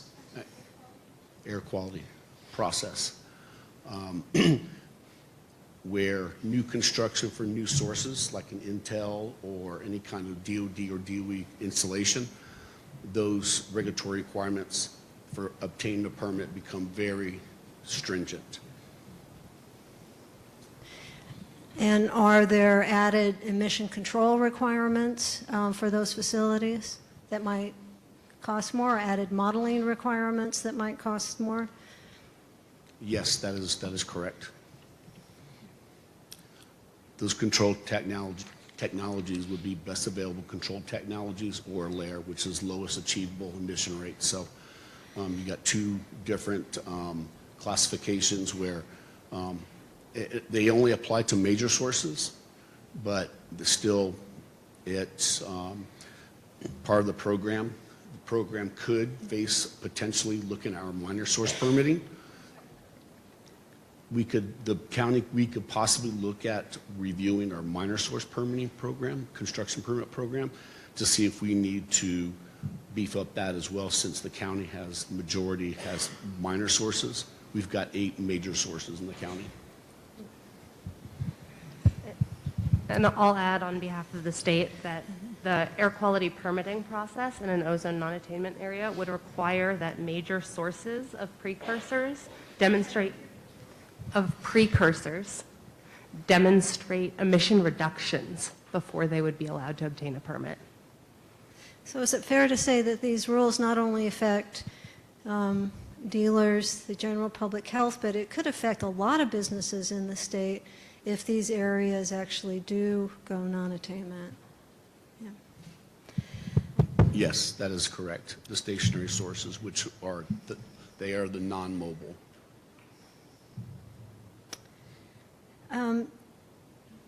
Ms. Roscoe, or Doctor, sorry. I suspect you can't say how much the proposed rule would reduce ozone in any one of the areas of the state that are elevated for ozone levels and bumping up or exceeding the federally mandated limit on that. But can you say that the rules are likely to have a positive effect to drive those ozone levels down, where transportation is a significant or major contribution to ozone? Thank you, Chair Sweeney, Board Member Ely. Yes, so as I showed in my slides, lean back so I can see who I'm talking to. As I showed in my slides, on-road mobile traffic is a significant source of ozone in large parts of the state, including the areas of the state that are monitored and are above either the federal standard or the 95% state standard. Okay. And then you stated that the design value for each of the state monitors is above what CASIC is recommending as 55 to 60 parts per billion, like significantly over what's being recommended by the Science Advisory Committee. How long would you anticipate before EPA might put new limits in place? I know sometimes it takes years to happen, but could it happen in 5 years? Could it happen in 6 years? So this is actually a very good question. So EPA has initiated what the EPA administrator has termed a full and complete review of the ozone standard. So that means the process will take quite some time. EPA has said that in fall of 2024, they'll release an additional volume of their integrated review plan. So that will inform further CASAC study and the development of a full integrated science assessment. And then EPA will take that and take further steps. So it could be 5 years. I doubt it would be much longer than that. Okay, thank you. That's all my questions. Thank you. Thank you. We're going to go to Member Richards, who is on the platform. Then we'll go to Chair Sweeney and back to Member Trujillo Davis.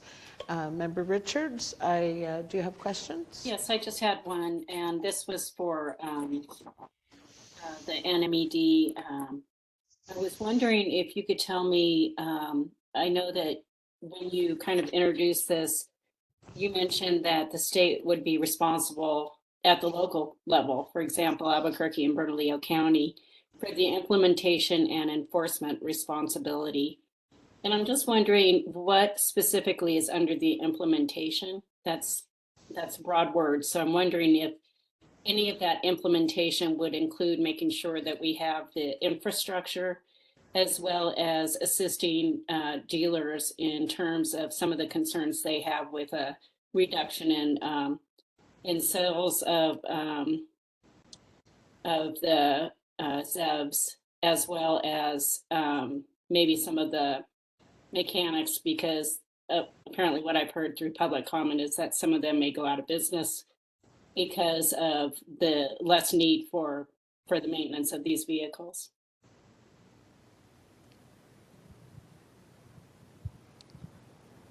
Chair Paul and a member of the Air Board. The rules, as we have been discussing, the regulated party are the manufacturers, which means that as the administrator of the rules, should they pass, the NMED will be working with the manufacturers to understand the mix, each manufacturer that delivers cars to New Mexico, to understand the mix of vehicles they've delivered, and then also how they propose to comply to the annual ZEV requirement.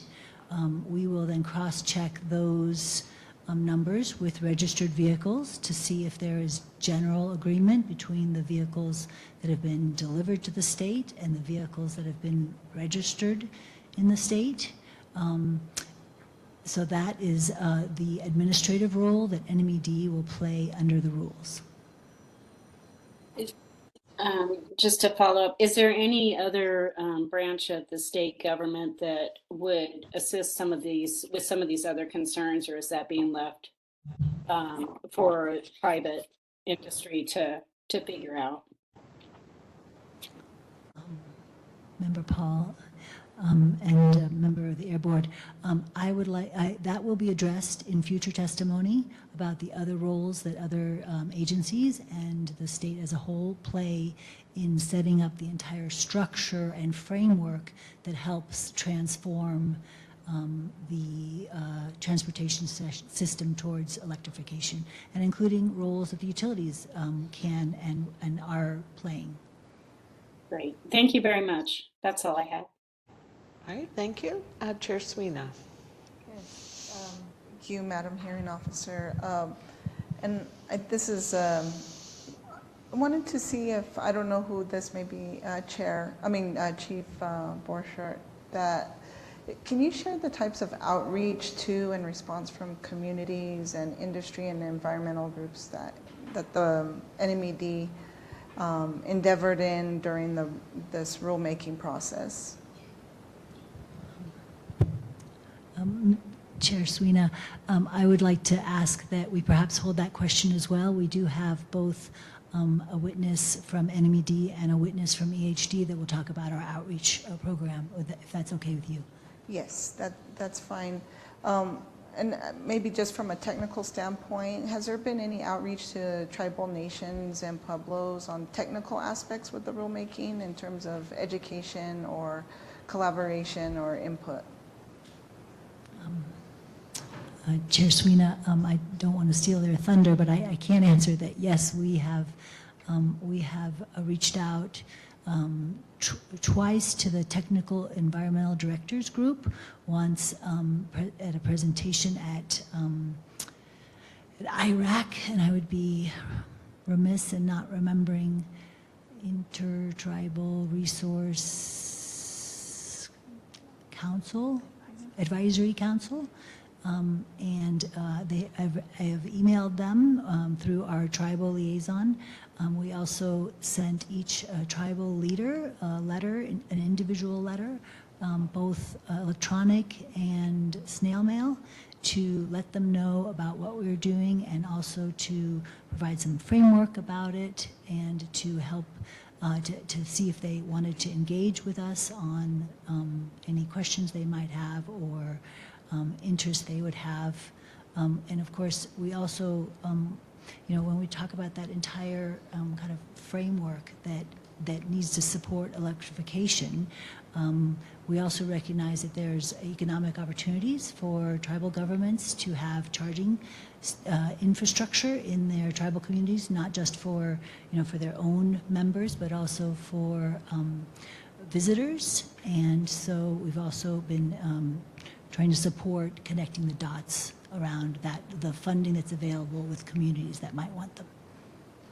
Thank you so much. And I was just also wondering, in terms of, some pueblos and nations here in New Mexico have treatment as a state status, and I was just wondering if there was any collaboration, for air quality in particular, if there was any collaboration or discussion from a technical standpoint in terms of, some of the concerns about the ozone getting near those attainment levels. And so I was also wondering if there was any technical exchange with those pueblos and tribes that have treatment as a state. Thank you, Chair Sweeney. The department does have ongoing conversations with the tribes that have treatment as state, as well as the EPA regions that oversee those tribes and their air quality programs, but I'm afraid I'm not aware of the details. Okay, thank you. And just a couple of follow-up questions just for me, my clarity. So to Member Garcia's lines of question on terms of like the compliance credits in relation to between the manufacturers and the auto dealers. So just, again, I'm just trying to get my head around, are those early compliance credits for the, if I understand it right, for the manufacturer and not like to the auto dealership level? And maybe explain a little bit more the nuance between the two. All right, Chair Sweeney.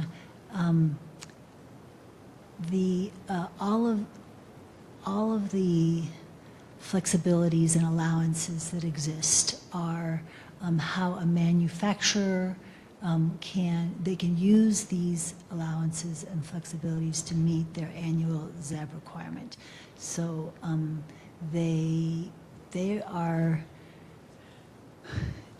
that's available to them. The only allowance or flexibility that I'm aware of that actually involves the dealer more directly are the ones that are part of the ZEB accessibility suite of allowances, and it's the one in particular that allows the manufacturer that has leased a vehicle to then enter into a partnership with a certified dealer who can then sell that previously owned vehicle as a used vehicle through a financial assistance program that then allows, and the financial assistance program is geared towards income qualified buyers. So I'm not sure, and then you also asked about kind of the early compliance. So there's two different sets of early compliance credits. In the ACC2 framework, there is something called early compliance values. And so a little kind of nerdy detail is that in ACC, a nerdy detail, in ACC1 we talk about credits. In ACC2 we talk about values. In ACC1, different types of cars earn different amounts of credits, basically depending on a combination of what their tailpipe emissions were and how far they could drive. A full battery electric vehicle would get 4 points. Something that's more of a transitional vehicle could get 1 or even less than 1 point. So when I talk about credits, I'm really talking about things that happen within ACC1. And when we talk about values, we're talking about things that are under the new construct of ACC2. So early compliance values are therefore part of ACC2, but allow the vehicles that get credits in ACC2 but are delivered early to get credits to be used in that same scheme of values in ACC2. When we talk about early compliance credits, those are vehicles that are delivered in ACC1 there's a process by which the early action credits get converted so that the 4 points for one car doesn't continue. It gets basically deflated and turned into a value. And then New Mexico specific, we take the converted early action credits, and if requested, we give the manufacturer a one-time value, and then that is available for them to use in ACC2. And did that help clarify your question? Or did it just confuse things? I appreciate it. And I just wanted to, maybe have all of us hear kind of the differences. And with that, I just wanted to ask too, again, back to the difference in terms of jurisdiction. I know that I would be remiss if I didn't bring this up because I'm still trying to get my head around this. So we have, how does it work for like Tesla that has, a place of business on two tribal nations that I'm aware of? Mm-hmm. In terms of this credit, are those areas, I guess, out of the jurisdiction of the state in terms of the manufacturer? Mm-hmm. Chair Sweeney, yes. So we know that Tesla sells vehicles in areas that are not in jurisdiction of NMED. However, they fall into statewide compliance. So they're not required to meet the delivery. They're a manufacturer that's working in the state, and their participation could also be considered voluntary.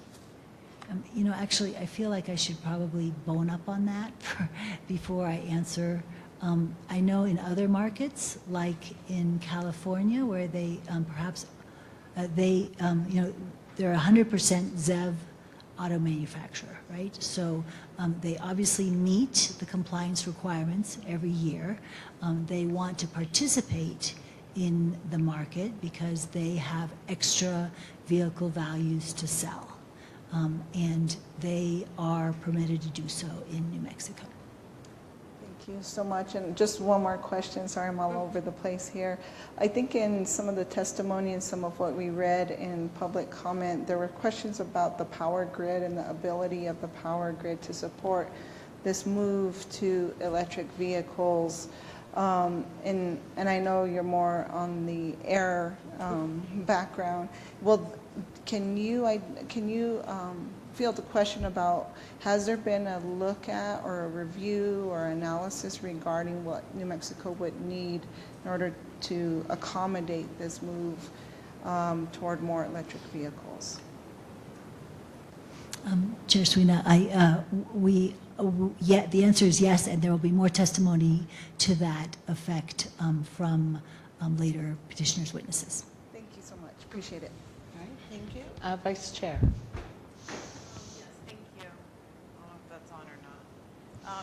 This question's for Ms. Bouchard. Did I get it right? Rhymes with orchard, orchard. Orchard, sorry. Thank you. I was curious about, I believe this speaks to section 103 of the proposed rule about exemptions. And I was curious, and these questions kind of follow up along with Member Bitzer and Member Garcia's questions, but I'm curious if you can maybe explain how the rules would affect the import, sale, lease, or registration of used internal combustion vehicles in the state. And I believe you mentioned that a vehicle that came in from out of state that was an internal combustion that came from, say, Texas or Arizona could not be registered in the state of New Mexico. Did I get that correct? Chair Sweeney, Member Trujillo Davis, or Vice Chair Trujillo Davis. Okay, so there were a couple of things I think I just want to make sure I'm clear. Used vehicles, as defined in these rules as a vehicle that has greater than 7,500 miles, are not subject to this rule in any way, So when we are talking about vehicles that are bought elsewhere and their ability to be registered in New Mexico, we are only talking about new vehicles. This is a part of the rule that was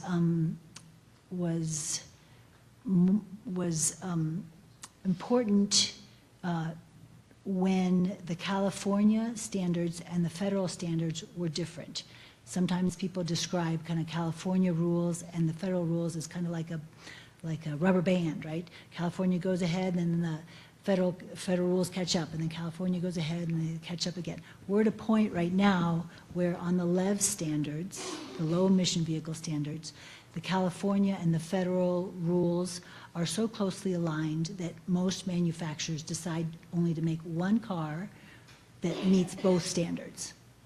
Therefore, now, if somebody buys a car or a truck elsewhere and wants to register it in New Mexico, as long as things continue as they are right now, and those cars meet both the federal and the California standards, there is no problem with registering that car in New Mexico today. Okay, thank you. And I apologize for you having to repeat the same thing a couple of times. No a lot of board apology. members, we all hear it a little bit different. No, I hope I can just provide answers that are helpful. No, thank you for clarifying that for me. That's the only question I had. Are any further questions from any board member? No? All right. We turn then to the parties. Mr. Maxwell, are you with us? Mr. Maxwell. Yes, I am with you. Do you have questions of the petitioner's first panel? Yes. Ms. Borchert, you've emphasized the necessity of statewide compliance with federal air quality regulations. Can you provide specific instances where federal standards have not been suitable for the environmental conditions of New Mexico?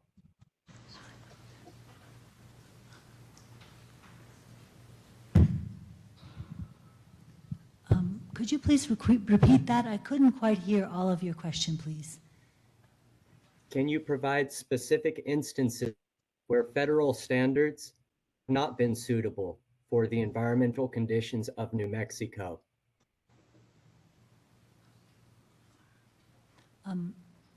Mr. Maxwell, I think that that's a very broad question, and I don't feel like that is within my realm of testimony here with respect to these car rules for me to answer. Thank you. Dr. Raso, you've discussed at length the science of ozone formation. Could you specify any significant uncertainties the state has identified in the scientific models predicting the impact of New Mexico's vehicle emissions on air quality at the local county level? I'm sorry, Mr. Maxwell. I'm going to ask you to repeat the question again. Yes. Could you specify any significant uncertainties the state has identified in the scientific models predicting the impact of New Mexico's vehicle emissions on air quality at a local county level? Thank you, Mr. Maxwell. The photochemical modeling that was done. Thank you, Mr. Maxwell. The photochemical modeling that was done was intended to specifically look at the oil and gas sector impacts on ozone on the state. So we didn't spend that much time looking at the on-road vehicle traffic. Of course, it was, as I've shown, included.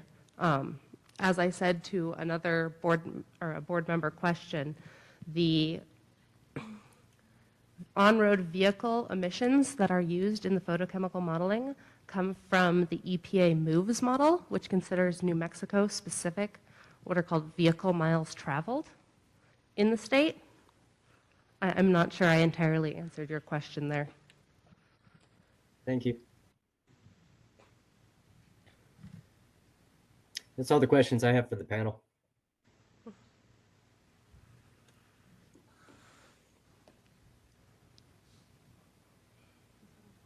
Oh, thank you very much, Mr. Maxwell.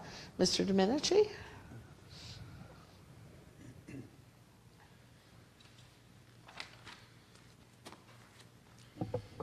Thank you, Madam Chair, members of the board. I just want to be clear. Much of this rule is prospective, so it's going to take place years from now. So I'm going to try to make sure my questions identify the year that I'm asking about.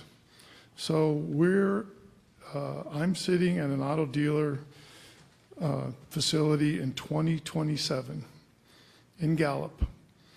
And I have a Native American from the Navajo Reservation, resides on the reservation, comes to me and wants to buy an ICE vehicle that I do not have in inventory.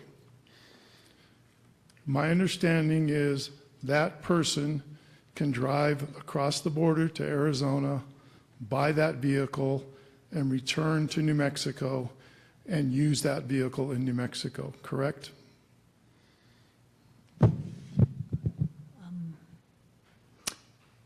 As long as that is a California certified vehicle.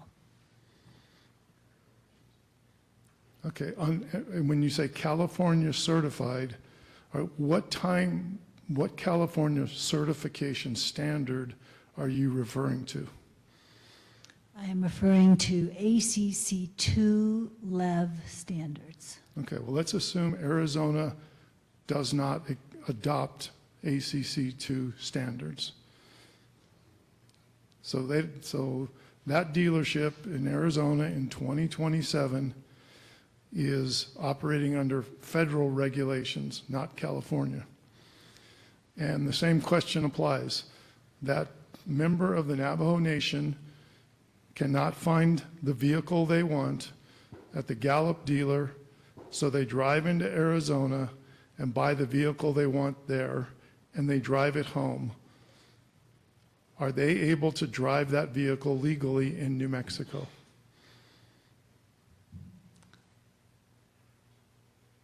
Is the question about whether they can register in New Mexico or whether they can drive it legally in New Mexico? Well, let's do first. Can they drive it legally in New Mexico?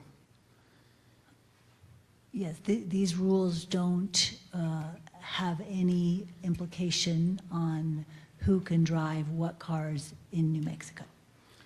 And if they reside in New Mexico, can they register that vehicle in Arizona and then drive it into New Mexico? I am not familiar with the registration laws in Arizona versus New Mexico. And for if they, residents. okay, so the scenario is they buy the vehicle in Arizona, which is under federal regulations. They drive it back to their home. A week later, they drive to register it. Are they going to be prohibited from registering that vehicle in New Mexico? That would depend on whether the federal standards, whether the manufacturer of that vehicle that this person bought in Arizona was both a vehicle that was federally and California compliant in their LEV standards. If so, then yes. If not, then it would depend on how they were different. And what would the difference, how would it matter if they were different? If the tailpipe emission requirements for the ICE that this person bought was less stringent than the California tailpipe emission standards, then that vehicle could not be registered in New Mexico. So that member of the Navajo Nation would be forced to buy a vehicle that they did not choose to, correct? No, I think that that person has lots of options. They can order a car, they could drive elsewhere and buy a car in another part of New Mexico. This is not a ban on all ICEs. If that dealer doesn't have the car they want, just like we heard during public testimony, there are still options for people to get the car they want. And you're certain they can get the exact car they want in New Mexico with looking into your crystal ball in 2027. You're guaranteeing they can buy the vehicle they need for their family. Is that your testimony? No, that's not my testimony. Because you can't guarantee that, right?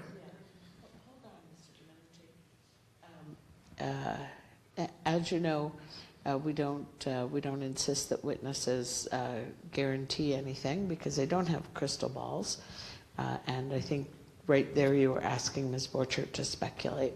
So if you would rephrase your question, please. I object to that statement because her testimony was speculative. I was pointing out that when she was indicating they could buy a car in New Mexico, that in fact was the speculation. So by asking her to guarantee it, I was demonstrating that she was speculating. So that was my purpose, not to ask her to demonstrate that in fact her testimony that she's asking the board to rely on about being able to buy that vehicle was speculation. And if it's not speculation, she should be able to guarantee it. All right. Again, that's generally not a reliable question. Again, I'm sorry for interrupting. Do you have other questions of Ms. Borchert? Of course. Okay. I'll move on. So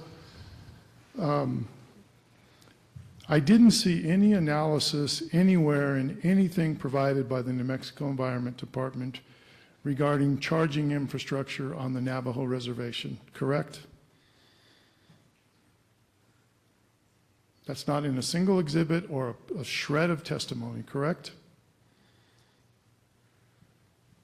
I believe that the letter that we submitted to the tribal leaders held out as an example that 3 tribal governments in New Mexico, and I'd have to refresh my memory, I believe one is Zuni, I think the other one might be Picaris, and I can't remember who the 3rd or 4th is, have applied for funding and have received funding from the Department of Transportation for EV charging infrastructure in their communities. My question was, is there any analysis as to whether or not the Navajo Reservation has electric infrastructure in place to support this mandate requiring 43, starting at 43 up to 82% vehicles be electric? I'm not aware whether that is in our testimony. Why wasn't that analyzed? That's not important? The rules are about bringing electric vehicles to communities and not about the charging infrastructure. Well, this is a rule in the middle of a rulemaking, but the rulemaking process does require that analysis. Wouldn't you agree?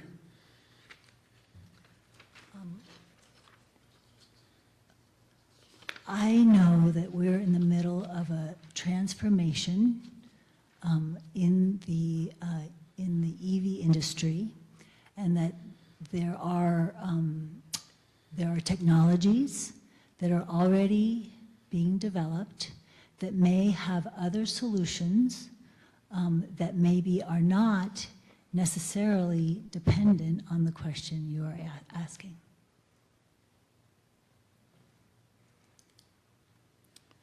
So are you talking about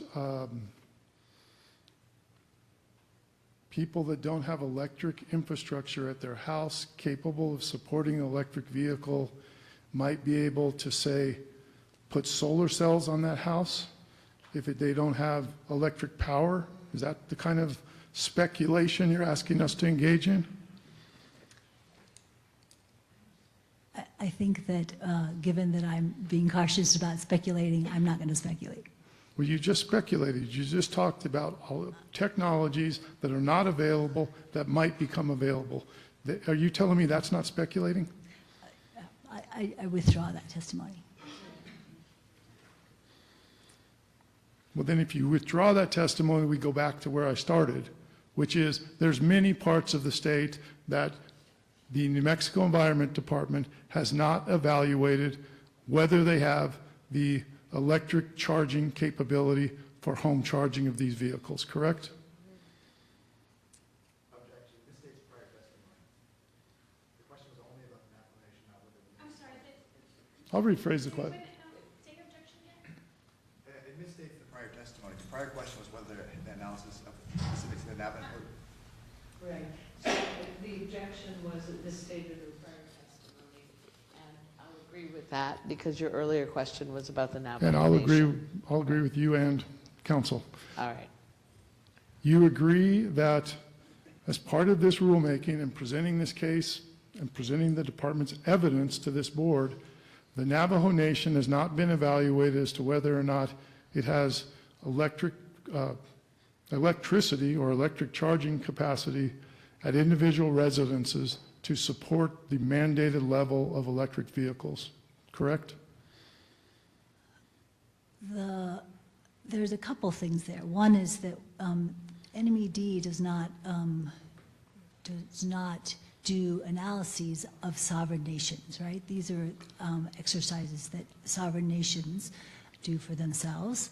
The other thing is that this does not require anybody on the Navajo Nation to buy an electric vehicle, and so that is not necessarily a critical component to the analysis that we are bringing, because there are still many options for people on the Navajo Nation to buy electric vehicles if that is right for them, and not to if that's not right for them.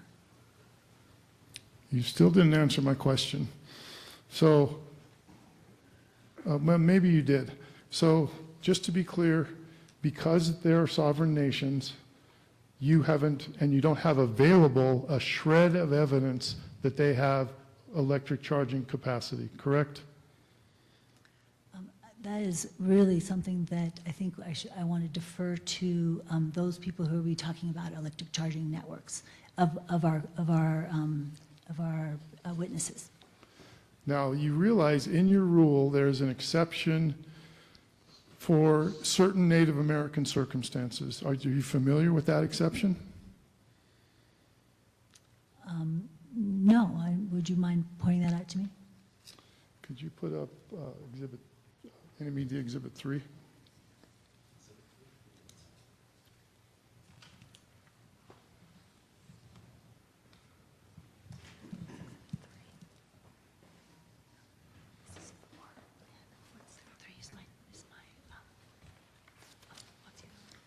Okay, and if we'll turn to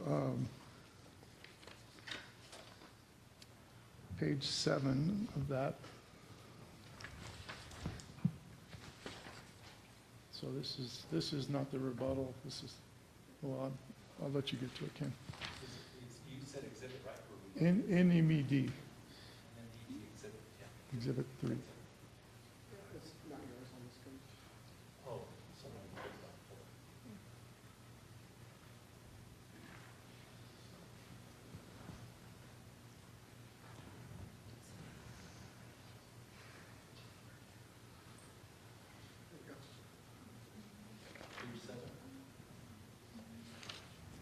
Correct.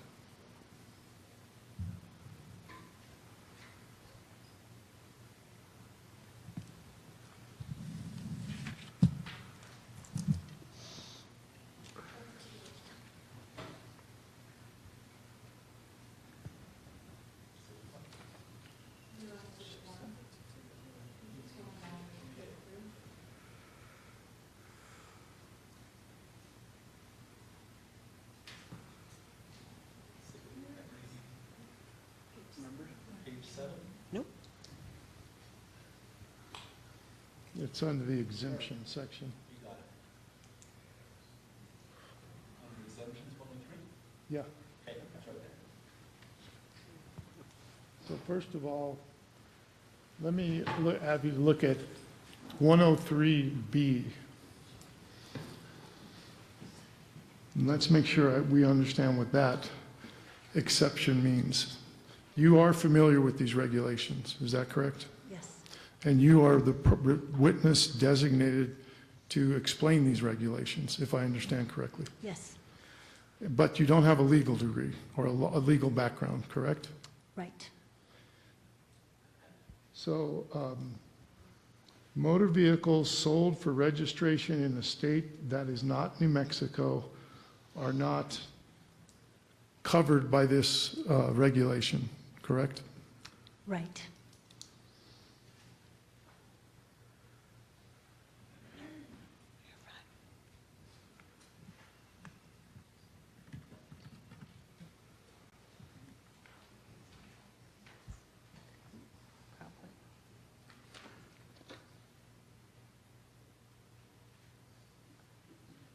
I'm going to come back to I thought there was an exemption if a vehicle is driven exclusively on a reservation. Are you familiar with that exception? Yes, I do remember that. Where is that in these regulations?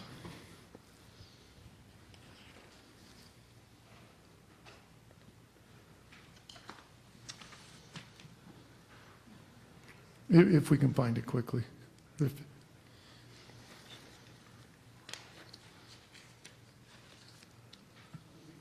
Maybe I'll find it here. Let's see.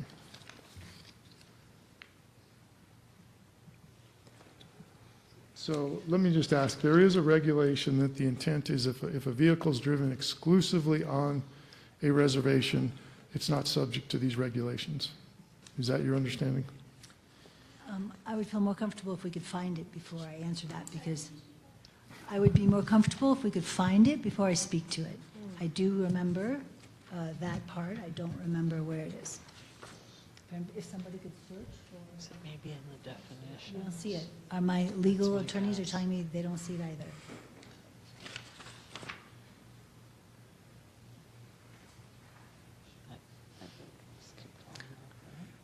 Yeah, there we go. Okay. Keep scrolling. Okay, well, I'll find that and move back to it. So let me ask in terms of outreach. So if someone in Las Cruces, 2027 again, we have our crystal ball. So someone in Las Cruces goes to buy a vehicle in Texas for whatever reason. Selection, price, they have a relationship with the dealer, and that vehicle does not have a California LEV certificate on it. When they drive it home and try to register it, is it your testimony they would not be able to register it?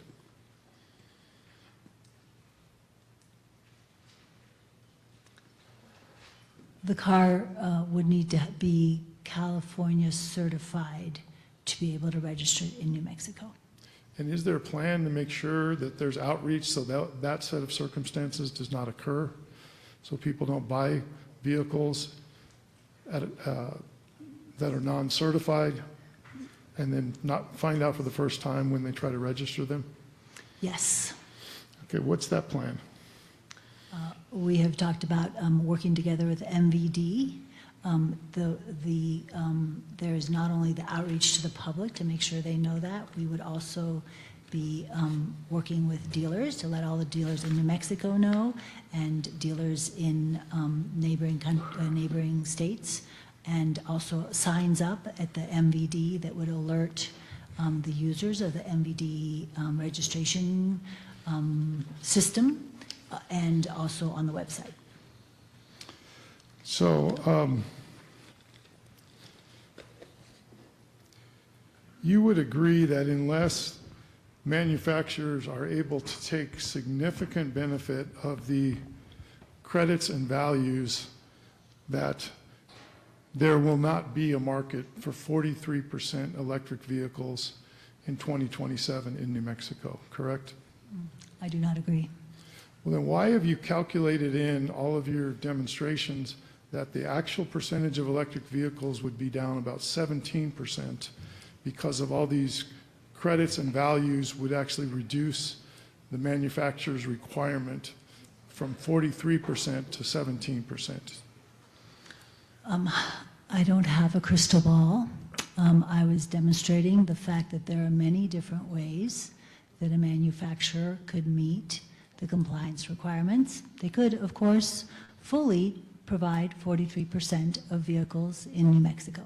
And that is one possible, in fact, even likely outcome for some manufacturers, correct? It is possible. And so that manufacturer would then have to deliver 43% electric vehicles to their various dealers in New Mexico, right?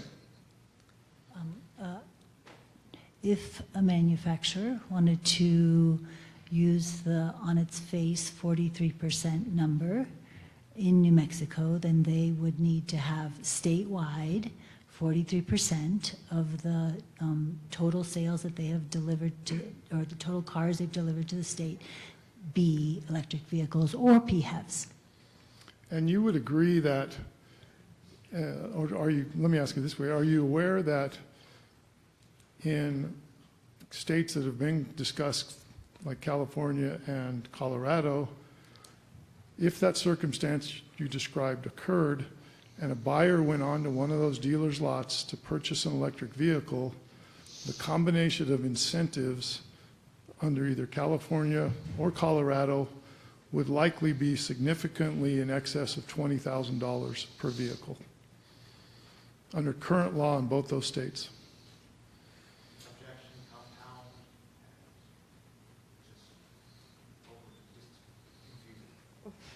Very long question. I lost. Would you restate the question, please, Mr. Domenici? Maybe we do one thing at a time. That would be a little easier. California's current average electric vehicle incentive program is significantly in excess of $20,000 per vehicle, correct? No, I can't testify to that. I'm not aware. Colorado's current electric vehicle incentive program is in excess of $20,000 per vehicle, correct? Again, no, I can't testify to that. New Mexico has no statewide electric vehicle tax credit, correct? Not right now. And you can't testify to what's going to happen, as that would be speculation, correct? Correct. But have you, in any of your analysis, compared what's happening in Colorado or California with their electric vehicle sales to New Mexico?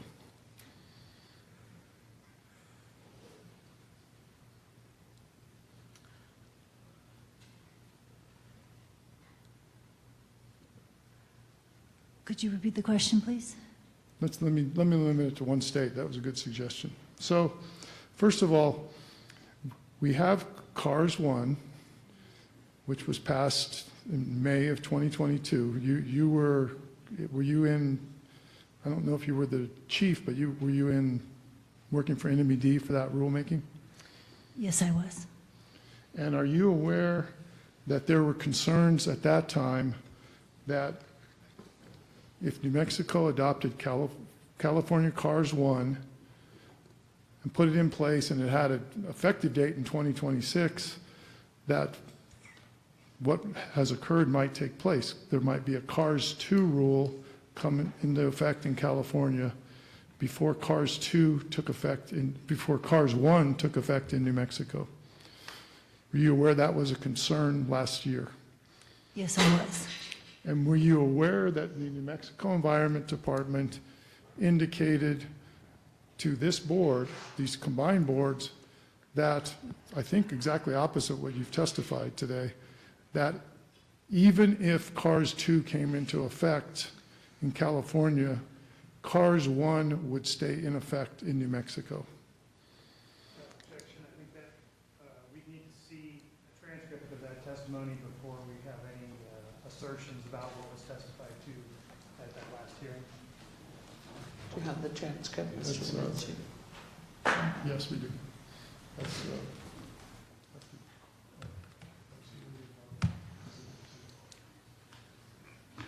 Sorry? Okay.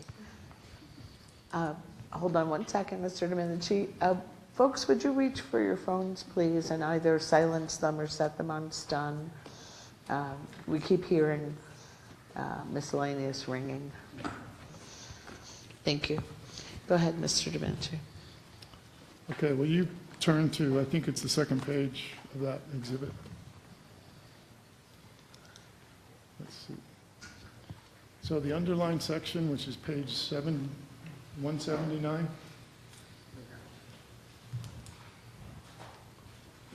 So this is the testimony I'm referring, this is the transcript statement I'm referring you to.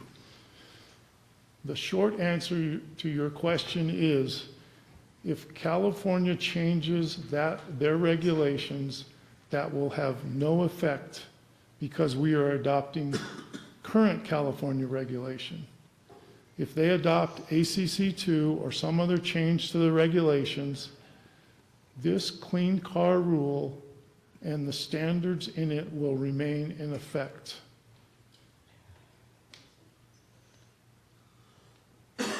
That's from counsel for NMED, right? According to that transcript, yes. Now, did you research and analyze and create the statements in your testimony indicating the opposite of this? Or did someone else provide you that information? I did my own research.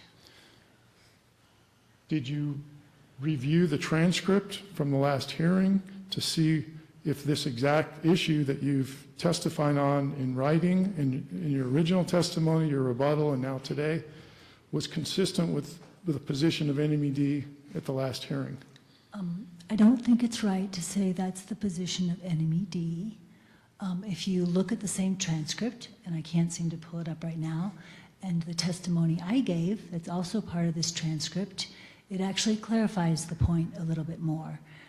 My testimony from last year is consistent with my testimony this year, and this discussion right here is really just taking a part out of a particular question that the board was asking clarification on. So our position is still consistent last year and this year, and the question that was being asked here is whether the adoption of ACC 2 by California at that time would automatically mean that these rules, Part 91, Part 104, that we were adopting, would automatically turn into ACC 2. And this response, my response, NMED's response last year, as it is this year, is no. Because they would remain in effect, as it states exactly in the transcript, right? Not because they would remain in effect, but because we hadn't proactively taken the step, like we are doing here today, to bring the new changes and the new rule to this board for their approval of the new rule.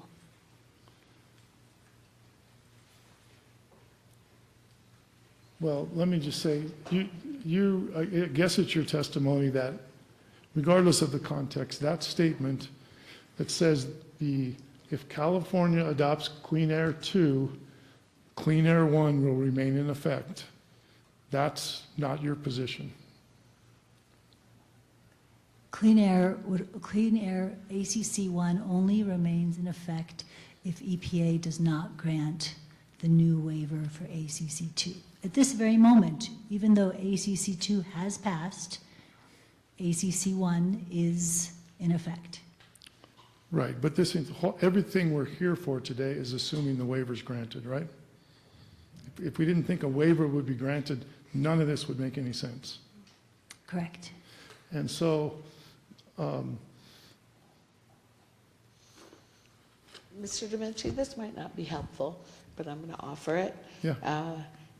My memory, because I was there, of that discussion was that there were a number of people who believed that by adopting ACC1, the state wasn't just adopting a snapshot of what the California law was at the time, but was like hitching their wagon to California's star forever and ever, and no matter what California did, it would automatically apply in New Mexico. And so my memory of this line of testimony was the petitioners saying, no, we're just adopting a snapshot at a time. Anyway, Okay, in case well, that's helpful. That's yeah, that's helpful. So I want to follow up on that. So that means every time California changes its law, New Mexico's law becomes invalid unless they jump onto what California's done, correct? Yes, and it also depends on the magnitude of the change, right? California could change a small portion of those rules we incorporate by reference, and that small portion of the section that has now been changed would no longer be valid in New Mexico, and other parts still could be valid in New Mexico. It depends on just exactly what that change is. And so you indicated you researched this so you could draft your testimony, the fact that adoption of a new rule by California, and assuming the waiver is granted, invalidates acceptance of a prior California rule. You just testified you researched that. In your rebuttal, I didn't see a single citation supporting that statement that you made. What is your reference, or what was your research that you based your opinions on? Section 177 of the Clean Air Act. Anything else?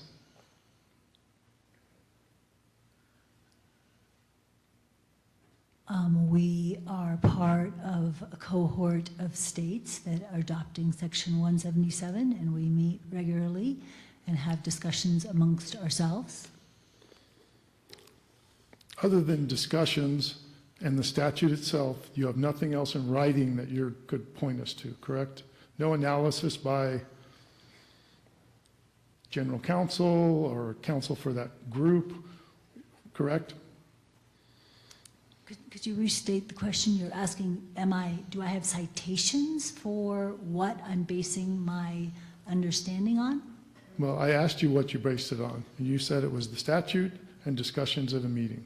So I'm just confirming, in terms of what's in writing, it's the discussions, which I haven't seen anything in writing in any of your exhibits or referenced in your materials, and the statute. Is that the full extent of what you're relying on? No, I would say that I research quite a bit anytime I'm trying to answer questions. I often find myself on the CARB websites themselves. On the CARB, California Air Resources Board websites. I have done extensive research into what other states have, either the language they have used or the sources they have used, be that California or Maine or Vermont or Rhode Island. So I couldn't give you a list, although I do rely on actions and information that is readily available. Are you aware that Nevada adopted CARS 1 and rejected CARS 2 and is enforcing CARS 1? Well, I am aware that the Nevada rejected, it has not started a rulemaking for ACC 2. I was not aware that they have decided to enforce ACC 1, and enforcing ACC 1 is a future act, right? We are talking about model year 2026. Mr. Knight, speak up. Thank you. Madam Hearing Officer, we're beyond the 30 minutes. I just wanted to do a time check and note that we've used more than the 30 minutes for the cross-examination on behalf of at least one of his parties. Okay, so we had a discussion about this in that pre-hearing conference that we had about a week and a half ago. Because there are 3 witnesses, Mr. Domenici gets 90 minutes because it's 30 minutes for each witness. I mean, and it's cumulative. I guess if the questions are directed, I just want some clarification if I can. If the questions have all been directed at one witness, is he required to move on to other witnesses to use those other 30-minute blocks? I guess we hadn't sliced the sausage that thinly, really, had we, in our pre-hearing conference. It seems to me that, again, we've been at this almost 2 hours now since the break, and all the questions seem to be focused on a single witness. So if we're going to parse that out, I think it should be 30 minutes, per witness, per party is, I think, what we agreed on. Sure. So, Mr. Domenici, if Ms. Borchert had been called singly, you would be done for sure. You started at 3:05, it's 3:40. So you have a little less than an hour for Mr. Albrecht and Dr. Razzo. Do you have questions for either Well, of first them? of all, I don't agree. We agreed on 90 minutes per panel. We didn't divide it up. I planned my cross-examination in reliance on that. And if you want to violate due process and change my cross-examination after I've already used up all the time with this witness, when I have a whole bunch of other questions I would have maybe structured differently, then that's your choice. That's improper. All right. So Maybe you can do that for the next panel. All right, so we didn't have that discussion, as I just acknowledged to Mr. Knight. So go ahead for future panels. We'll try to hew more to the 30 minutes per witness, which is perhaps what other people had understood. It wasn't in my head, though. We did talk about 90 minutes for a panel. Mr. Knight. If we are going to continue, could we perhaps take a short break since we've been going for over 2 hours? Or around 2 hours, I'm sorry. Yeah, we've been going an hour 40 because we started at 2. Now that we've had this discussion, Mr. Domenici, is this a good breaking point? Yes. All right. So let's take 15 minutes and come back. You leave a hot cup of coffee on your desk, and no one would believe you would waste a cup of coffee. Right, So, right, so you're gonna come back. so they think that you're still working.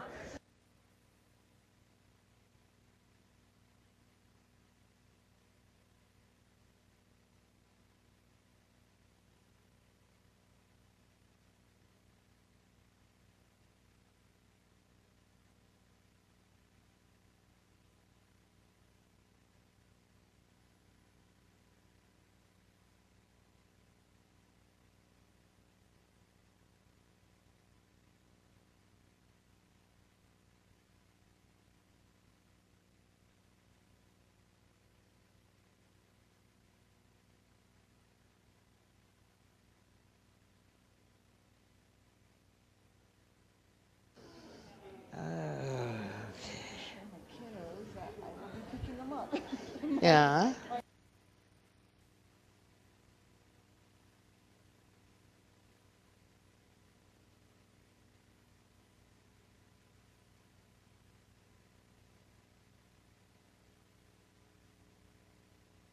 Break, please. We're coming back. Okay.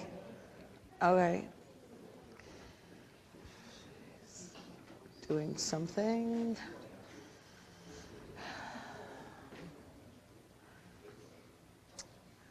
Okay, let's be at ease for a moment.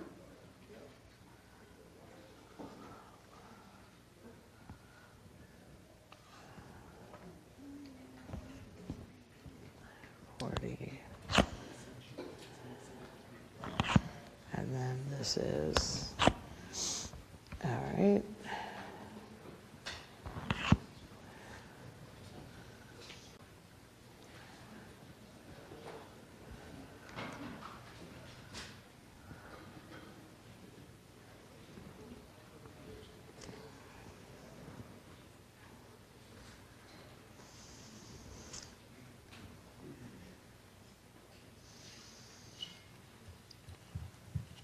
Just for information purposes, Mr. Domenici will finish his cross-examination of this panel. We'll move then to climate advocates for their questioning, and then return to the petitioners for any redirect they have. But I think we'll probably get to the public comment period at 5 before we do that, and we'll be taking public comment. Other than the public comment period, which could potentially last till 6, we'll return to the technical case and go till 7. We need to leave the auditorium by 7. All right, Mr. Domenici. Thank you. Mr. Albrecht, I think you said you've been doing air permitting for 34 years? 34 years, yes, sir. And some of that's been private sector and some's been government. Is that fair to say? That is correct. And have they kind of gone back and forth? That's correct. Okay, so I know you've been at the EHD only for like a year or so recently, but were you there previously? Yes, I was. When was that? From 1998 to 2008. 1990 to 2008. 1998 to 2008. 98, okay. And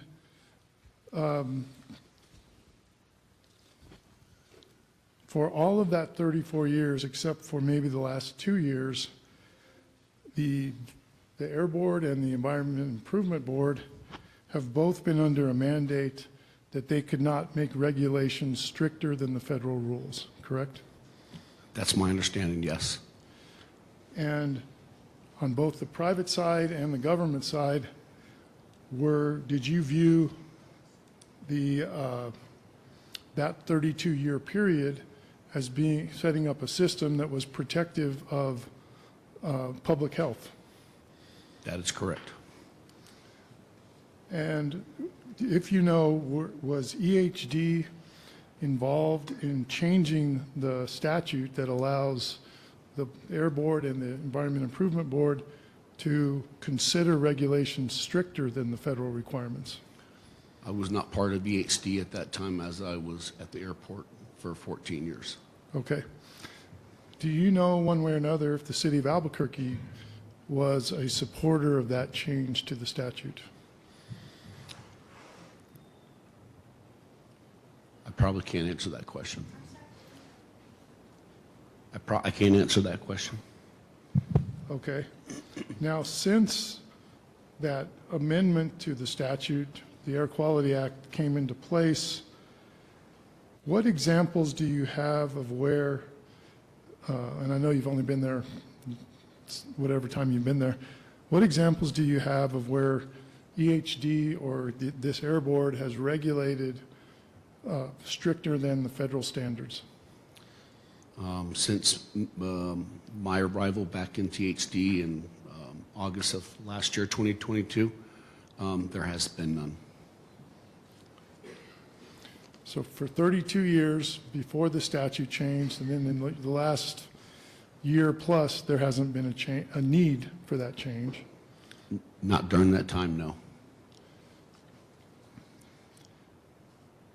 And so during that time, the federal emission standards would have governed many of the issues we're dealing with today. Is that your understanding? With respect to the clean cars? Yes. That is my understanding.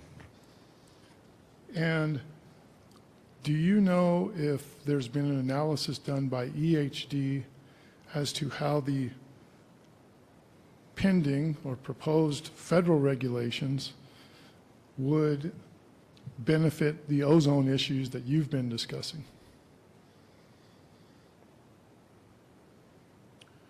We haven't done any formal analysis at this time. Do you have any information to share that would indicate that if this board chose to defer to the federal regulations, that that regime would not also benefit ozone? Can you restate that? Yeah, it's about 3 negatives in there. So if as I understand it, if this regulation doesn't pass, the California standards receive a waiver. I think we're being told that the Clean Cars 1 would automatically be obsolete in New Mexico, including Bernalillo County. Do you agree with that? Based on what I've heard, it appears so, yes. At that point, the federal regulations would apply with respect to tailpipe emissions for motor vehicles. That is also my understanding. So my question is there any information you can share that indicates that under that scenario, we wouldn't see an improvement in ozone like is being suggested is required by other testimony?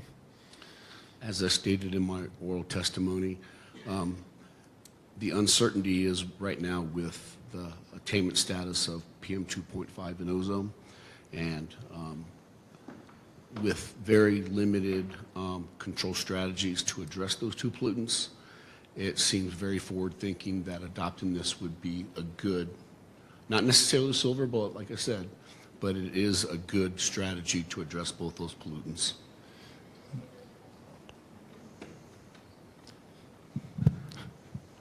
I think Repeat what you said, Mr. Albrecht, so we can get it on the transcript. she didn't get the last word. You said address both of those.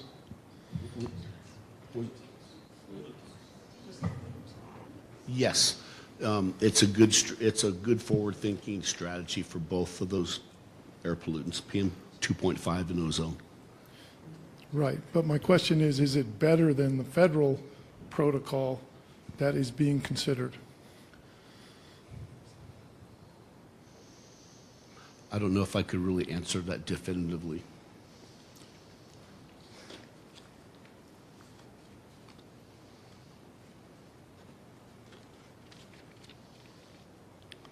And I think it's obvious, but I just want to confirm that in order for Clean Cars 2 to provide a benefit to ozone and PM2, sort of the local concerns, there would have to be a change. Customers would have to be buying and driving electric vehicles. This is outside the scope of Mr. Albrecht's direct testimony and is relating to testimony given by others and that others are going to give later in the hearing. All right, Mr. Domenici, will you hold your questions for the others? I'd like to lay a foundation with Mr. Albrecht. So you think it is within the scope of his direct? Yes. All right, you can clarify that then. Okay. So you gave testimony, I think, that the Clean Cars rule would likely benefit the ozone and PM2 problems in Bernalillo County. Is that fair to say? That is fair. To your knowledge, did anyone at the Environmental Health Department of the city compare Clean Cars 2 with the proposed federal emission standard that is pending now? Not that I know of, but someone else on the panel may know. Thank you, Mr. Domenici. That was part of the ERG analysis. So we would wait till the ERG witness for that? Yes, that's correct. Do you know that yourself? You were on this panel and testified about ozone and PM2. Did you personally study the proposed federal emission standard? I did not. The extent of my research was reviewing the analysis that ERG conducted on emission reductions. So let me ask if you know, and I'll direct this probably to you, Doctor, because this is really, sorry, Mr. Albrecht, I just think it's better for her.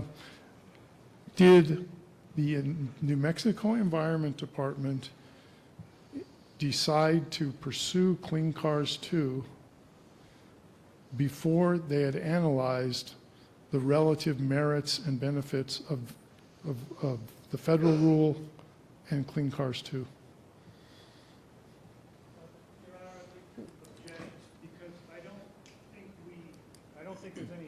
clarity on what federal standard, what proposed federal standard that Mr. Domenici is referring to. Our witnesses did not refer to a proposed federal standard in their testimony. And so I think to the extent he's asking about that, it's also beyond the scope of their direct. So my understanding of Mr. Domenici's questions has been it would be the federal standard that would apply if New Mexico weren't going with the CARB. Is that correct, Correct. Mr. Domenici? That federal standard. So for clarity, is he talking about the existing federal standard that is federal law right now? Or is he talking about some future federal standard that has not been adopted yet? I'm actually intending to focus on the future standard. Okay.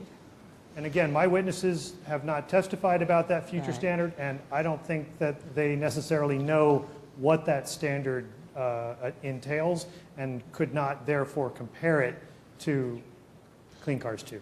And I'll just limit my questions to that. I just want to make sure that the board is aware that there's not been any effort to compare to what the the federal emissions might be.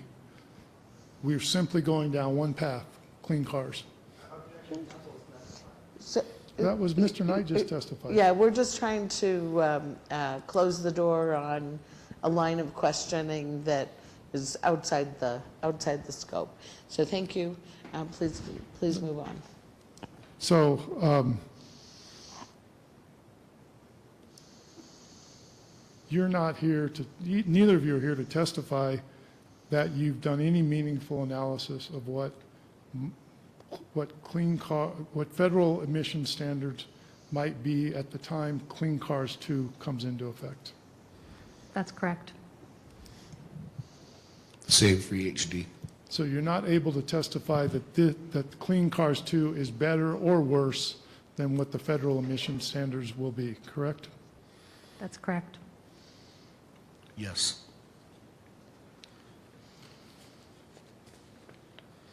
Can you put up Exhibit 44?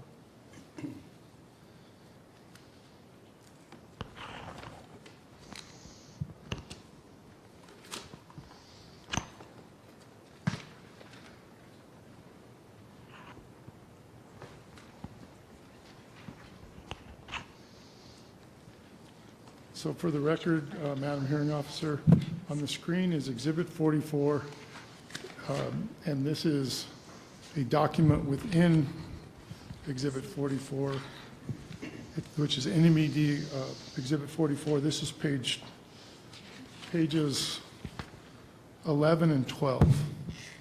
Thank you. And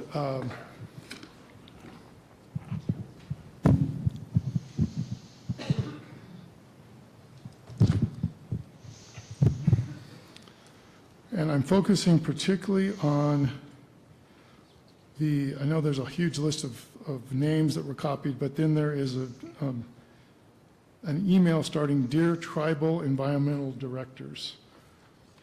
And that email goes on for the next page, and it's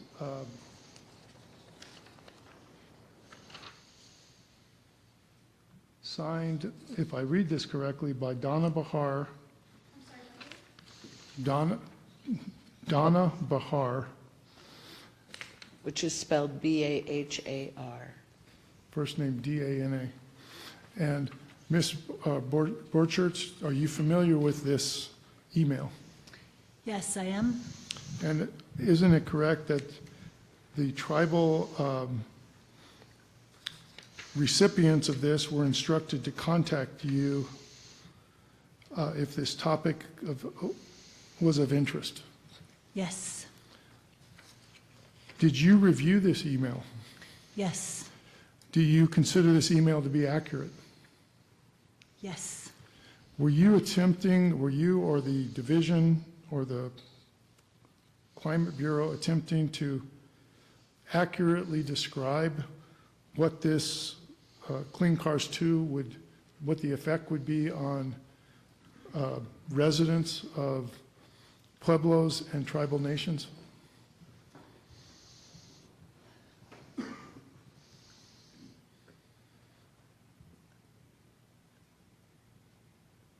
as, in the sense of what the benefits are to New Mexicans, people who live in New Mexico.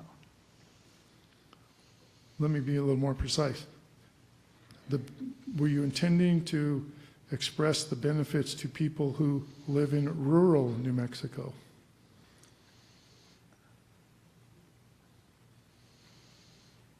In part. And were you intending to express the benefits to people who live in isolated parts of rural New Mexico?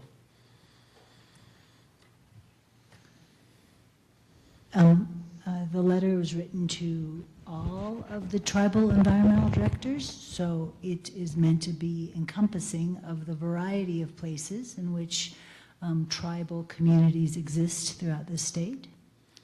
Were you intending to identify any concerns or problems that this rule might create for members of pueblos or tribal nations? Harris, I would object to this. It's been asked and answered. Mr. Domenici? I wasn't asked or answered. So I'm not sure I remember that particular question, Mr. Knight. Ms. Borchard, if you would. Could you repeat the question, please? Did you intend this letter indicate concerns or problems that Clean Cars 2 might create for residents of pueblos or tribal nations? What the concerns would be that these might create? I'm clarifying the question. Your question is, did this intend to include concerns that members of tribal communities might have as a result of this? Yes. So I think this is a fair representation of the benefits that could come from these rules. Okay, so let's turn to paragraph 3 on the second page there, or page 12. More fuel-efficient vehicles would mean less money spent at the pump, especially for those tribal members that may travel great distances to see family, access health care, and shop. Was there any discussion about the range limitations or range concerns for electric vehicles as they might apply to those same circumstances? We have one of our witnesses later talking about all the range that's available in EVs, and including data on how far people drive in New Mexico, including rural parts of New Mexico. So if this is a question about range, I'd like to defer it for that panel, please. So is that where you obtained this information from to distribute to these tribal entities? You obtained it from the person you're asking me to wait for? In part, yes. Anywhere else? My own understanding of the range of electric vehicles, and also those the requirements of the cars in order for them to qualify as BEVs under this rule, are that they have, I'm thinking 250-mile range. And so I think it would be rare for most people to drive more than 250 miles a day in their daily travels, even if they live in rural New Mexico. And I think the data that was subsequently, that I subsequently became more familiar with supports that. So in order to drive 250 miles and have the benefit of that range, there must be charging at the residence, correct? Not necessarily. There must be charging somewhere, correct? Correct. And if it's not at the residence, it has to be somewhere else. Is that what I understand? Correct. Did you know when you were writing this as to whether residences on pueblos and tribal nations would be able to charge their vehicles at their house as opposed to having to go somewhere else? As we just discussed, the tribal nations in New Mexico are diverse, and I don't want to base my statement based on a subpopulation of the folks to whom this letter was addressed. It was addressed also to tribal government leaders, who I think are aware of what the situation is for each of their tribal communities in particular. Let's look at paragraph 5, and then we'll move on. So first of all, does the Navajo Nation, if you know, have ozone issues? I am not aware. So in paragraph 5, it says that, in the middle there, it says, by implementing the Advanced Clean Cars 2 and the Clean Trucks rules, New Mexico will have greater access to many new models that will roll off manufacturing lines in coming years.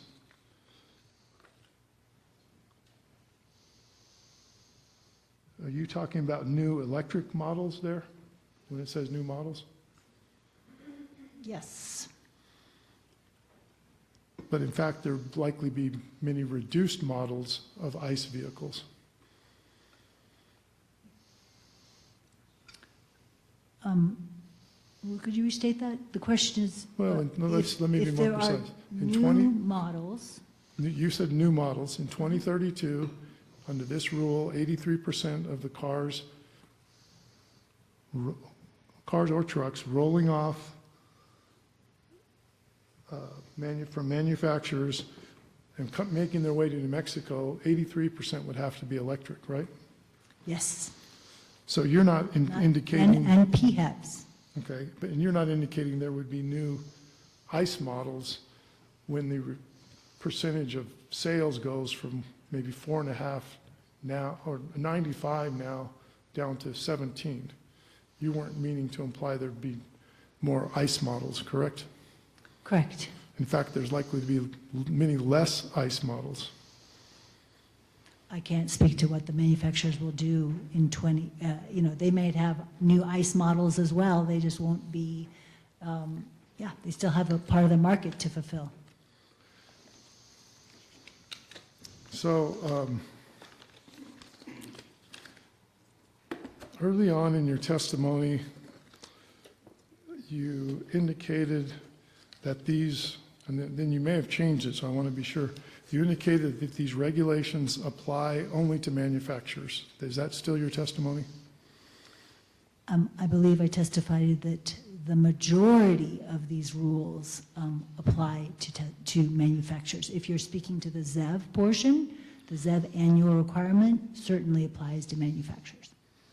And then I think the next question was, does it affect dealers and customers? So would you agree it will affect dealers and customers? Yes. And in fact, that's the intent, correct? To apply the rule to manufacturers to affect the vehicles that customers drive in New Mexico, correct? Correct. And the way that this will reduce emissions is if customers buy the the ZEV vehicles that are mandated by manufacturers to be distributed into New Mexico, correct? Yes. And of course, the goal is to direct customers' choice away from ICE vehicles and towards ZEV vehicles, correct? I would rephrase that differently. I think I would say that the future could just as likely be to, as you said, to direct consumers' choices away from ICE towards zero-emission vehicles. I think that just like these little phones that everyone has in their hand, the consumers may be driving the choices at their dealerships and from the manufacturers. Well, no one mandated that my phone manufacturer only distribute a certain percentage of phones to New Mexico. So they're not really apples to apples, are they? They are in terms of technology taking over cultural norms, and whether it be mandated or not. There are many examples, whether mandated or not, where things that people did not think would be part of their lives became part of their lives in short order. Does that explain why we need a mandate, what you just described? I think it's a kind of a chicken and egg thing. So I think the mandate helps get us there in situations where there are large challenges to helping us get there. With respect to vehicles? Right. Anything else comparable to that? Not phones, I don't think. You're talking about something that was mandated? Yeah. Because you're comparing technology developments through the marketplace with technology developments that are mandated. I think there are examples, but I think it'd be way out of my expertise. I think there are examples, but I think I don't need to speculate in that realm. And I expect that you would defer questions as to whether or not the electric vehicles that would be available to customers under this regulation would cost more or less than comparable ICE vehicles. Is that? Yes, thank you.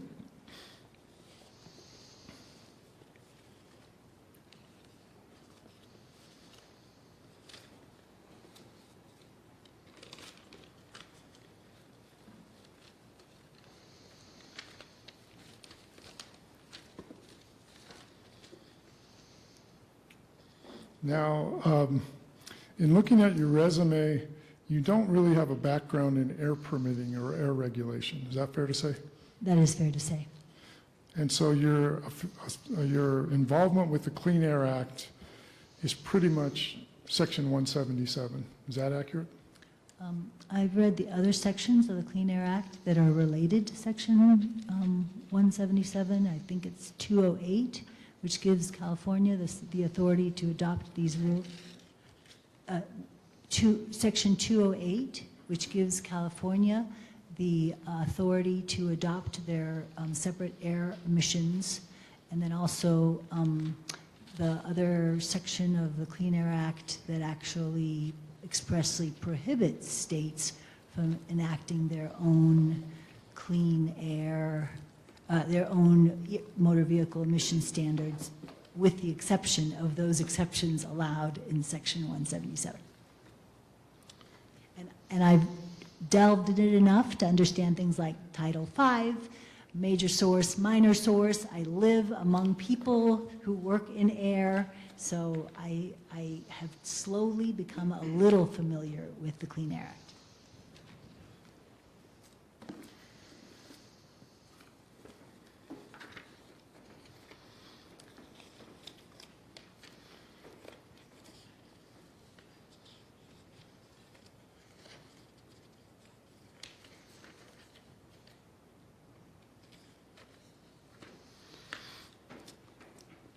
Was the Climate Bureau that you were the chief of, were you directed to support the Clean Cars 2 regulation that we're here today? Our work is directed by the executive order, which you will also get testimony on later, and the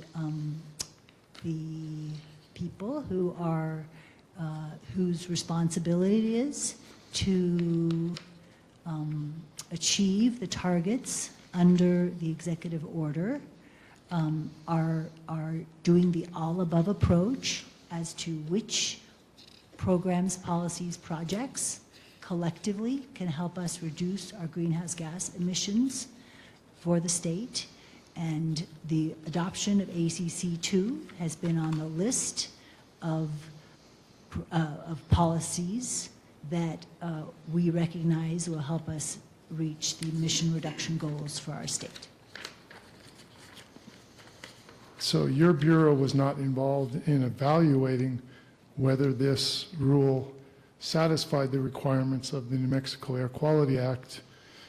Rather, they were directed to provide supporting information to demonstrate it qualified that, satisfies those requirements, correct? Madam Hearing Officer, I think he's asking our witness to make a legal conclusion, and it also is, it's also beyond the scope of what her direct testimony is. All right, I don't think he's asking for a legal conclusion. He was asking how the decision was reached to present this rule or these rules to these boards. I believe, though, that it's already been asked and answered. Mr. Domenici, she told you it came from the executive order, that is what directed their submission.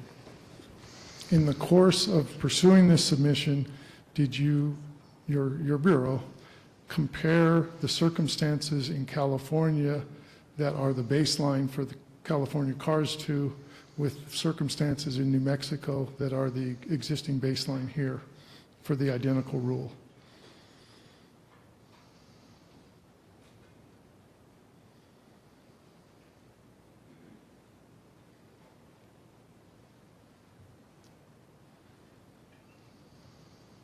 I'm sorry, could you repeat the question? I'm going to ask the court reporter to read that one back.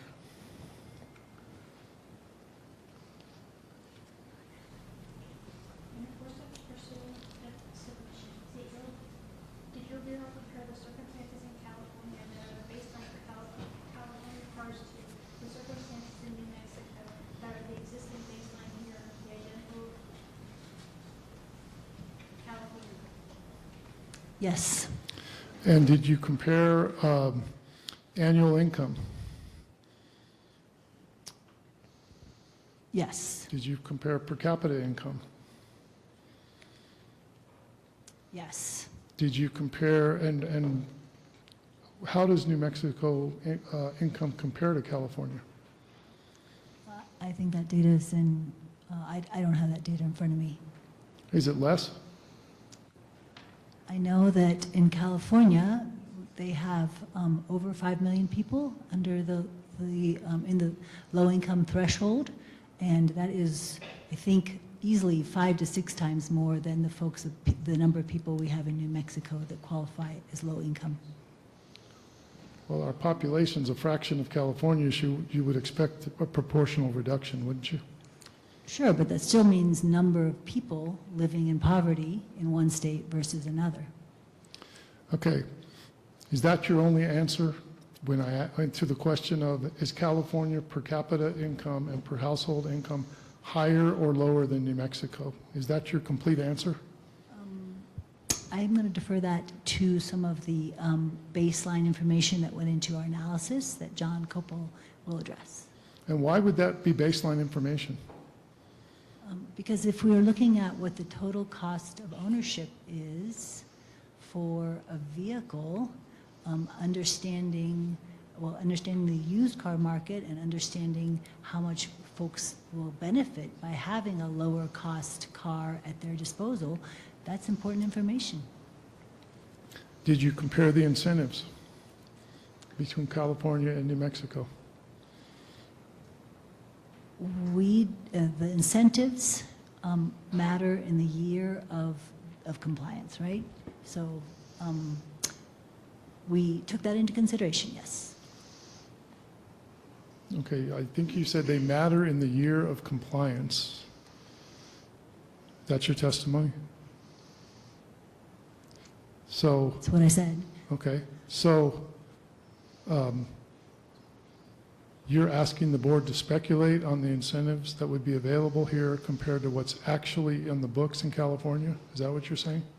I think that this line of question is better reserved for John Copel.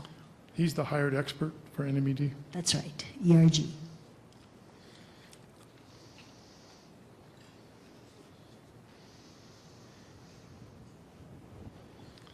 And I take it NMED didn't really have anyone on staff to do the work that Mr. Kopal did.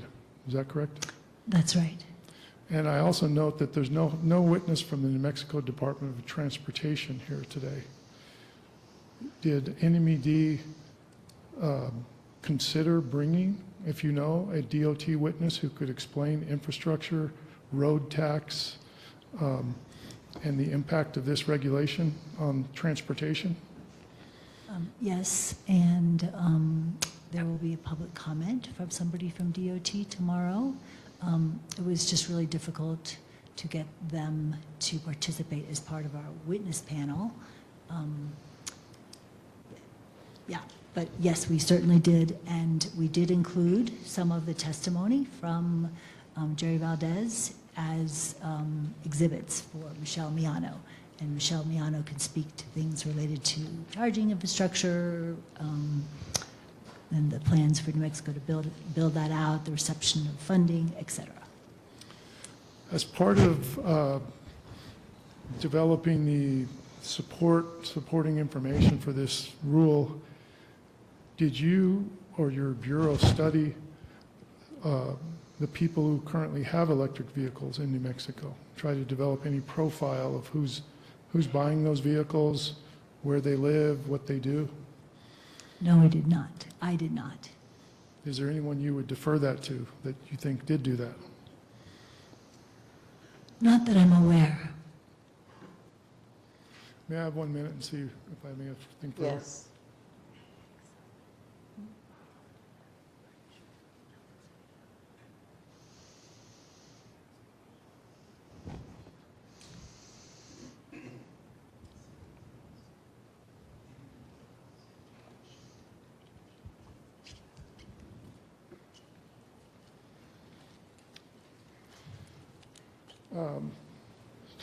Okay, hopefully I can wrap this up. So in terms of and this might be another witness too, but in terms of stakeholder meetings or pre-regulation meetings or even town halls, do you know if any meetings have taken place south of Albuquerque? Yes, I'd like to defer that to the witness who will be speaking to that, Bonnie Hughes. Now, Bonnie, Bonney Hughges. Now, I'm going to ask you one final question. I'm going to ask you to put the regulations back up, Ken. Exhibit 3. It's the NMED Exhibit 3. And my question, so you can be thinking about it, or maybe you have a set of regs.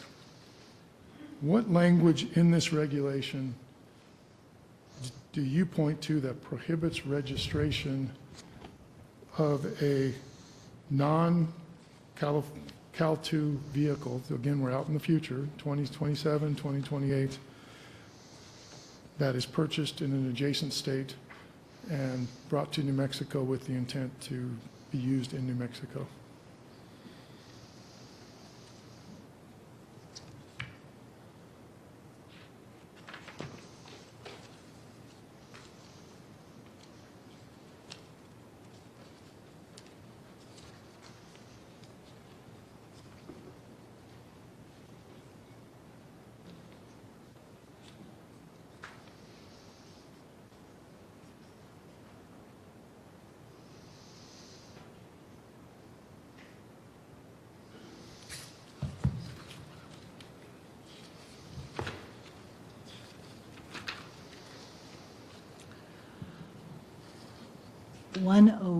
B. Could you repeat that again? I'm sorry. 101B. B is in blue.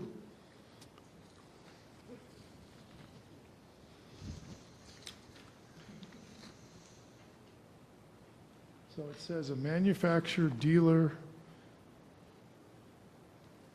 I think it's, okay, it's kind of covered up partially, but a manufacturer, dealer, rental car agency, the United States, state or local government, or other person shall not deliver for sale, offer for sale, sell, import, deliver, purchase, rent, lease, acquire, receive, or register passenger cars, light-duty trucks, etc., unless such motor vehicle or motor vehicle engine is certified to the California Vehicle Emission Standards as incorporated. So can you paraphrase what that means? That is what we've been talking about in terms of requiring that vehicles that are sold, delivered for sale, and registered in the state need to be California certified vehicles. That's what the California LEV standards require. And when it says California Vehicle Emission Standards as incorporated, that's expected to be the California Cars 2 regulations. Yeah, that portion of the ACC 2 rules that address emission standards, meaning the ZEVs. Yes, that's where the California certified vehicles come in. And, LEV, I'm sorry, LEV.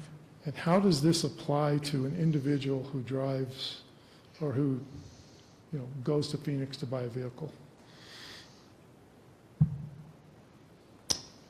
Well, for model year, if they buy a model year 2027 car or newer, Right. and it is not California certified, then they will not be allowed to register it in New Mexico.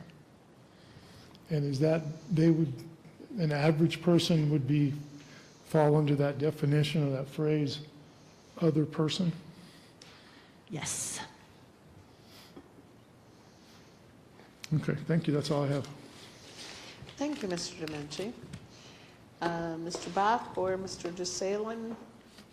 We move now to questioning by the climate advocates.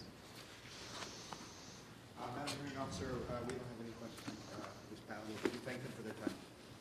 Thank you very much.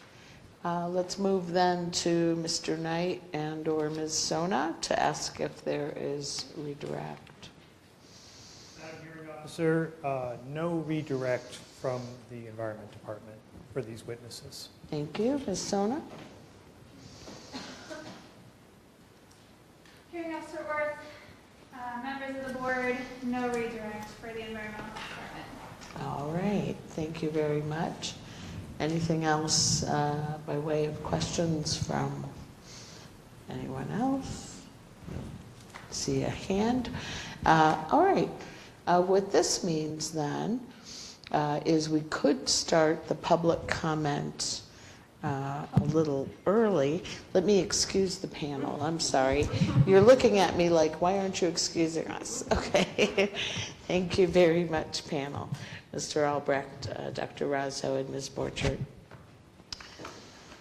We will let you vacate there. Any comment from anyone on just starting the public comment a little early? Otherwise, we could leap into another panel, but then we would have to call it to a halt in 20 minutes. Okay, let's do it. And again, if someone is not here, I call their name. All they have to do is let me know at another time that they're ready to speak, and they'll be able to speak. You don't forfeit by virtue of not answering the first time I call on you. Hold on. Here it is. So just briefly again, as we leap into public comment, you go once in public comment. You go for 3 minutes, up to 3 minutes. I do run a stopwatch on that. I'll give you a 30-second warning and then ask you to stop, my very fancy sign here. I do ask you to spell your name when you come up. And I do call up 3 or 4 people at a time to kind of cut down on the back and forth and the extra time swearing every individual in. We swear you to tell the truth, 3 or 4 at a time. So let me see if we have Susan Gorman on the platform with us. Susan Gorman?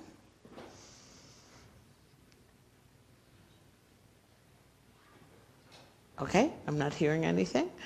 Happy to take her later. Mark Hawes. Mark Hawes. Okay, not hearing anything there. I understand Representative Lujan is no longer desiring a spot during this public comment period. Take her another time. Let's see, Samantha Cow. K-A-O. Samantha Cow.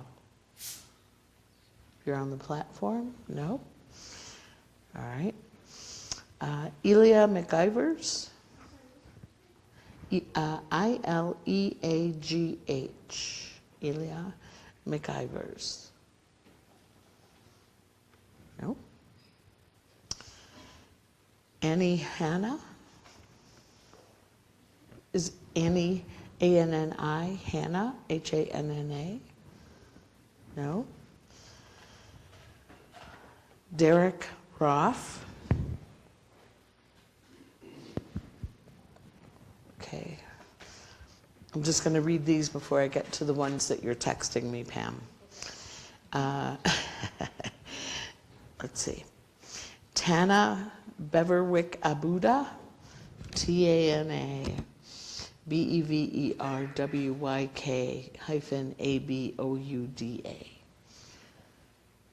On the platform? Are you, Pam, are you unmuting them or can they unmute themselves? They can unmute. Okay. John Andrews. Vicki Gottlieb. Gottlieb. Paul Biederman. What? I'm sorry? Vicki is on the platform. Terrific. Ms. Gottlieb? Yes. Terrific. Do you swear or affirm to tell the truth? I do. I thought you read other names before mine. Just give me a moment. Sorry. All right. No one else was on the platform at the moment. I called their name, so you get to go first here. Wonderful. And my name is Vicki Gottlieb, V-I-C-K-I, Gottlieb, E as in every, B as in boy. Thank you, members and commissioners, for working together and considering these rules. I'm from Placitas, raised my preschool-aged children in Albuquerque from 1984 onward, and have driven 2 Prius hybrids sequentially since 2005, a 2002 and 2015 models. I've reaped the benefits in lower gasoline usage and costs, reduced maintenance costs, and have the satisfaction of contributing to a cleaner environment wherever I drive in New Mexico. I'm concerned that the Albuquerque City Council passed a bill to abolish the city-county board 4 days ago. Now, more than ever, we must double down in New Mexico to improve the quality of our environment and make good on the governor's commitment to lead the nation in many green initiatives. It is imperative for health, economic, and climate change reasons, which I doubt I have to delineate for you, distinguished members. I attended the joint presentation on the rules at the Albuquerque International District Library. It was apparent that passage of these rules, modeled after California's and passed by 13 states to date, will enhance access to a broader array of EV vehicles in New Mexico, which in turn will put more on our roads.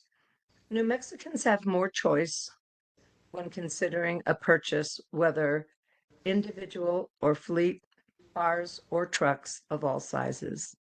Along with other aspects of these rules, increased EV charging stations in Albuquerque, as well as other key cities, from federal funding that can be made available after their passage will likely contribute to a reduction in air quality violations and significant increases in the health and well-being of their residents. I don't see any downsides to these rules and urge their passage as soon as possible. Thank you for your time. Thank you very much, Ms. Gottlieb. Paul Biederman, that's Biderman. Paul Biederman? Not hearing anything. Gwen Lachelt, Lachelt. Gwen Lachelt. Nancy Singham, Singham. Nancy Singham? No. Daniel Pritchard, Pritchard. Daniel Pritchard. No? All right. So let me get to the folks.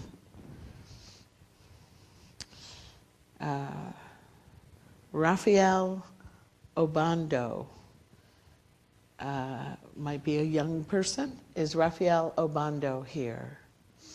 Okay. Will there be anyone else from your group who will be offering a comment, ma'am? No. All right, just Mr. Obando.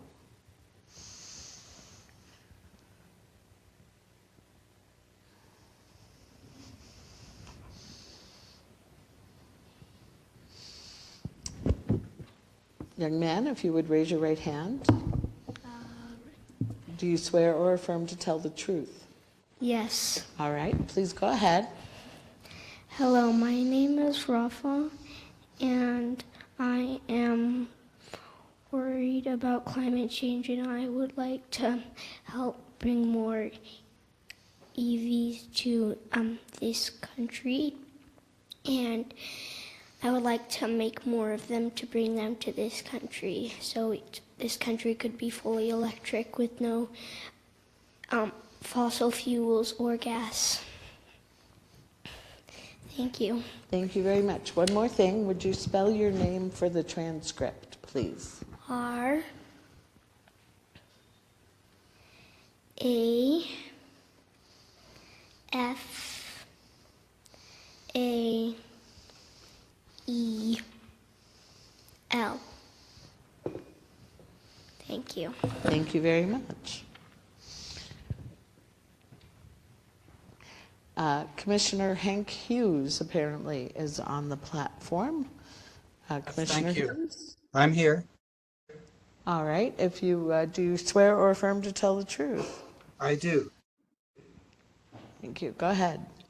Yes, I just want to very quickly mention that the Santa Fe County Commission voted unanimously in September to support the clean car and clean truck rule. We feel that this is very important.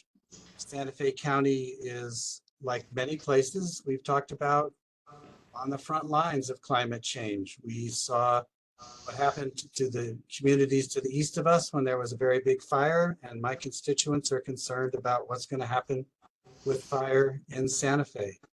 So we know we have to do things differently, and we can't wait. The time is now to do this. Thank you very much. Thank you, Commissioner Hughes. All right. Now I am moving to the names that were expressly in this time slot, rather than trying to catch up from the last time slot. We'll start with Athena Christodoulou, Christodoulou.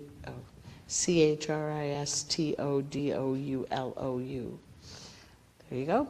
And is Ken Barger or Barger here? Ken Barger? Barger.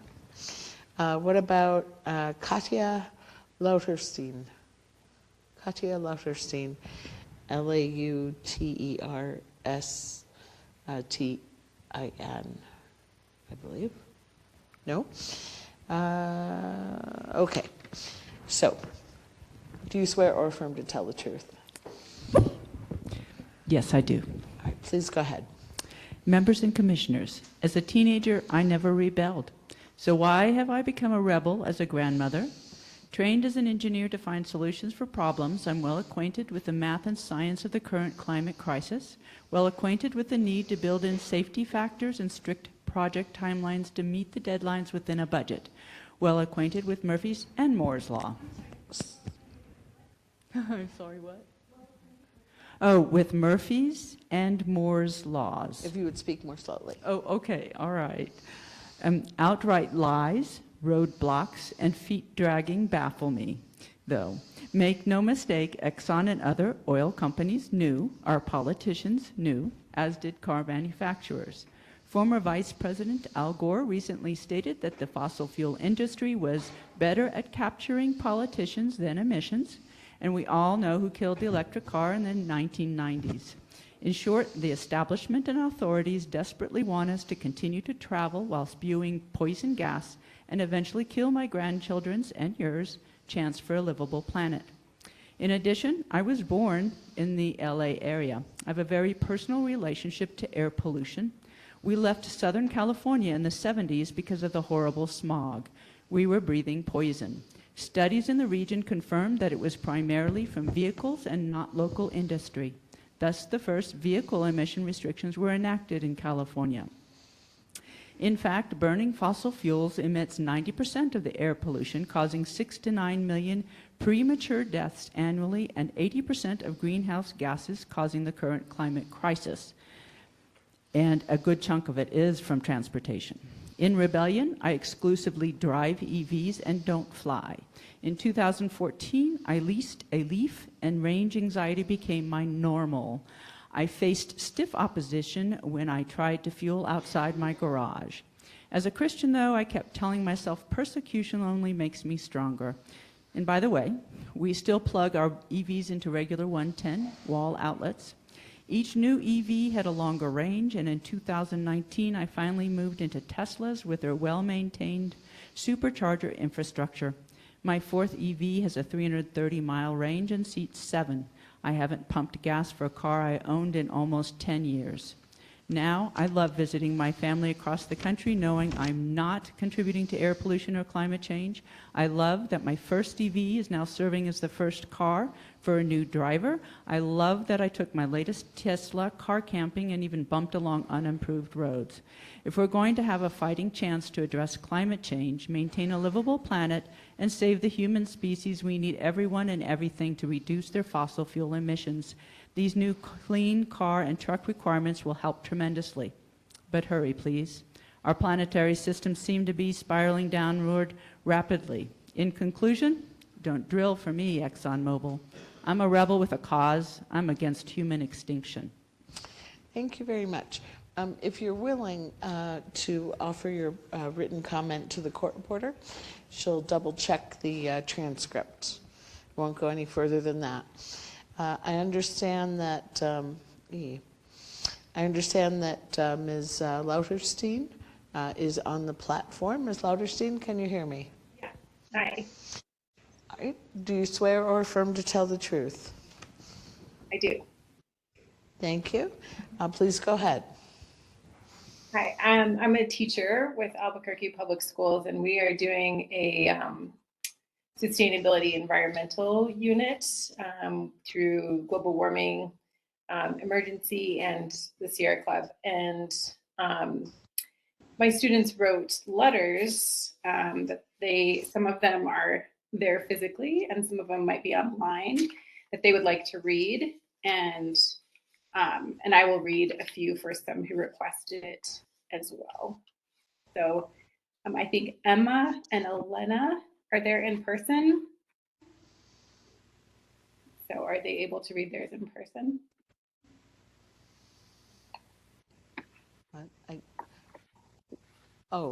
These two young ladies here? Yeah. And I don't know if there's anyone else from my class in person. I think those are the two I know about for sure. There might also be, so if anyone else could let them know if they are there.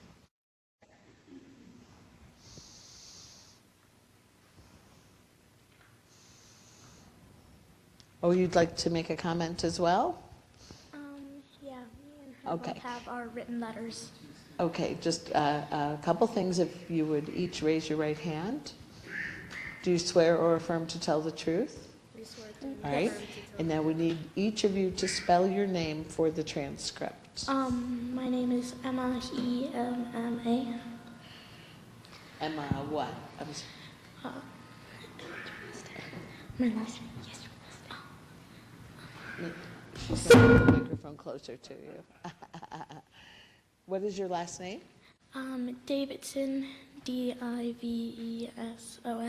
Thank you. And young lady? My name is Elena, E-L-E-N-A. My last name is Nguyen, N-G-U-Y-E-N. Thank you. Please go ahead with your comment.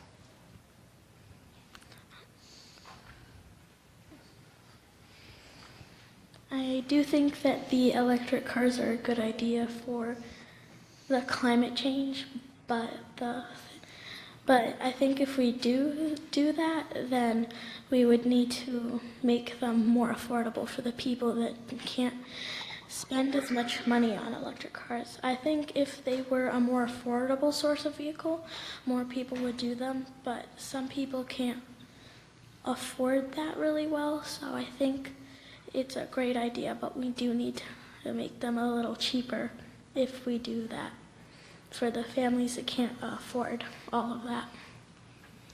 Thank you.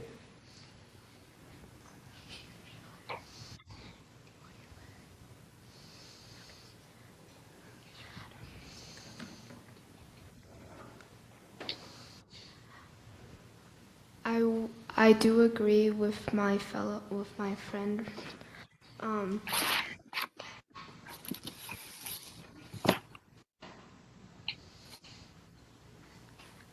And we should use electric cars because it would use less fossil fuels, and we could possibly put maybe solar panels on them so the sun could power the cars.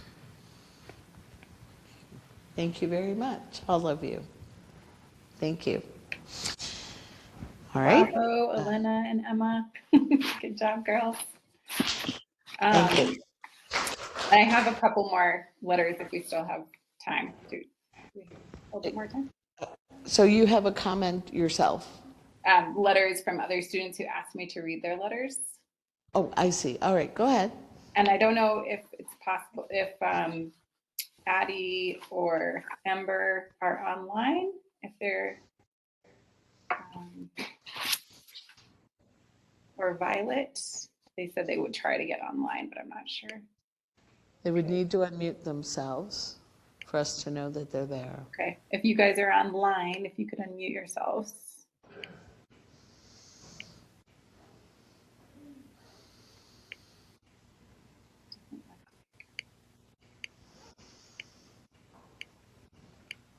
I'm not here. I'm sorry. What's that? Spell the names. So I don't know if I should give their last names if they're not here, but I could do their first names if that's okay. All right. So I spelled her name earlier. Ms. Lauterstein, would you spell your name for us again? And Katya as well. Katja, K-A-T-J-A, and Lauterstein, L-A-U-T-E-R-S-T-E-I-N. All right, thank you. So if you'd like to read the letters or offer a comment, we have several other folks we need to get to. Okay. I'll just read, I'll read one more letter. This one says, this is by Addie. It says, enough is enough. We are killing our own kind. I do not want to go have to live in outer space. Butterflies, bees, ants, and trees, we're all being dummies, killing ourselves. Without trees, we will die. Without bees, we will die. And I do not want us to do this. My mom and dad got an electric car, and I think it is an important thing to do. And I think they should be less expensive, and we should all vote for the clean cars bill. Yeah. Okay. Thank you very much. Yeah. right, let's see, is Rabbi Nahum Ward-Lev on the platform? Yes, I am here. Terrific. If you would raise your right hand, and do you swear or affirm to tell the truth? I do affirm to tell the truth. Thank you.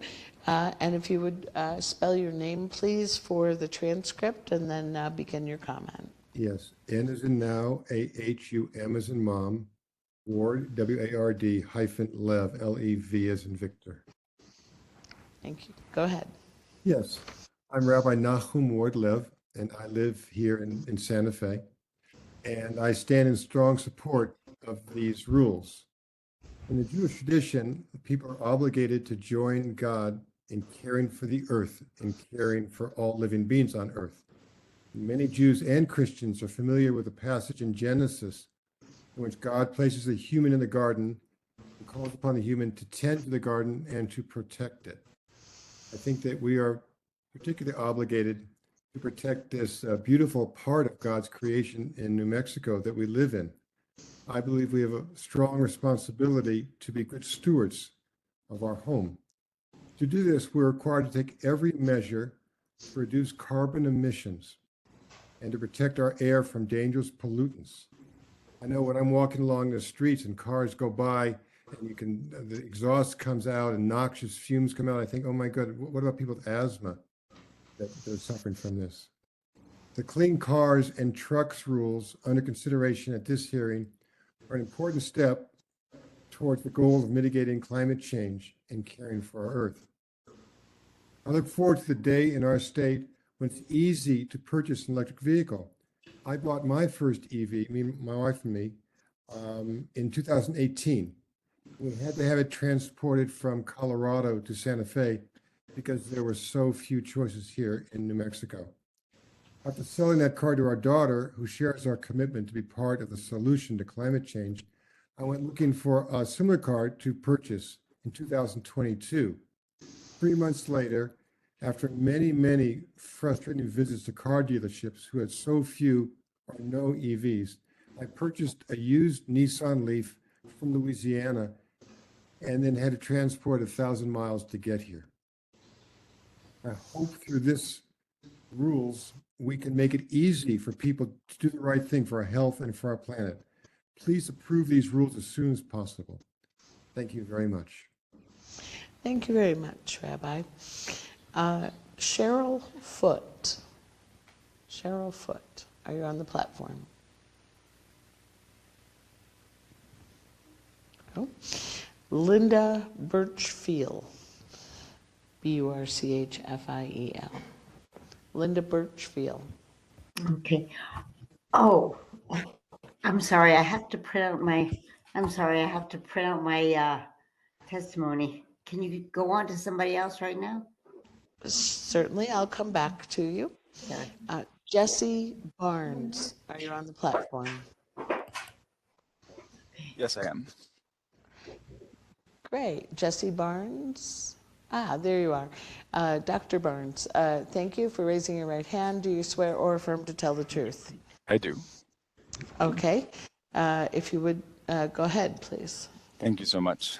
So I appreciate the time, members and commissioners, and your willingness to listen to testimony today. I'm a family medicine physician. I've been practicing in a variety of settings all around New Mexico for the past 16 years. And I'm one of the founders of a group called Primary Care Advocates for Healthy Communities that works together with community groups around issues and advocacy work that we think will impact the health and well-being of the communities where we work and serve. I think you'll hear a lot today about some of the potential benefits of the EV rules, which we are strongly in support of approving and passing and enacting. I think folks will talk a lot about the economic benefits, as you've already heard, the benefits in terms of climate change and the future planet that we leave behind to our children. I wanted to focus a little bit on some of the known health benefits that we would also experience in New Mexico when you approve these rules. Recent studies have shown that over 70,000 respiratory incidents will be prevented by passing these rules by 2050. And as a provider who takes care of many patients, in underserved communities who suffer from higher rates of a wide variety of diseases, including respiratory illnesses like asthma, bronchitis, and COPD. I know all too well that those numbers translate into thousands of unnecessary emergency room visits and care, overburdening our already stretched healthcare system. And so the ability to reduce the number of respiratory incidents has a meaningful and significant impact on my patients' lives and well-being and on the health and efficacy of our overall healthcare system. We furthermore know that estimates predict that over 130 lives will be saved due to reduced respiratory illness and conditions by enacting these rules. And I think we all can agree that that is a very meaningful metric and a huge impact that these rules will have on the communities that I live, work in, and take care of, and that you represent. So along with my colleagues and primary care advocates for healthy communities, I strongly urge you to pass these rules as soon as possible. Thank you for your time. Thank you, Dr. Barnes. Let's return to Linda Birchfield. Ms. Birchfield? Commissioners and members, thank you for this opportunity to speak. Excuse me, do you My name swear is or Lynn. affirm, hold on, do you swear or affirm to tell the truth? Yes. And if you would spell your last name, please. It's B-U-R-C-H-F as in Frank, I-E-L. Thank you, go ahead. Okay. Commissioners and members, thank you for this opportunity to speak. I live in Santa Fe and I'm speaking in favor of the Clean Cars and Trucks Act. After living for years in Northern Virginia with high ozone and feeling my throat and lungs ache, I really wanted to drive an EV. I did not want to add any more pollution. And now that we're living the effects of climate change, I don't want to add any more greenhouse gases either. But EVs were not available in New Mexico. I had to go to California, which was a huge hassle. That was 2020, and I bought a Subaru Crosstrek plug-in hybrid. People in parking lots have seen this small plate that says plug-in hybrid and have stopped me to say they didn't know Subaru made EVs. Seeing a Subaru EV seemed to revolutionize their thinking. Driving an EV seemed doable if they could get a Subaru. To them and to all the other New Mexicans wondering about EVs, I say that driving it is fun, it's quiet. I plug it into a normal socket overnight, never needed to install a charging station. And with time of use pricing at 3 cents a kilowatt hour from P&M, I haven't seen an increase in my electric bill. I rarely have to go to a gas station and I don't have to deal with gas price hikes. But back in 2020, I was nervous about an all-electric vehicle. There weren't as many charging stations as there are now, so I got a plug-in hybrid. It's included under New Mexico's proposed act, and I got the full federal $7,500 tax credit, which helped with the upfront costs. Upfront costs have been high, but costs will come down and are expected to reach parity by 2027. And maintenance really is low. I've driven over 46,000 miles, and the only maintenance has been one oil change. I urge the board to approve the Clean Cars and Trucks Act ASAP, and I urge builders of multifamily units to add charging stations so residents can charge overnight. I also urge car dealers to put EVs on the lots so buyers can see them and test drive them. And if New Mexicans don't want an EV, they can keep driving their gas cars or buy another gas car. It's their choice. Thank you very much. Thank you. I understand Ilya McIvers is on the platform now. Yes, I'm here. All right. If you would, please raise your right hand. Do you swear or affirm to tell the truth? I do affirm. Thank you. And if you would spell your first and last name. Iley, I-L-E-A-G-H, McKeevers, M-A-C-I-V-E-R-S. Thank you. Go ahead. My name is Eileen McKeevers, and I'm the Clean Cars organizer at the national nonprofit Interfaith Power and Light. IPL's nonprofit mission is to take bold and just action on climate change. I am here today to speak on behalf of my organization as well as our affiliate, New Mexico Interfaith Power and Light. I'm asking the Environmental Improvement Board and the Albuquerque Bernalillo Air Quality Board to adopt the Advanced Clean Cars or ACC 2 rule in full. This proposal is a first step, and the EIB and Air Quality Board need to finish the job by finalizing the strongest possible standards this year.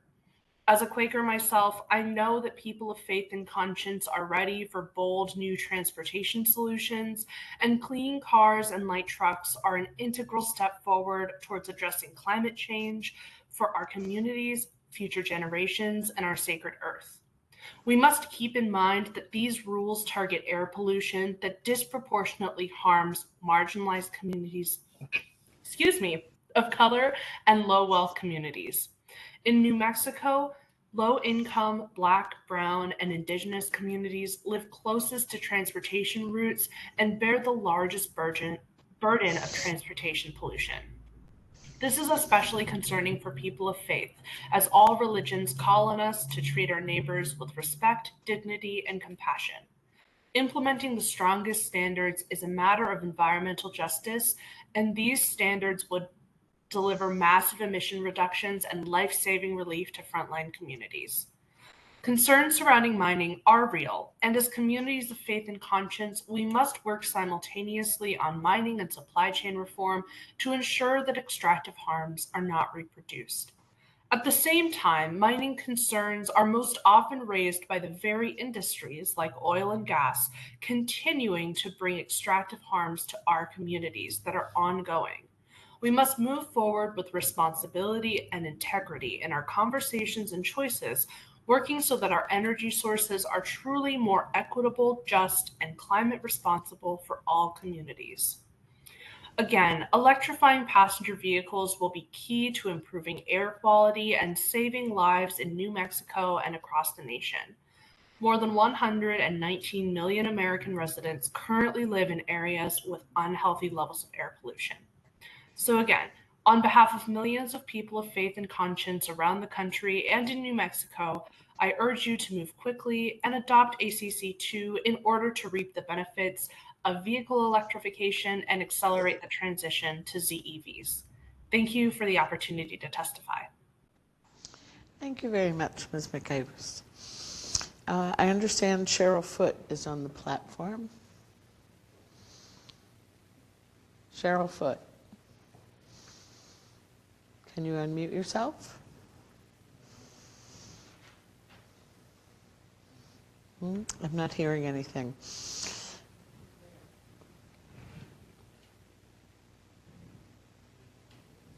Maybe not anymore.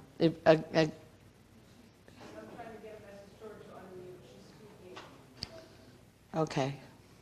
See if she can unmute. I can loop back in a moment.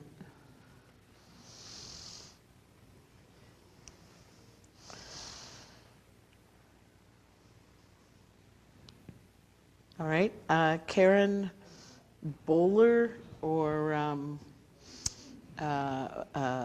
Baylor, B-O-E. You have it right.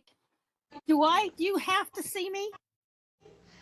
No, I do not have to see you. Okay. So long as we can hear you clearly. Okay, thank you. I don't like my face on anything. That's fine. But I do affirm, yes. You affirm to tell the truth. Thank you. Yep. And we can see the spelling of your name, B-O-E-H-L-E-R. Correct. Please go ahead. Okay, You have 3 members minutes. and commissioners. My name is Karen Bowler, and I live in Roswell, home of the aliens. While the incentives in these rules are amazing, I do not, and probably will never, own an electric vehicle because of my financial situation. In fact, when my 25-year-old Ford Ranger finally gives up the ghost, I doubt I will even be able to buy a used dyno-powered vehicle, even if I wanted to. That said, however, I fully support everyone who wants and can afford it to be able to buy these vehicles. both for my health and the health of all other New Mexicans. As someone who used to ride motorcycles, health issues have made me unable to anymore, and for that I'm very sad. The worst thing that could happen to me, aside from riding through Artesia or far eastern New Mexico, was sitting behind a vehicle that was spewing out exhaust, and more so if it was diesel. I rode because I wanted the wind in my face and to smell the newly mowed hay or blooming lavender fields, not to choke on toxic emissions. A recent analysis shows that New Mexicans could receive up to $44 billion in public health and climate benefits just from adopting Clean Cars 2 through 2035. To me, it's a no-brainer. I'm sure others have or will give you all the details, so I'll stop here. But for the health and well-being of everyone in New Mexico and beyond, I urge the board to approve these rules as soon as possible. Thank you very much. Thank you, Ms. Bowler. Betty Korber. Betty Korber, are you on the platform? Yes, I am. All right, if you would spell your first and last name, please. Yes, it's Betty, B-E-T-T-E, Korber, K-O-R-B-E-R. Thank you. Do you swear or affirm to tell the truth? I swear to tell the truth. Thank you. Go ahead. Members and commissioners, thank you very much for this opportunity to for us to share our views. And I'm a proud and happy owner of a new e-vehicle, and I'm in very strong support of this rule. The economic benefits over time in our communities. Ms. Korber, yes? I'm sorry. The court reporter is having a little trouble hearing you. If you would speak up and a little more slowly. Okay. So I'm the proud and happy owner of a new e-vehicle, and I'm in strong support of this rule. The economic benefits over time in our communities and the health benefits are very clear, and they're important steps for New Mexico. And this rule should enable many New Mexicans to purchase e-vehicles over the coming years and provide roughly 1,000 new clean energy jobs, which is very important.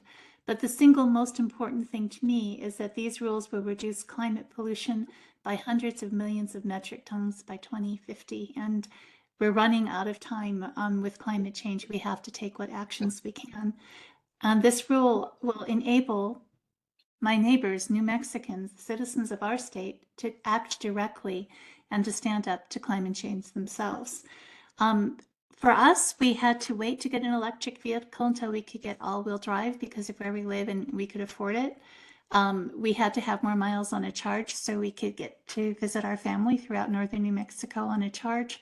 And those things have become possible for us this year, and it's going to get better as time goes on. We didn't have to install a charging station. We're just able to plug into the house, and our house is on solar panels. So every time I drive, I can appreciate the warmth of the sun and know that that's the energy that's providing some of the power for me to move from point A to point B.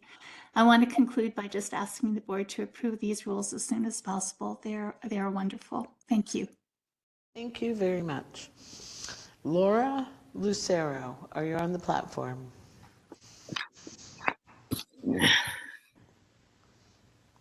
Laura? Laura Lucero. Okay. She may join us later. Ona Porter. Ona Porter.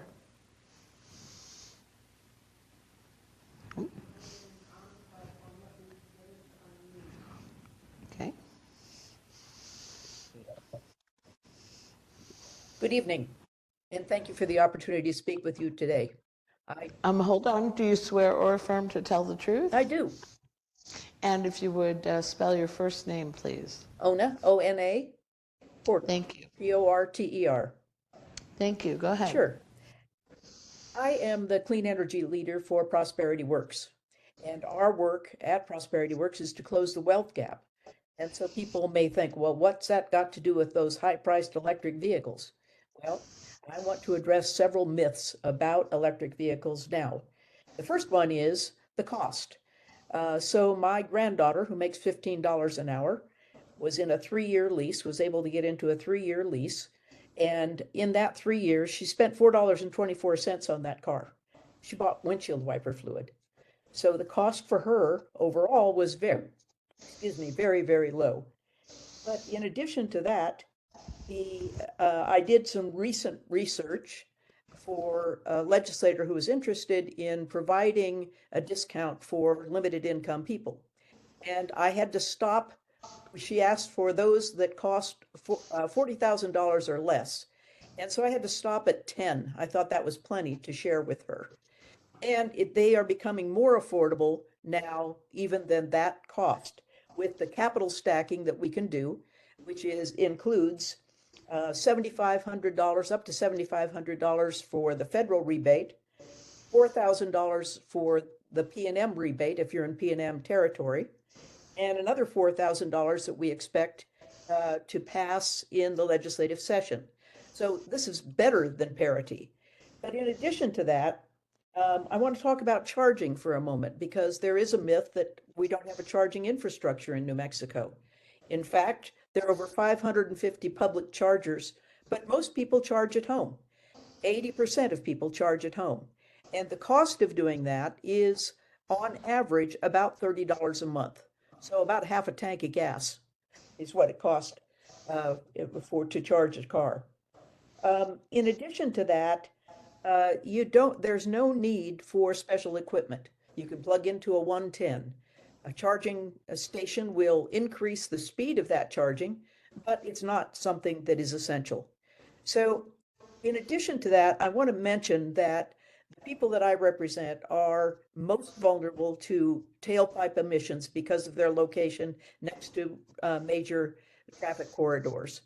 And we need to include them in this, whether they can buy a car or they can't buy a car. So I appreciate your consideration, and I urge you to pass these rules with post haste. Thank you so much.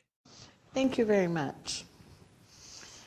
Travis Madsen. Travis Madsen. Hello. Oh, hello. If you would please raise your right hand. Do you swear or affirm to tell the truth? I do. Thank you. And if you would spell your name. It's Travis, Travis, Madsen, Madsen. Great, thank you. Go ahead. Good evening, members and commissioners. My name is Travis Madsen. I direct the transportation program at the Southwest Energy Efficiency Project, or SWEEP, a nonprofit organization that's participating in this proceeding as part of the Climate Advocates Coalition. I work in New Mexico and across 5 other states in the U.S. Southwest to help save people money and reduce pollution. I'm here tonight to urge you to adopt the strongest version of the rules now before you. The transition to zero-emission vehicles is underway. Manufacturers are investing hundreds of billions of dollars and bringing more than 200 models of new plug-in vehicles to market. With this rulemaking, you can help ensure that New Mexico residents and businesses will have increasing access to these vehicles and to the many benefits they bring, including cheaper fuel and maintenance, higher performance, cleaner air, better public health, and a more stable climate. I personally have driven a battery electric vehicle since 2020. Estimate that I'm saving multiple thousands of dollars per year on fuel and maintenance compared to the combustion vehicle I used to own. The charger I have in my garage can predict the times when there's an abundance of renewable electricity on the grid and refill the battery when it will do the most to prevent pollution, and also increase the value of the investments that we've all made in our electricity system. I'm seeing increasing numbers of commercial fleets turning towards EVs as well, particularly in the medium and medium-duty urban delivery space. In Denver, where I live, it's not unusual to see an electric Amazon or Walmart van cruising silently through town. I'm speaking to you now from the SWEEP Annual Electric Utility Workshop in Salt Lake City. I'm here with representatives from utility companies across the region, and I can tell you that they are mobilizing hundreds of millions of dollars to invest in the infrastructure that we'll need for the electric transportation revolution to succeed. And they are working to drive uptake of the practically limitless incentives for clean transportation that are part of the Federal Inflation Reduction Act and the bipartisan infrastructure law. There will be challenges ahead, but I am confident that we'll be able to solve them. Adopting the Advanced Clean Truck and Advanced Clean Car 2 regulations before you is one of the most important things that New Mexico can do to reduce pollution and meet state climate goals. The rules will bring tens of billions of dollars worth of benefits to residents and businesses and secure New Mexico's position as a leader in clean transportation. So I hope you will carefully consider our testimony and support the strongest version of these rules at the conclusion of the hearing. Thank you to Governor Lujan Grisham for having the courage and vision to initiate this process. Thank you to the staff at the New Mexico Environment Department and the Albuquerque Environmental Health Department for your hard work pulling these regulations together and making the case for their adoption. Thank you also to my hardworking colleagues in the Climate Advocates Coalition. And finally, thank you board members and commissioners for your service and for the opportunity to speak with you tonight. Thank you, Mr. Manson. Valerie Taylor. Valerie Taylor. If you're on the platform, please unmute yourself.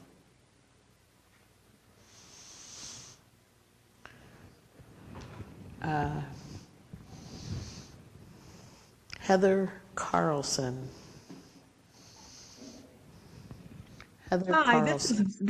hi, I'm sorry. This is Valerie Taylor. I'm present. Oh, I couldn't all right. find the mute button fast enough.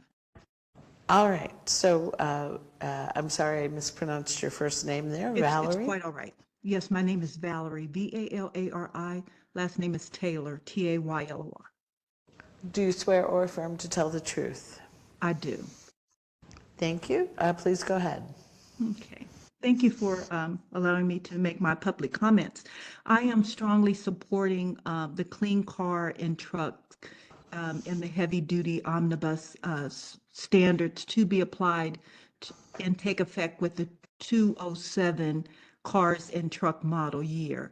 9 other states have already embraced these standards, and I think that number may have changed. It may be as high as 13 states right now.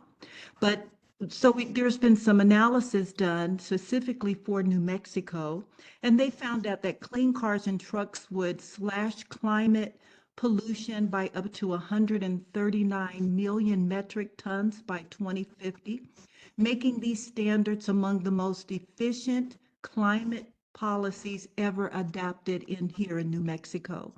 This will also help us access funds through the Inflation Reduction Act that's going to allow us to have funding to boost the EV infrastructure and, of course, make clean cars more affordable and accessible to all of New Mexico citizens. In addition, there's also another study that shows full adoption of the clean car and trucks alone would increase New Mexico's economy effectively $44 billion and add nearly 1,000 new jobs. Again, the state should seize the opportunity to adopt these standards together, both the clean car and the heavy duty omnibus standards this year to get cleaner trucks and cars on the roads sooner than later. Thank you for your time. Thank you, Ms. Taylor. Is Heather Carlson on the platform? Yes. All right. Do you swear or affirm to tell the truth? I do. And if you would spell your first and last name, please. It's Heather Carlson, Heather. Carlson is Karlson. Thank you for taking the testimony.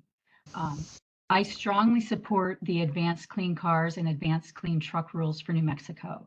This is a powerful opportunity for New Mexico to not only act on climate change, but to improve the health and the economy of our state. I drive an EV, which I've had for almost 3 years, and I find it to be easier and cheaper to maintain and to drive than a gas car. I've driven it across the country to both coasts multiple times, and it saved me a lot of money and also has made a much smaller climate impact than flying or driving a gas car to visit my family. My husband also drives an EV. He has a 2012 Nissan Leaf with a 70-mile range, and he's been driving it locally for more than 10 years at a very low cost. All New Mexicans deserve to be able to drive EVs. In contrast to one of the concerns expressed earlier during the hearing, EVs actually help provide transportation security. Prices of most new EVs are now lower than those of average gas-powered vehicles, and used EVs are also available and are quite affordable. EVs can be charged on any regular 110 outlet for reasonable amounts of daily driving and can easily be charged fully overnight on a 240 outlet. Costs to run and maintain EVs are dramatically lower than their gas counterparts. These rules will make EVs more available to everyone who wants one. So all of those things lead toward transportation security, as the person who was speaking earlier was concerned about. The existing charging networks work well. New fast chargers are rapidly being added across the state and across the country. And as these networks and the availability of EVs continues to improve, people will be eager to buy the cars, both new and used, which will move us quickly into the needed energy transition. I urge you to adopt the rules. Thank you very much. Thank you very much, Ms. Is Cheryl Foote on the platform? Cheryl Foote. Please unmute yourself if you're with us.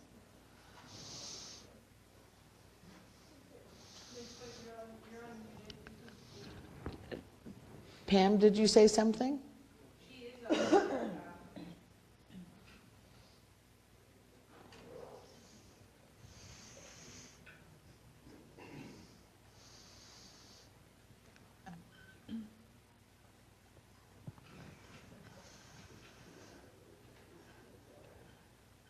All right.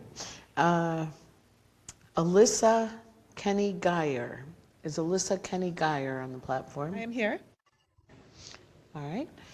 I If swear to you tell the truth, and my name is spelled ALISSA-KENY-GUYER. Thank you very much. Please go ahead. Thank you, commissioners and members. I urge you to support the proposed advanced clean cars and clean truck standards that could provide profound health, economic, and climate benefits. With a master's in public health, I volunteer with the New Mexico Health Professionals for Climate Action and with the Sierra Club Rio Grande chapter, both of whom support these standards. I also serve as the vice president of the National Caucus of Environmental Legislators, which does not advocate for specific laws or rules, but shares environmental data and policies with state legislators and state policymakers, such as yourselves. I helped NCEL, National Caucus of Environmental Legislators, hold a forum in Santa Fe just last month for legislators from 5 Southwest states to strategize on how to increase their transmission grid capacity. Previous to becoming a New Mexican in 2021, I served nearly 10 years in the Oregon legislature. There I served on the Energy, Environment, and Water Committee, as well as on the Healthcare Committee, where I heard hours of testimony from experts and examined data about the impact on the transportation sector, on greenhouse gases, on the climate crisis, and on the health of our communities. Because of my alarm at the environmental and health costs due to fossil fuel production, transmission, and emissions, I strongly supported the clean fuels legislation that Oregon passed in 2015. Since then, Oregon has gone on to support more clean energy bills. Oregon's law requires that by January 1st, 2026, 35% of manufacturers' cars be battery electric, hydrogen powered, or plug-in hybrid. This percentage increases annually. By 2035, 100% of new passenger cars, SUVs, and light-duty pickup trucks must either be battery electric or plug-in hybrid electric vehicles. To help achieve that goal, the Oregon Clean Vehicle Rebate Program offers a cash rebate for Oregon drivers who purchase or lease electric vehicles. Given I had to drive over an hour a day from my home to Oregon State Capitol, I also changed my personal consumer choices on vehicles. I purchased a Prius in 2006, which I replaced with a leased Nissan Leaf in 2016, and then a Tesla in 2018, which I then drove to New Mexico when I moved in 2021. While I appreciate the enormous energy and maintenance savings and convenience from my own personal consumer choices, I'm well aware that not every New Mexican family can currently afford to make this choice. We need to do all in our power to enable all New Mexicans to benefit from the widespread adoption of EV vehicles in our state. Thank you very much. Thank you.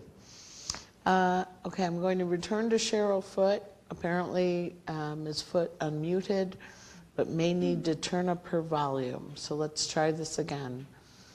Ms. Foote, if you would unmute and just turn your volume way up.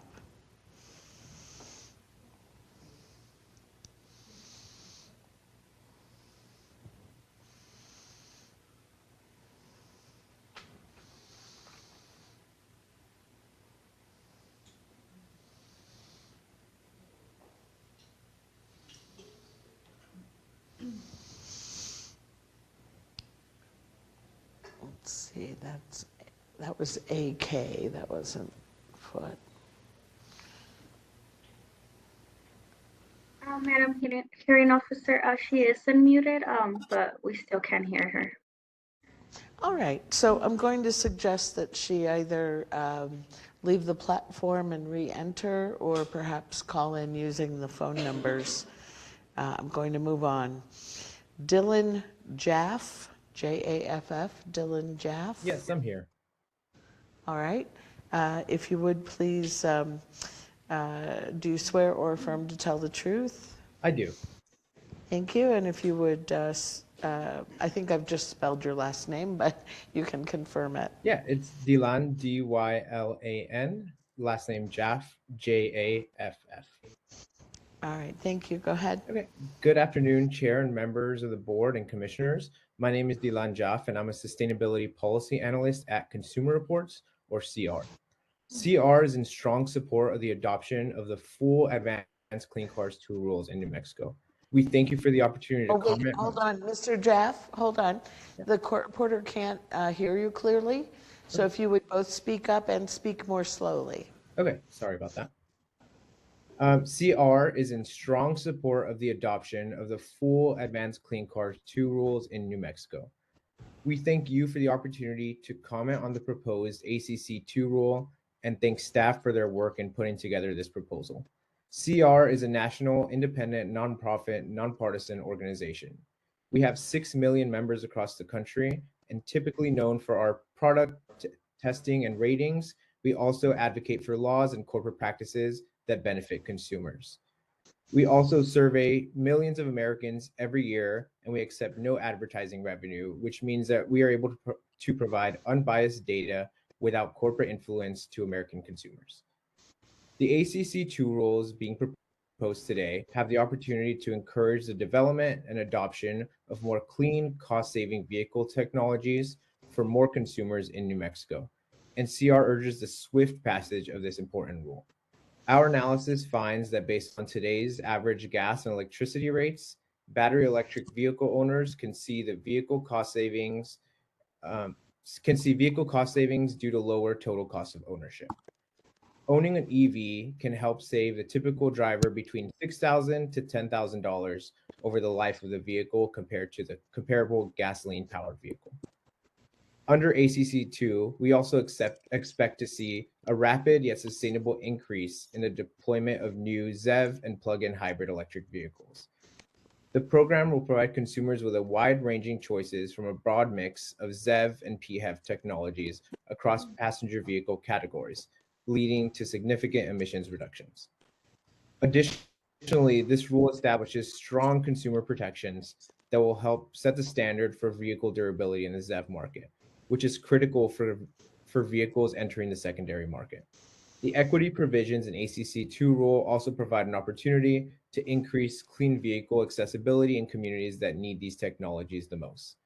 New Mexico consumers deserve this common sense regulation that will bring more clean vehicle options to the market. Again, we'd like to thank the board and board staff for their time and effort to put this proposal together and urge the swift adoption of this critical rule to ensure consumers in the state have access to clean, cost-saving mobility options. Thank you. Thank you, Mr. Jaff. Naomi Todd Reyes. Naomi Todd Reyes. Yes, I'm here. Sorry, 1 second. Great. If you would please, do you swear or affirm to tell the truth? I do. And if you would spell your first and last names. Naomi, N-A-O-M-I, last name T-O-D-D-R-E-Y-E-S. Thank you. Go ahead. Yeah. Good evening, members and commissioners. Thank you for holding public hearings on this topic. Unlike a lot of people here, I don't have like a prepared script. I'm basically just a middle-class professional mom, and we were able to buy our first EV in February of 2023. And the principal point that I want to make is that the time is now. New Mexico can be a leader in creating these standards. I have 2 kids. They're 5 and they're 13. And I think that this last summer was the 8th consecutive hottest summer of our lives, where they could barely go outside to play all of July. And so the point that I really want to make once again is that the time is now. This will create public health and climate improvements, diversify the economy, give us better jobs, clean air, and most importantly, reduce greenhouse gas emissions. They also say, let's see, 44 billion in public health and climate benefits. I've noticed that we've saved thousands of dollars in gas ever since purchasing this vehicle. The price was not much more than any new vehicle. Charging is extremely easy. We love using it. And so let's see. Also, I would like to point out that low income and communities of color generally bear the brunt of this type of pollution and climate change, especially in Albuquerque. I think in New Mexico, we see it with the creation of heat islands where a lot of these people live.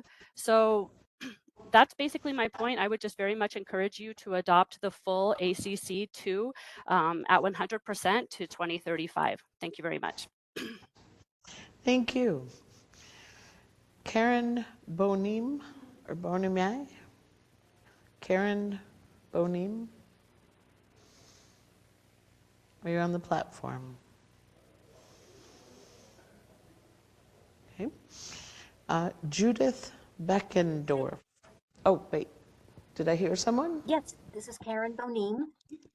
Oh, I great. couldn't find the unmute button for a moment. Sorry. All right. If you would please spell your name. Yes. Karen, K-A-R-E-N, Bonim, B-O-N-I-M-E. Do you swear or affirm to tell the truth? I do. Thank you. Go ahead. Okay.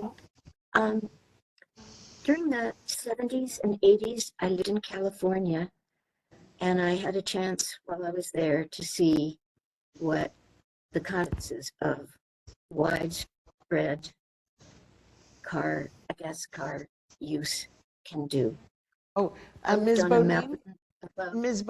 Yes. Sorry, the court reporter can't hear you to capture your words for the transcript. My volume, okay? Speak way turn up. My volume. Okay, just a second.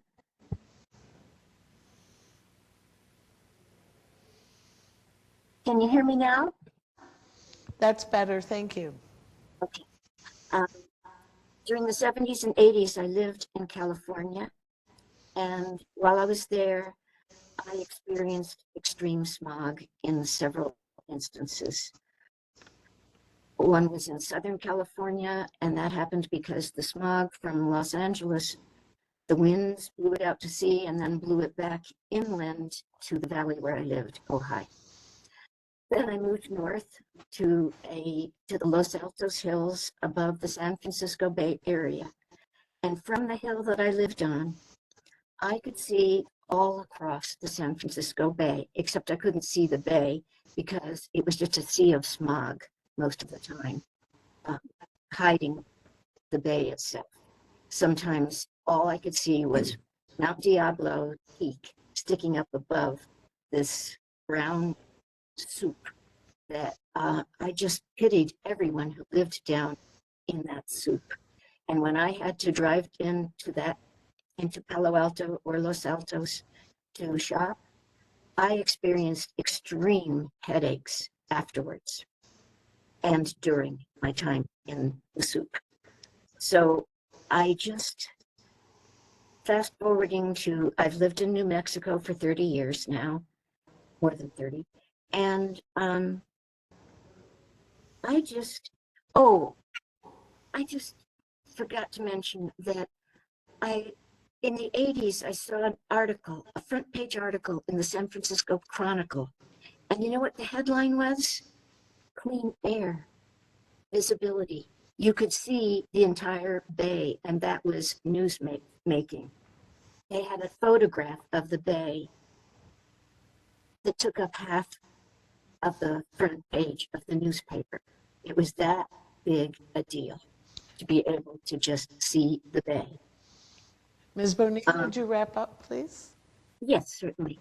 So just fast forwarding, I've lived in New Mexico 30 years. I would hate to see that happen here, where it becomes front page news to be able to see from Albuquerque, Sandia Mountain. That's all. Thank you for the opportunity to speak. Please pass those rules. Thank you very much. Judith Benkendorf. Ms. Benkendorf, are you on the platform? Yes, I am. Terrific. Do you swear or affirm to tell the truth? I do. Thank you. And if you would spell your name. Sure. My first name is Judith, Judith. My last name is Benkendorf. That's B as in boy, Enkendorf as in Frank. Thank you. Go ahead. You're welcome. Well, good afternoon, members and commissioners. My name is Judith Benkendorf, and I live in Santa Fe. I appreciate the opportunity to speak with you today. On July 11th, 2023, my husband and I purchased an electric vehicle, and we have been riding on sunshine ever since.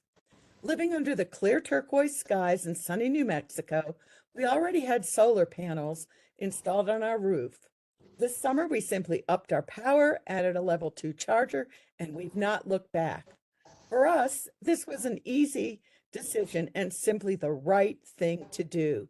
It is community-minded, climate-conscious, and promotes better public health, as we've heard from so many of the other people on this panel. The latter being, of course, an ongoing challenge in New Mexico and important to us personally because we're both health professionals. During our first month of EV charging at home, we estimate that we drove 1,200 miles, used 300 kilowatts of power at a cost of about $50, the same amount we were spending each week on a tank of gas. As you have heard and will continue to hear during this hearing today and tomorrow, transportation pollution, with car emissions being the biggest culprit, ranks second only to oil and gas pollution as a public health threat to New Mexicans. Our present drought conditions, extreme heat, incidence of respiratory disease such as asthma, and even premature deaths among children and the elderly cannot be reversed, but their escalation can be prevented. Childhood asthma alone, affecting both children and grandchildren of many New Mexicans, results in educational delays from school absences for doctor's visits and disrupted sleep from nights spent in the emergency room. A report cited in a column by Hernandez and Nadal in Sunday Santa Fe, New Mexican, advocated for the standards that bring us here today. They also stated that New Mexicans could receive $44 billion in public health and climate benefits from these rules, the latter feeding back into freeing public health dollars for other uses, and this by 2050, just a quarter century from now. I hereby implore the members and commissioners to do the only right thing and do it now. That is to adopt the Advanced Clean Cars 2 and Advanced Clean Truck standards.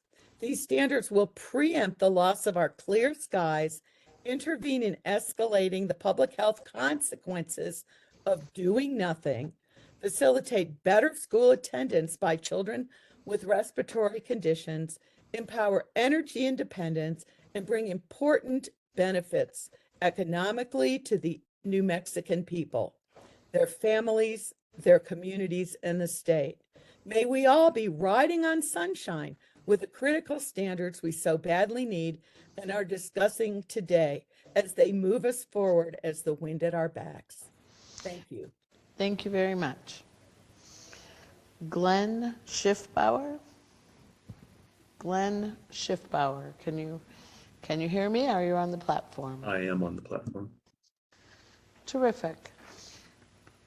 Do you swear or affirm to tell the truth? I do affirm. All right, and if you would please spell your first and last name. First name Glenn, Glenn. Last name is Schiffbauer, Schiffbauer. All right, thank you. Please go ahead.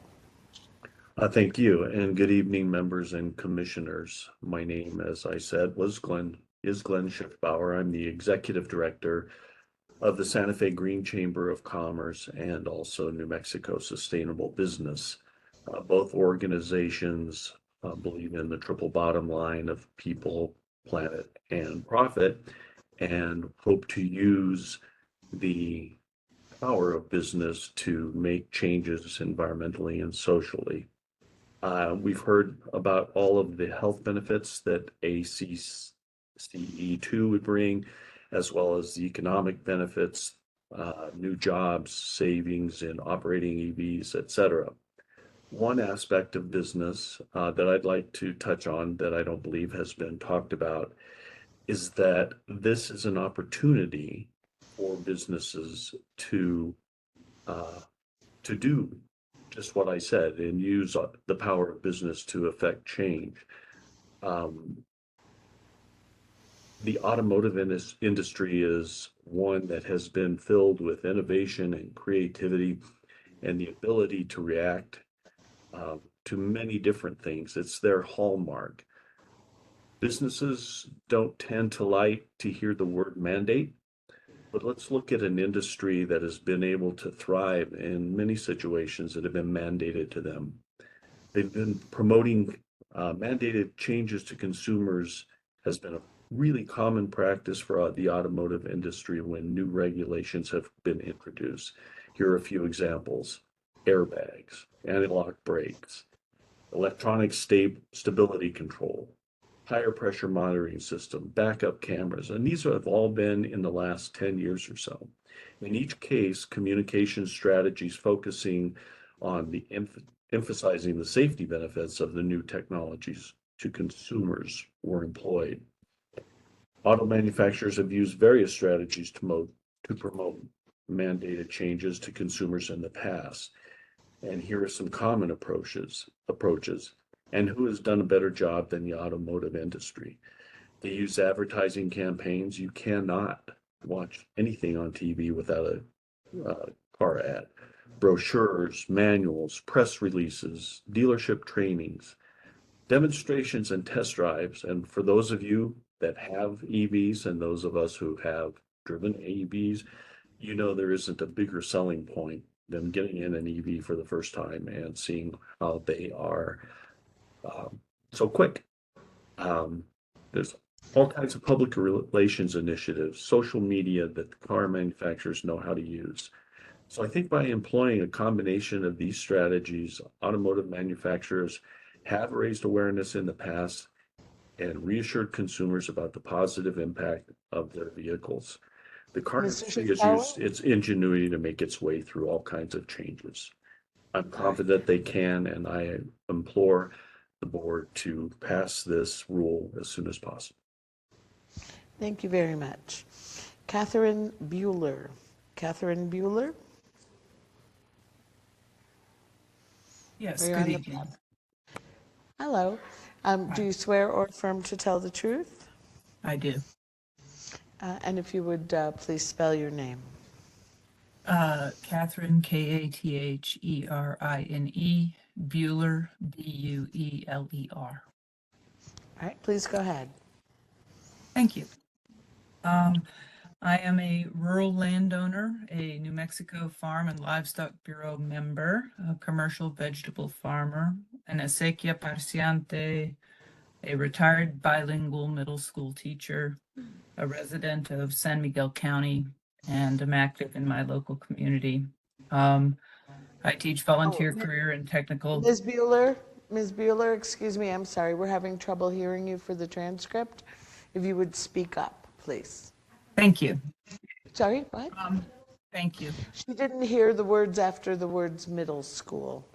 Okay. I've also been doing volunteer career and technical education in the local schools, working with kids with robotic electric vehicles, actually.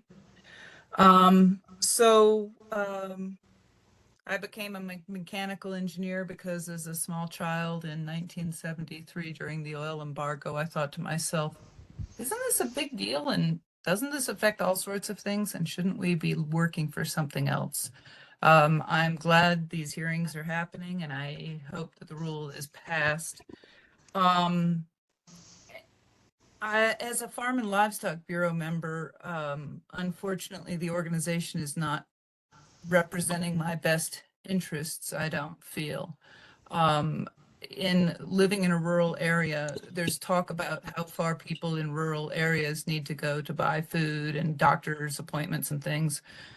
I have to drive 20 to 50 miles, depending on which way I'm going round trip, just to get gas. And that doesn't make a whole lot of sense. I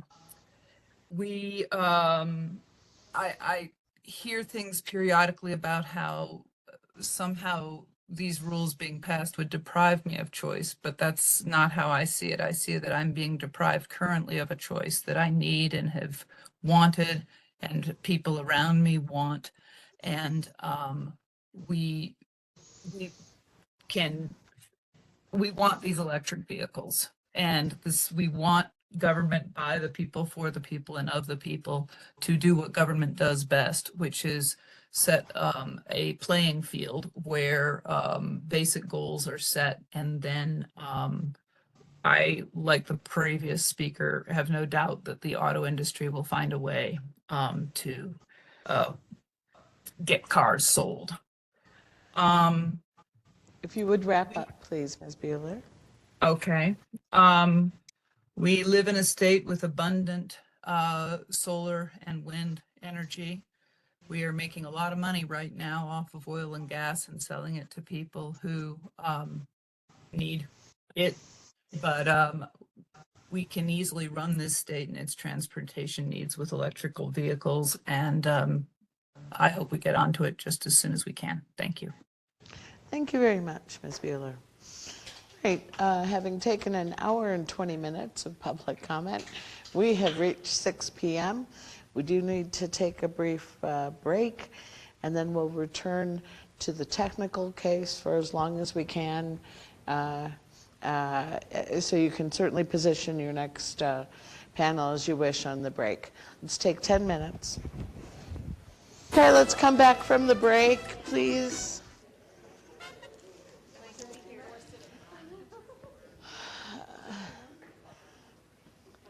And I want you to pass this to me anytime, okay? All right, so we are back after a short break.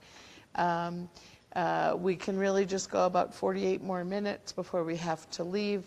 They will lock the room tonight, so I wouldn't leave a handbag or a laptop, but things that don't have street value, like all these binders, I think can be left.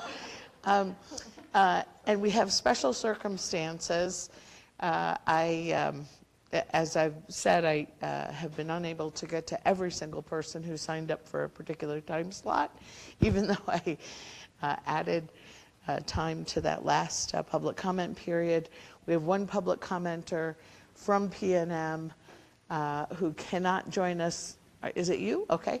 Who cannot join us any other time. So if you would come to the podium and the podium. Yeah. And do you swear or affirm to tell the truth? I do. And if you would state and spell your name. Yes, my name is Alaric, A-L-A-R-I-C. Last name Babe, B-A-B-E-J. All right, please go ahead. You have 3 minutes. Of course, and Madam Hearing Officer, members of the boards, thank you very much for your flexibility and the opportunity to speak today, as I will be traveling out of state. So I'm here to talk from a utility perspective. As you all know, PNM is the largest electric utility in the state. So I have a brief statement, but if members of the boards have questions, happy to answer those as well. PNM's goal is to support its customers and deliver safe, reliable, affordable, and environmentally responsible power. Regarding the proposed Advanced Clean Cars 2 rule, PNM can and will support the additional load from the electrification of transportation. PNM is currently implementing a transportation electrification program to encourage EV adoption and provide funding for infrastructure, customer education, and specific rates to lower the cost of fueling, help manage load, and understand customer behavior. Planning for the transition to an electrified transportation sector while also undergoing the broader energy transition requires customer participation in programs such as the Transportation Electrification Program, as well as the ability to invest in grid modernization. As of today, PNM has achieved 60% carbon-free generation on our way to a 100% true carbon-free grid by 2040. Electrifying transportation will greatly reduce carbon emissions from one of the largest emitters in the state. PNM is also aware at the customer level that comprehensive investments such as service panel upgrades and additional wiring installation may be necessary to enable widespread electrification. The 2024 through 2026 Transportation Electrification Plan has proposed additional measures to address cost barriers that customers may face, including a $4,000 cash-on-the-hood EV purchase rebate for income-qualified customers, home wiring rebates for both market and income-qualified customers, and additional infrastructure incentives to offset the cost of installing charging infrastructure at non-residential locations. Furthermore, PNM also encourages coordination across the industry to provide assistance to citizens and remove barriers to an electrified future. Thank you. Thank you very much. And for anyone else who had hoped to offer public comment today, again, there are at least 2 more opportunities tomorrow at 9 and at 1, and opportunities Wednesday, certainly in the evening and possibly earlier as well. So please sign up. Also consider the possibility that you can offer written public comment in lieu of the oral public comment. It's given the same weight. You can do it as easily as sending an email to Pam Jones, who's on the platform and can facilitate that submission. So, Mr. Knight, it looks like we have another panel. Madam Hearing Officer, we have a short housekeeping matter before we move to our next witnesses. It has been discussed among us that we should move for admission of all the exhibits, and I would ask for your advice as to whether that is necessary. All the exhibits that were filed with the respective notices of intent, we are willing to stipulate to the exhibits of all the other parties if they would do the same, and then move for admission of all of our exhibits. All right, let me check with the other parties because if everyone is willing to stipulate to everyone else's exhibits, that makes things very easy. Otherwise, we can deal with objections as they come up. Ms. Sona, anything to add here? Thank you. EHD concurs with that. All right, thank you. Mr. Bach or Mr. DeSalen? You concur. Mr. Domenici? Thank you. And Mr. Maxwell, if you're on the platform? I concur. Thank you very much. All exhibits then attached to the notice of intent to present technical testimony by all witnesses are admitted. And in the event the court reporter needs more detail for the transcript, we can work that out. Thank you. Thank you very much, Mr. Knight, for bringing that up. You're quite welcome. I would like to call my next witness, Ms. Bonnie Hughes. Would you spell your name for the court reporter?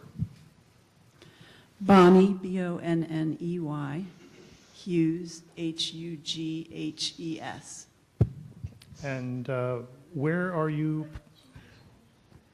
Oh, the witness needs to be sworn.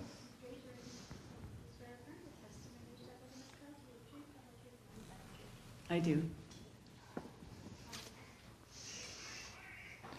And Ms. Hughes, where are you employed? I'm employed with the New Mexico Environment Department, Climate Change Bureau. And how long have you been, how long have you worked for the New Mexico Environment Department? I've worked for the New Mexico Environment Department for approximately 17 years. And what are your current duties with the Environment Department? My current duties are those associated with setting up a new bureau, interviewing, hiring, and training employees, applying for and assisting with administering a federal grant, assisting with outreach and meetings to provide the public and stakeholders with opportunities to learn about the proposed rule and participate in the rulemaking. And is a copy of your resume attached as NMED Exhibit 37? Yes, it is. And did you file written testimony in this matter? I did. And is that testimony attached as NMED Exhibit 36?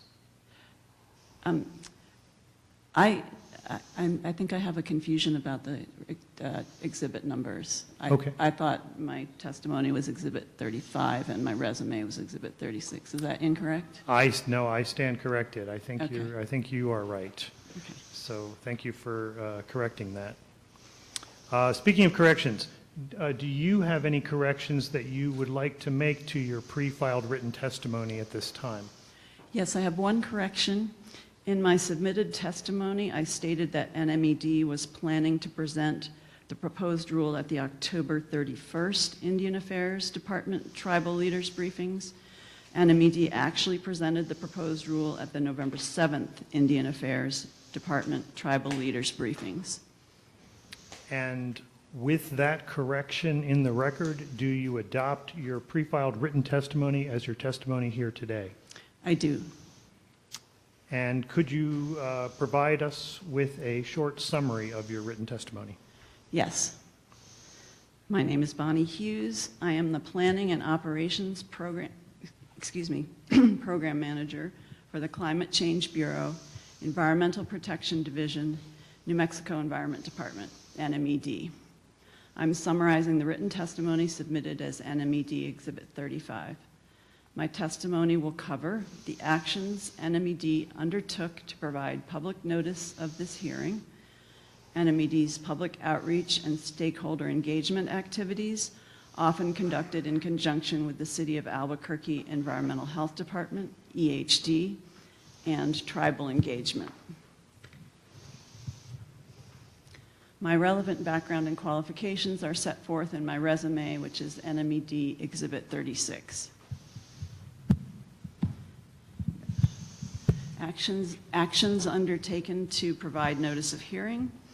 NMED published notice in English and Spanish of the proposed rulemaking in the New Mexico Register and in 3 newspapers of general circulation in the state: the Albuquerque Journal, the Las Cruces Sun News, and the Santa Fe New Mexican.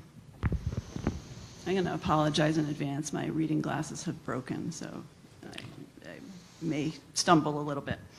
Notice was also provided in 7 other ways, including on the Environmental Improvement Board website in English and Spanish, and by emailed bulletin reaching those who've signed up for these email bulletins related to clean cars and/or climate change. In addition to describing the who, what, where, when, why, and how of the hearing, the notice provides information on how the public can learn more about the proposed rule at the EIB website and the NMED transportation webpage. Look up, look up more information about the hearing on NMED's calendar, provide written comments through NMED's smart comment portal, participate in the hearing, and provide written or oral public comments during the hearing. The notice directs interested parties to contact the Climate Change Bureau with questions. The notice includes instructions for those who wish to present technical evidence at the hearing and instructions for those who require assistance, an interpreter, or an auxiliary aid to participate in the process. Ms. Hughes, the interpreters are asking that you slow down. Okay. NMED Exhibits 37 through 40 cover the notices provided for this rulemaking hearing. Public outreach. On July 3rd, 2023, at the Chalmers Ford showroom at 2500 Rio Rancho Boulevard Southeast in Rio Rancho, Governor Lujan Grisham announced that the state would propose adoption of the ACC2, ACT, and HDO rules.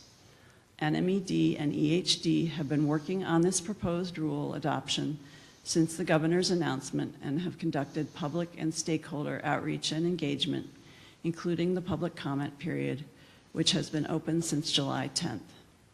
As outlined in NMED Exhibits 41 to 43, NMED took at least 14 public outreach actions, including launching the transportation webpage, sending press releases, and speaking at conferences and legislative subcommittees. The most recent email bulletin was sent to approximately 2,900 subscribers. Media outlets and other organizations covered the proposed rule and the rulemaking in at least 8 published stories or radio shows that NMED is aware of. NMED and EHD held 3 public meetings on the proposed rule.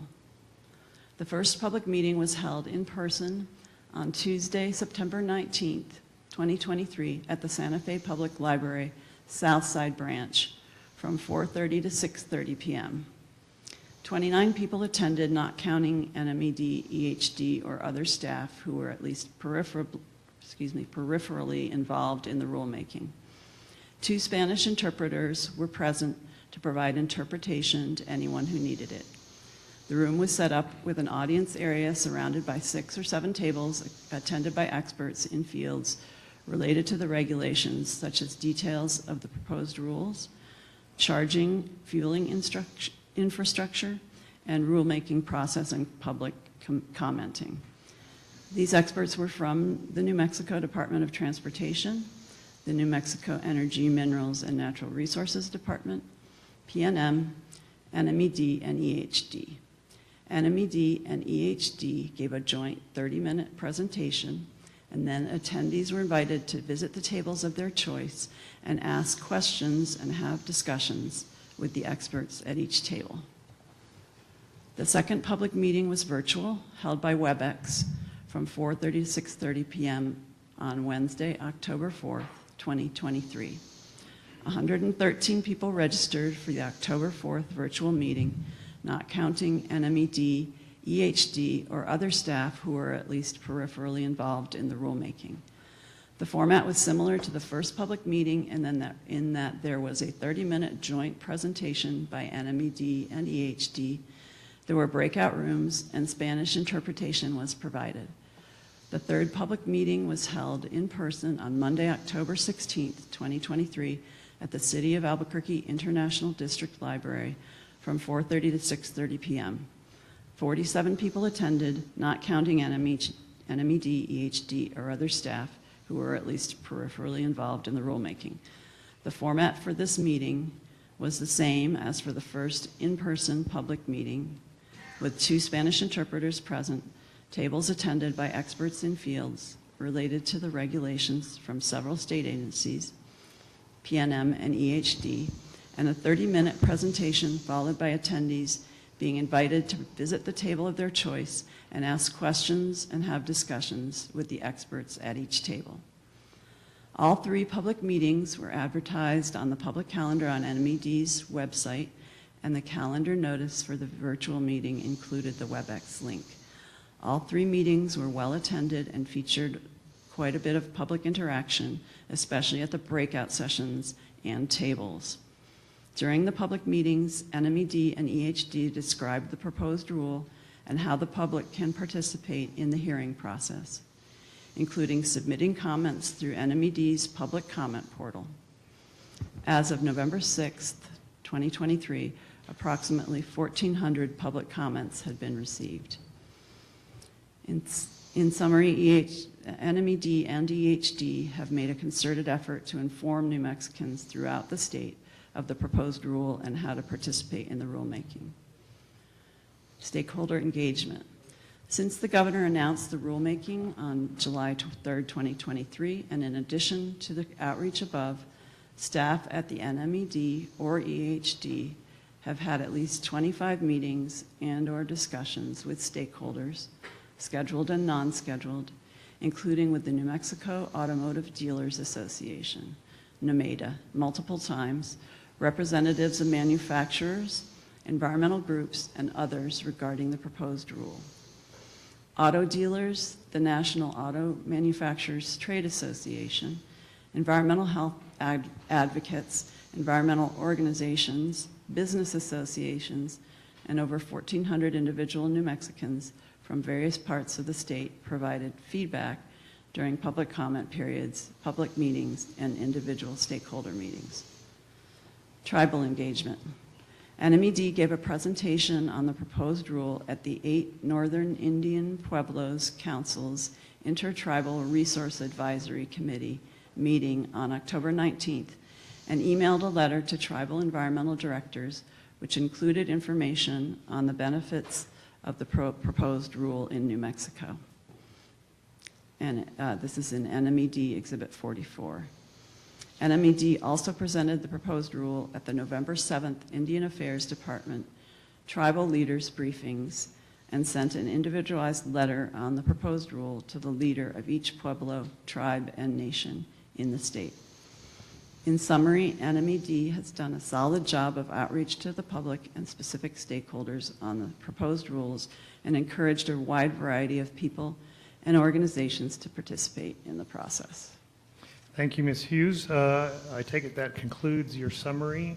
That concludes my summary. Okay, thank you very much. We'd like to move on. I will hand it over to the city attorney for her witness. Thank you, Mr. Nay. And Ms. Hughes. All righty. I would like to introduce one witness for this panel, Morgan Allen Smith.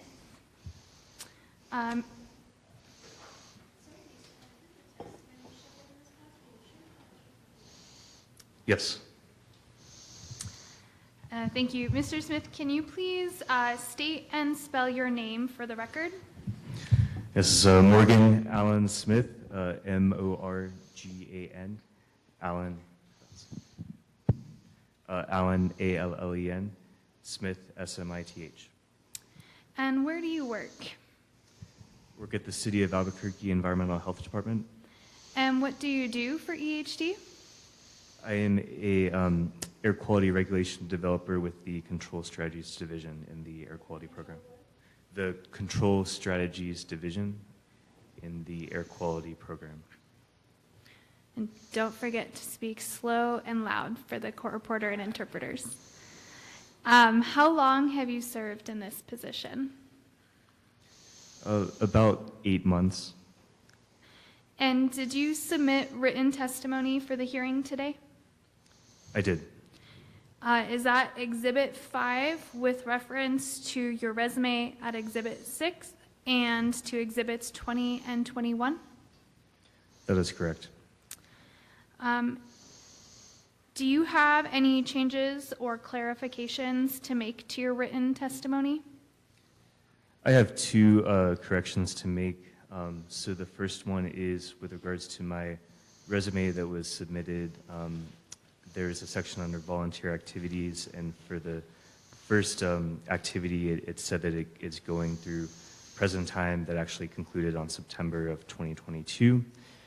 The second correction is that in the composite exhibit that included the notice, it mentioned that the notice included English and Spanish versions as well as instructions for Vietnamese translation. That instruction for Vietnamese translation was included in all notices except for the notice that the New Mexico Register published. Thank you. Do you adopt your written filed testimony as your testimony today? I do. And are you prepared to present an oral summary of that testimony? I am. Okay, go ahead. All right. My name is Morgan Allen Smith, and I am an Air Quality Regulation Development Coordinator for the Control Strategies Division of the Environmental Health Department's Air Quality Program. In this capacity, I am responsible for overseeing all phases of the promulgation of rules. My qualifications to present this testimony are provided in EHD's Notice of Intent and my resume attached to EHD's NOI as EHD Exhibit number 6. I'm testifying in support of EHD's petition to amend existing Rule 2011-104 of the New Mexico Administrative Code, New Motor Vehicle Emission Standards, more simply referred to as Part 104, filed on July 24th of 2023. Beginning in early July of 2023, EHD partnered with NMED to seek amendments to Part 104 and the statewide equivalent 2291 of the New Mexico Administrative Code, New Motor Vehicle Emission Standards. The agencies worked together to inform the public about the proposed rules and this rulemaking process, engage in stakeholder outreach, address public comments on the proposed rules, and make amendments to the proposed rules.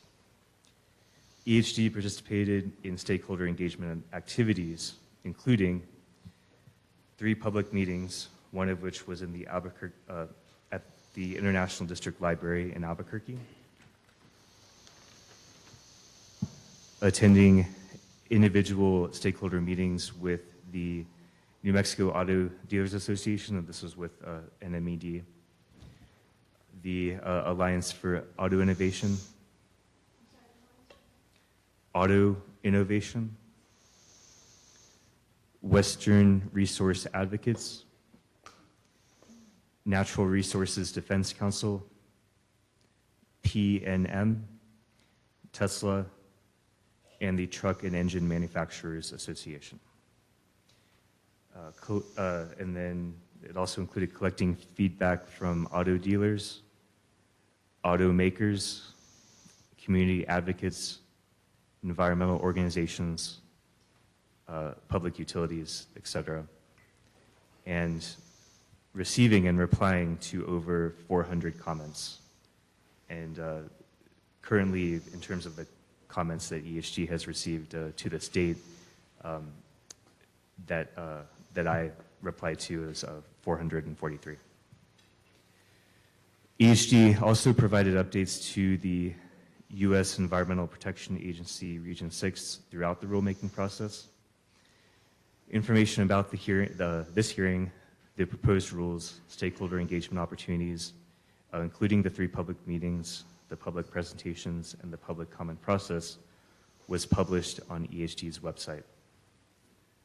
Other public announcements included 2 press releases, and those were sent to all local media, a social media post through EHD's Instagram page, and several email listserv communications.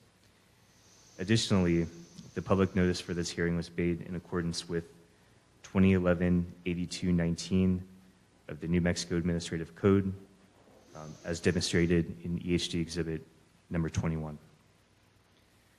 The Air Board properly included the notice in the Albuquerque Journal, the newspaper with the largest general circulation in Bernalillo County, and the New Mexico Register, as well as sent via electronic means. Thank you, Hearing Officer. If I may ask a few questions also of my witness? Yes, of course. Thank you. Mr. Smith, you mentioned in your oral testimony that EHD had received over 400 comments, correct? That is correct. And that's about 200 more than you mentioned in your written testimony, correct? Correct. And why the change? That's a good question. So at the time that the NOI was filed, that was where we were at that time, but more comments have come in as of late, including a lot of comments over the weekend. So that is the most recent count. I don't want to say it's 100% because some more comments may have come in during the course of today, but that is roughly the current count. And is it safe to say that a very decent chunk, maybe almost all of those 400 comments, are the same comment that is page 1 and 2 of EHD Exhibit 20?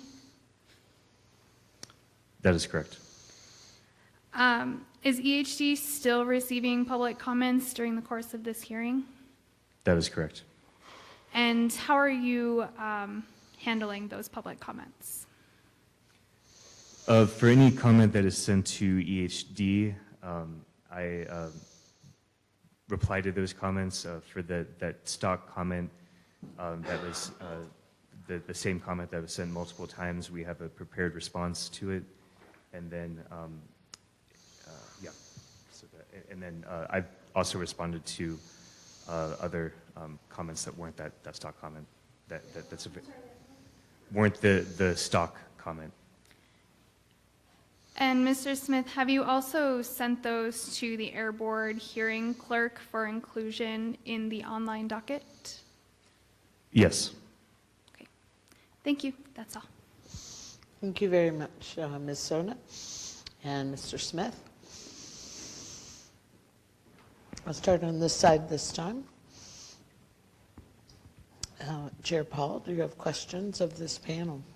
I don't have any questions at this time. Thank you. Member Coleman. I don't have any questions either, thanks. All right, thank you. Member Eberlein. Member Armijo. Okay. Member Lewis. Only one. Was there any direct communication with the Pueblo's letter, or did that happen through the state? All tribal outreach took place through the state. The state coordinated that. Thank you. Member Galuski, did I see that you had a question? I have no questions.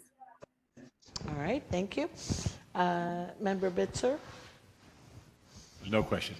Member Garcia? No questions. Member Ely? Also no questions. All right. Member Vice Chair Trujillo? No questions. And Chair Sweeney.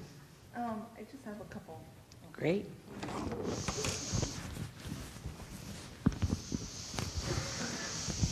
Thank you.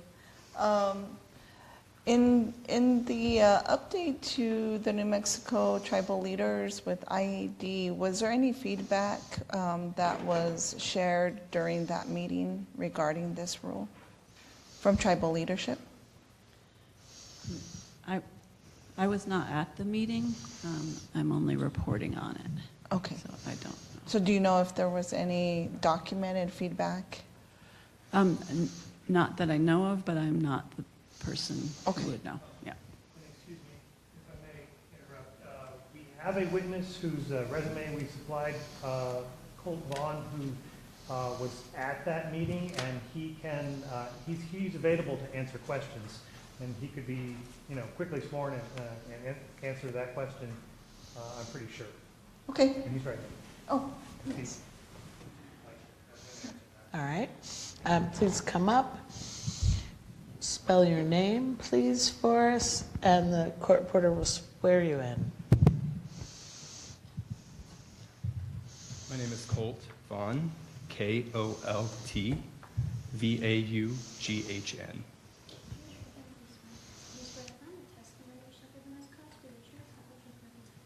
I affirm. Do you remember the question? Yes, I do. I did make that presentation to the Indian Affairs Department, and they did not, there was no feedback during that particular meeting. Has there been any feedback from tribal leadership, government, or the technical natural resources department from any of the pueblos or tribes on this rule?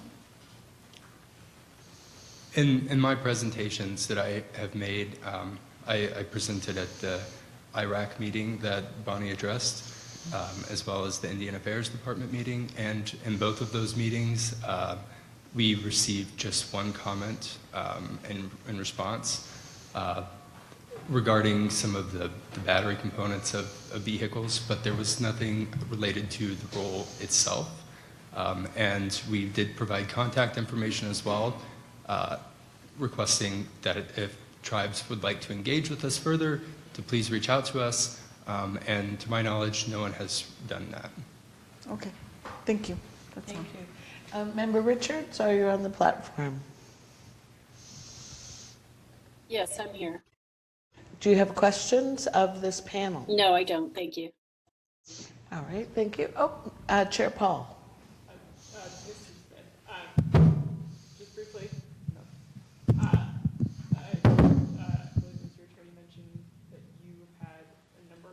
public comment. Can you just summarize what that one is and how many there were of one public comment?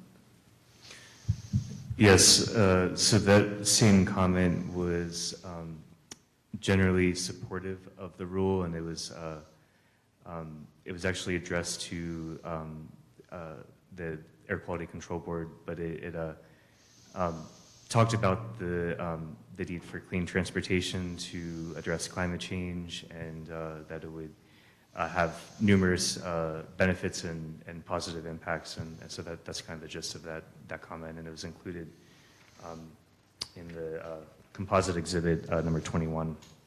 Thank you for that answer. It was just intriguing that there were many of one. Had to follow up. It was just intriguing that there were many of one comment, so I wanted to understand that better. Thank you. Other questions from any board member? Member Lewis. Yes, I wondered on the 1,400 comments that you got, were those, were you able to tell regionally, was the state pretty broadly represented in those? Were they focused on the urban areas, or just wondered if you were able to discern that? Of the limited number of comments that I did look at, I did see several from different areas of the state, south, west, central, north, east, south, east, central, I believe. All right. Anything else from any board member? No? All right. Mr. Maxwell, do you have questions of this panel? Not tonight. Thank you. Thank you. Mr. Domenici.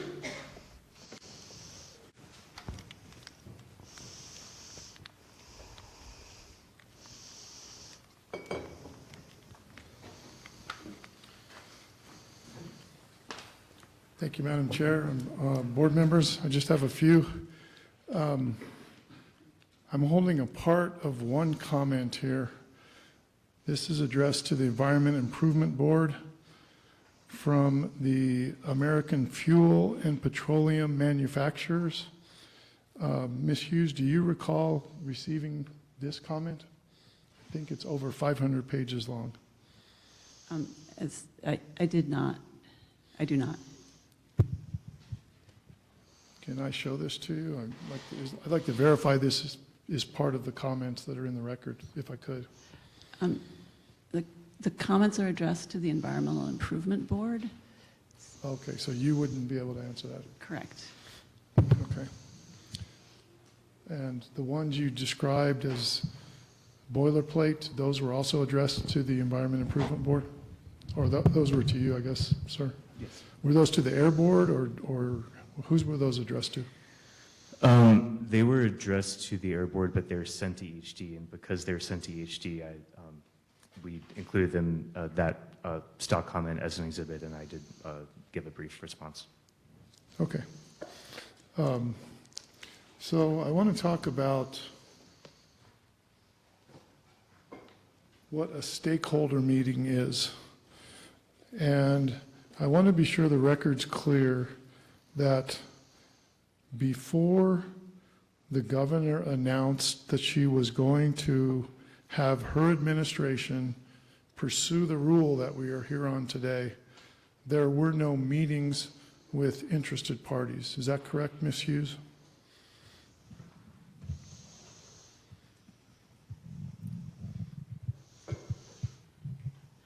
I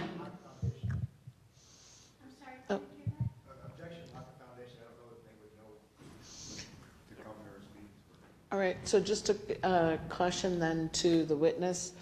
Yeah. Ms. Hughes, you're testifying from your personal knowledge, and if you don't know the answer, I don't know is a perfectly fine response. But if you do know the answer, please give it. I cannot recall for sure.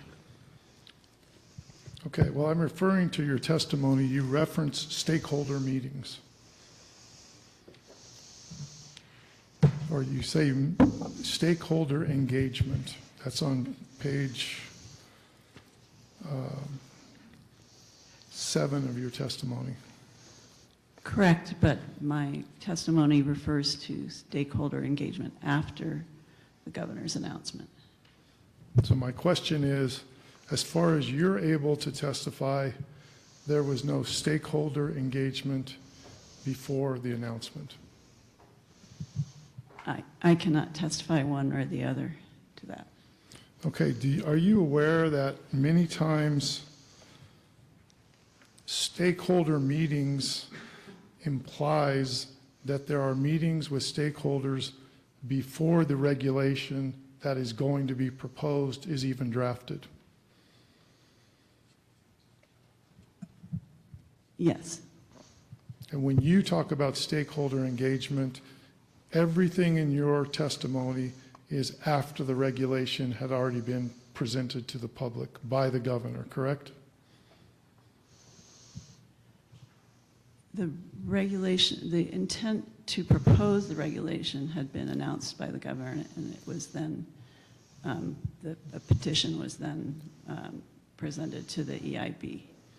So not only did the governor announce her intent, the petition was already filed, and then there were meetings that you call stakeholder engagement, correct? Correct. Those are actually public meetings in the process of the rulemaking, aren't they?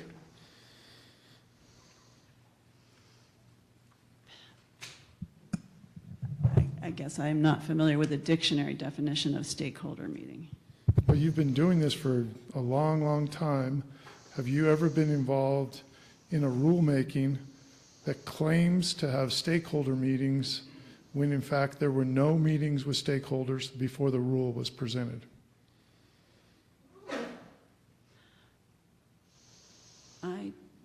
I cannot be positive of the answer to that question.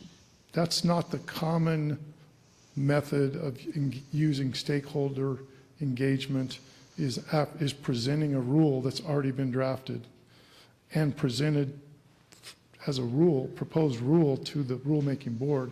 Isn't that true? I can't comment.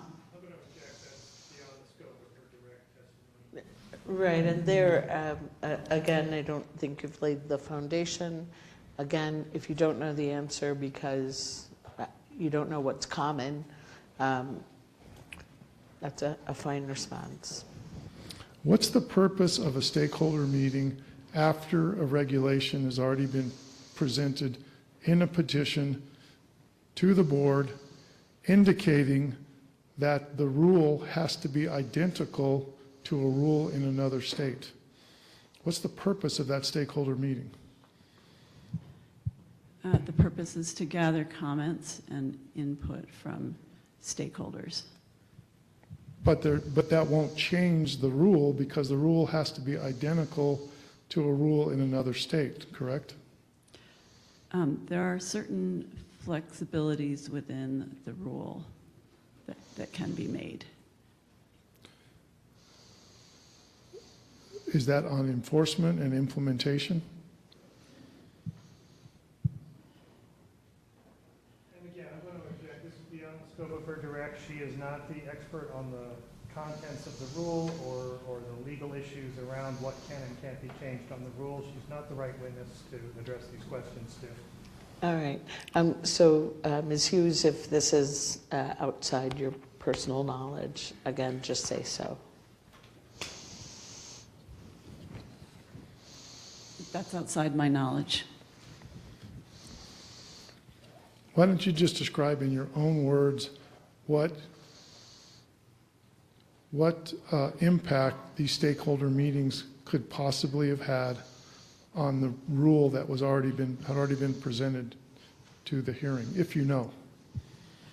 So one example I can cite is that in several meetings with discussions with the New Mexico Automotive Dealers Association, we heard comments that a rebate would be useful, and we also heard comments that more explanation of the percentages in the rules would be useful.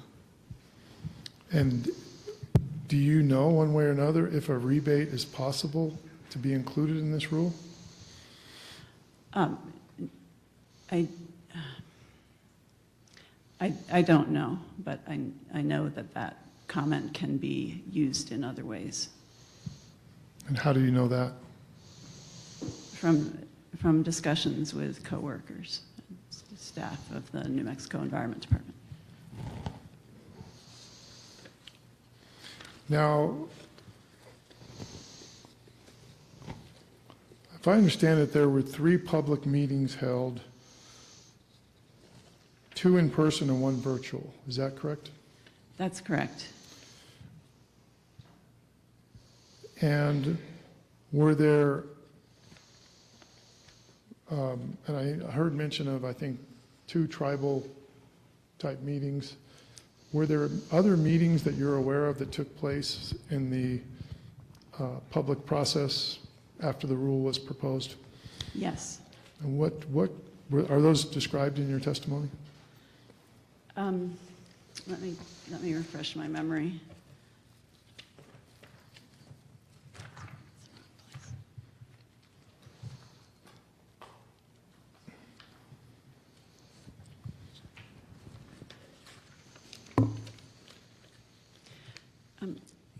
Can I ask to be excused for just a couple of minutes? I need to take, I'm having pretty bad heartburn. I need to take a little medication.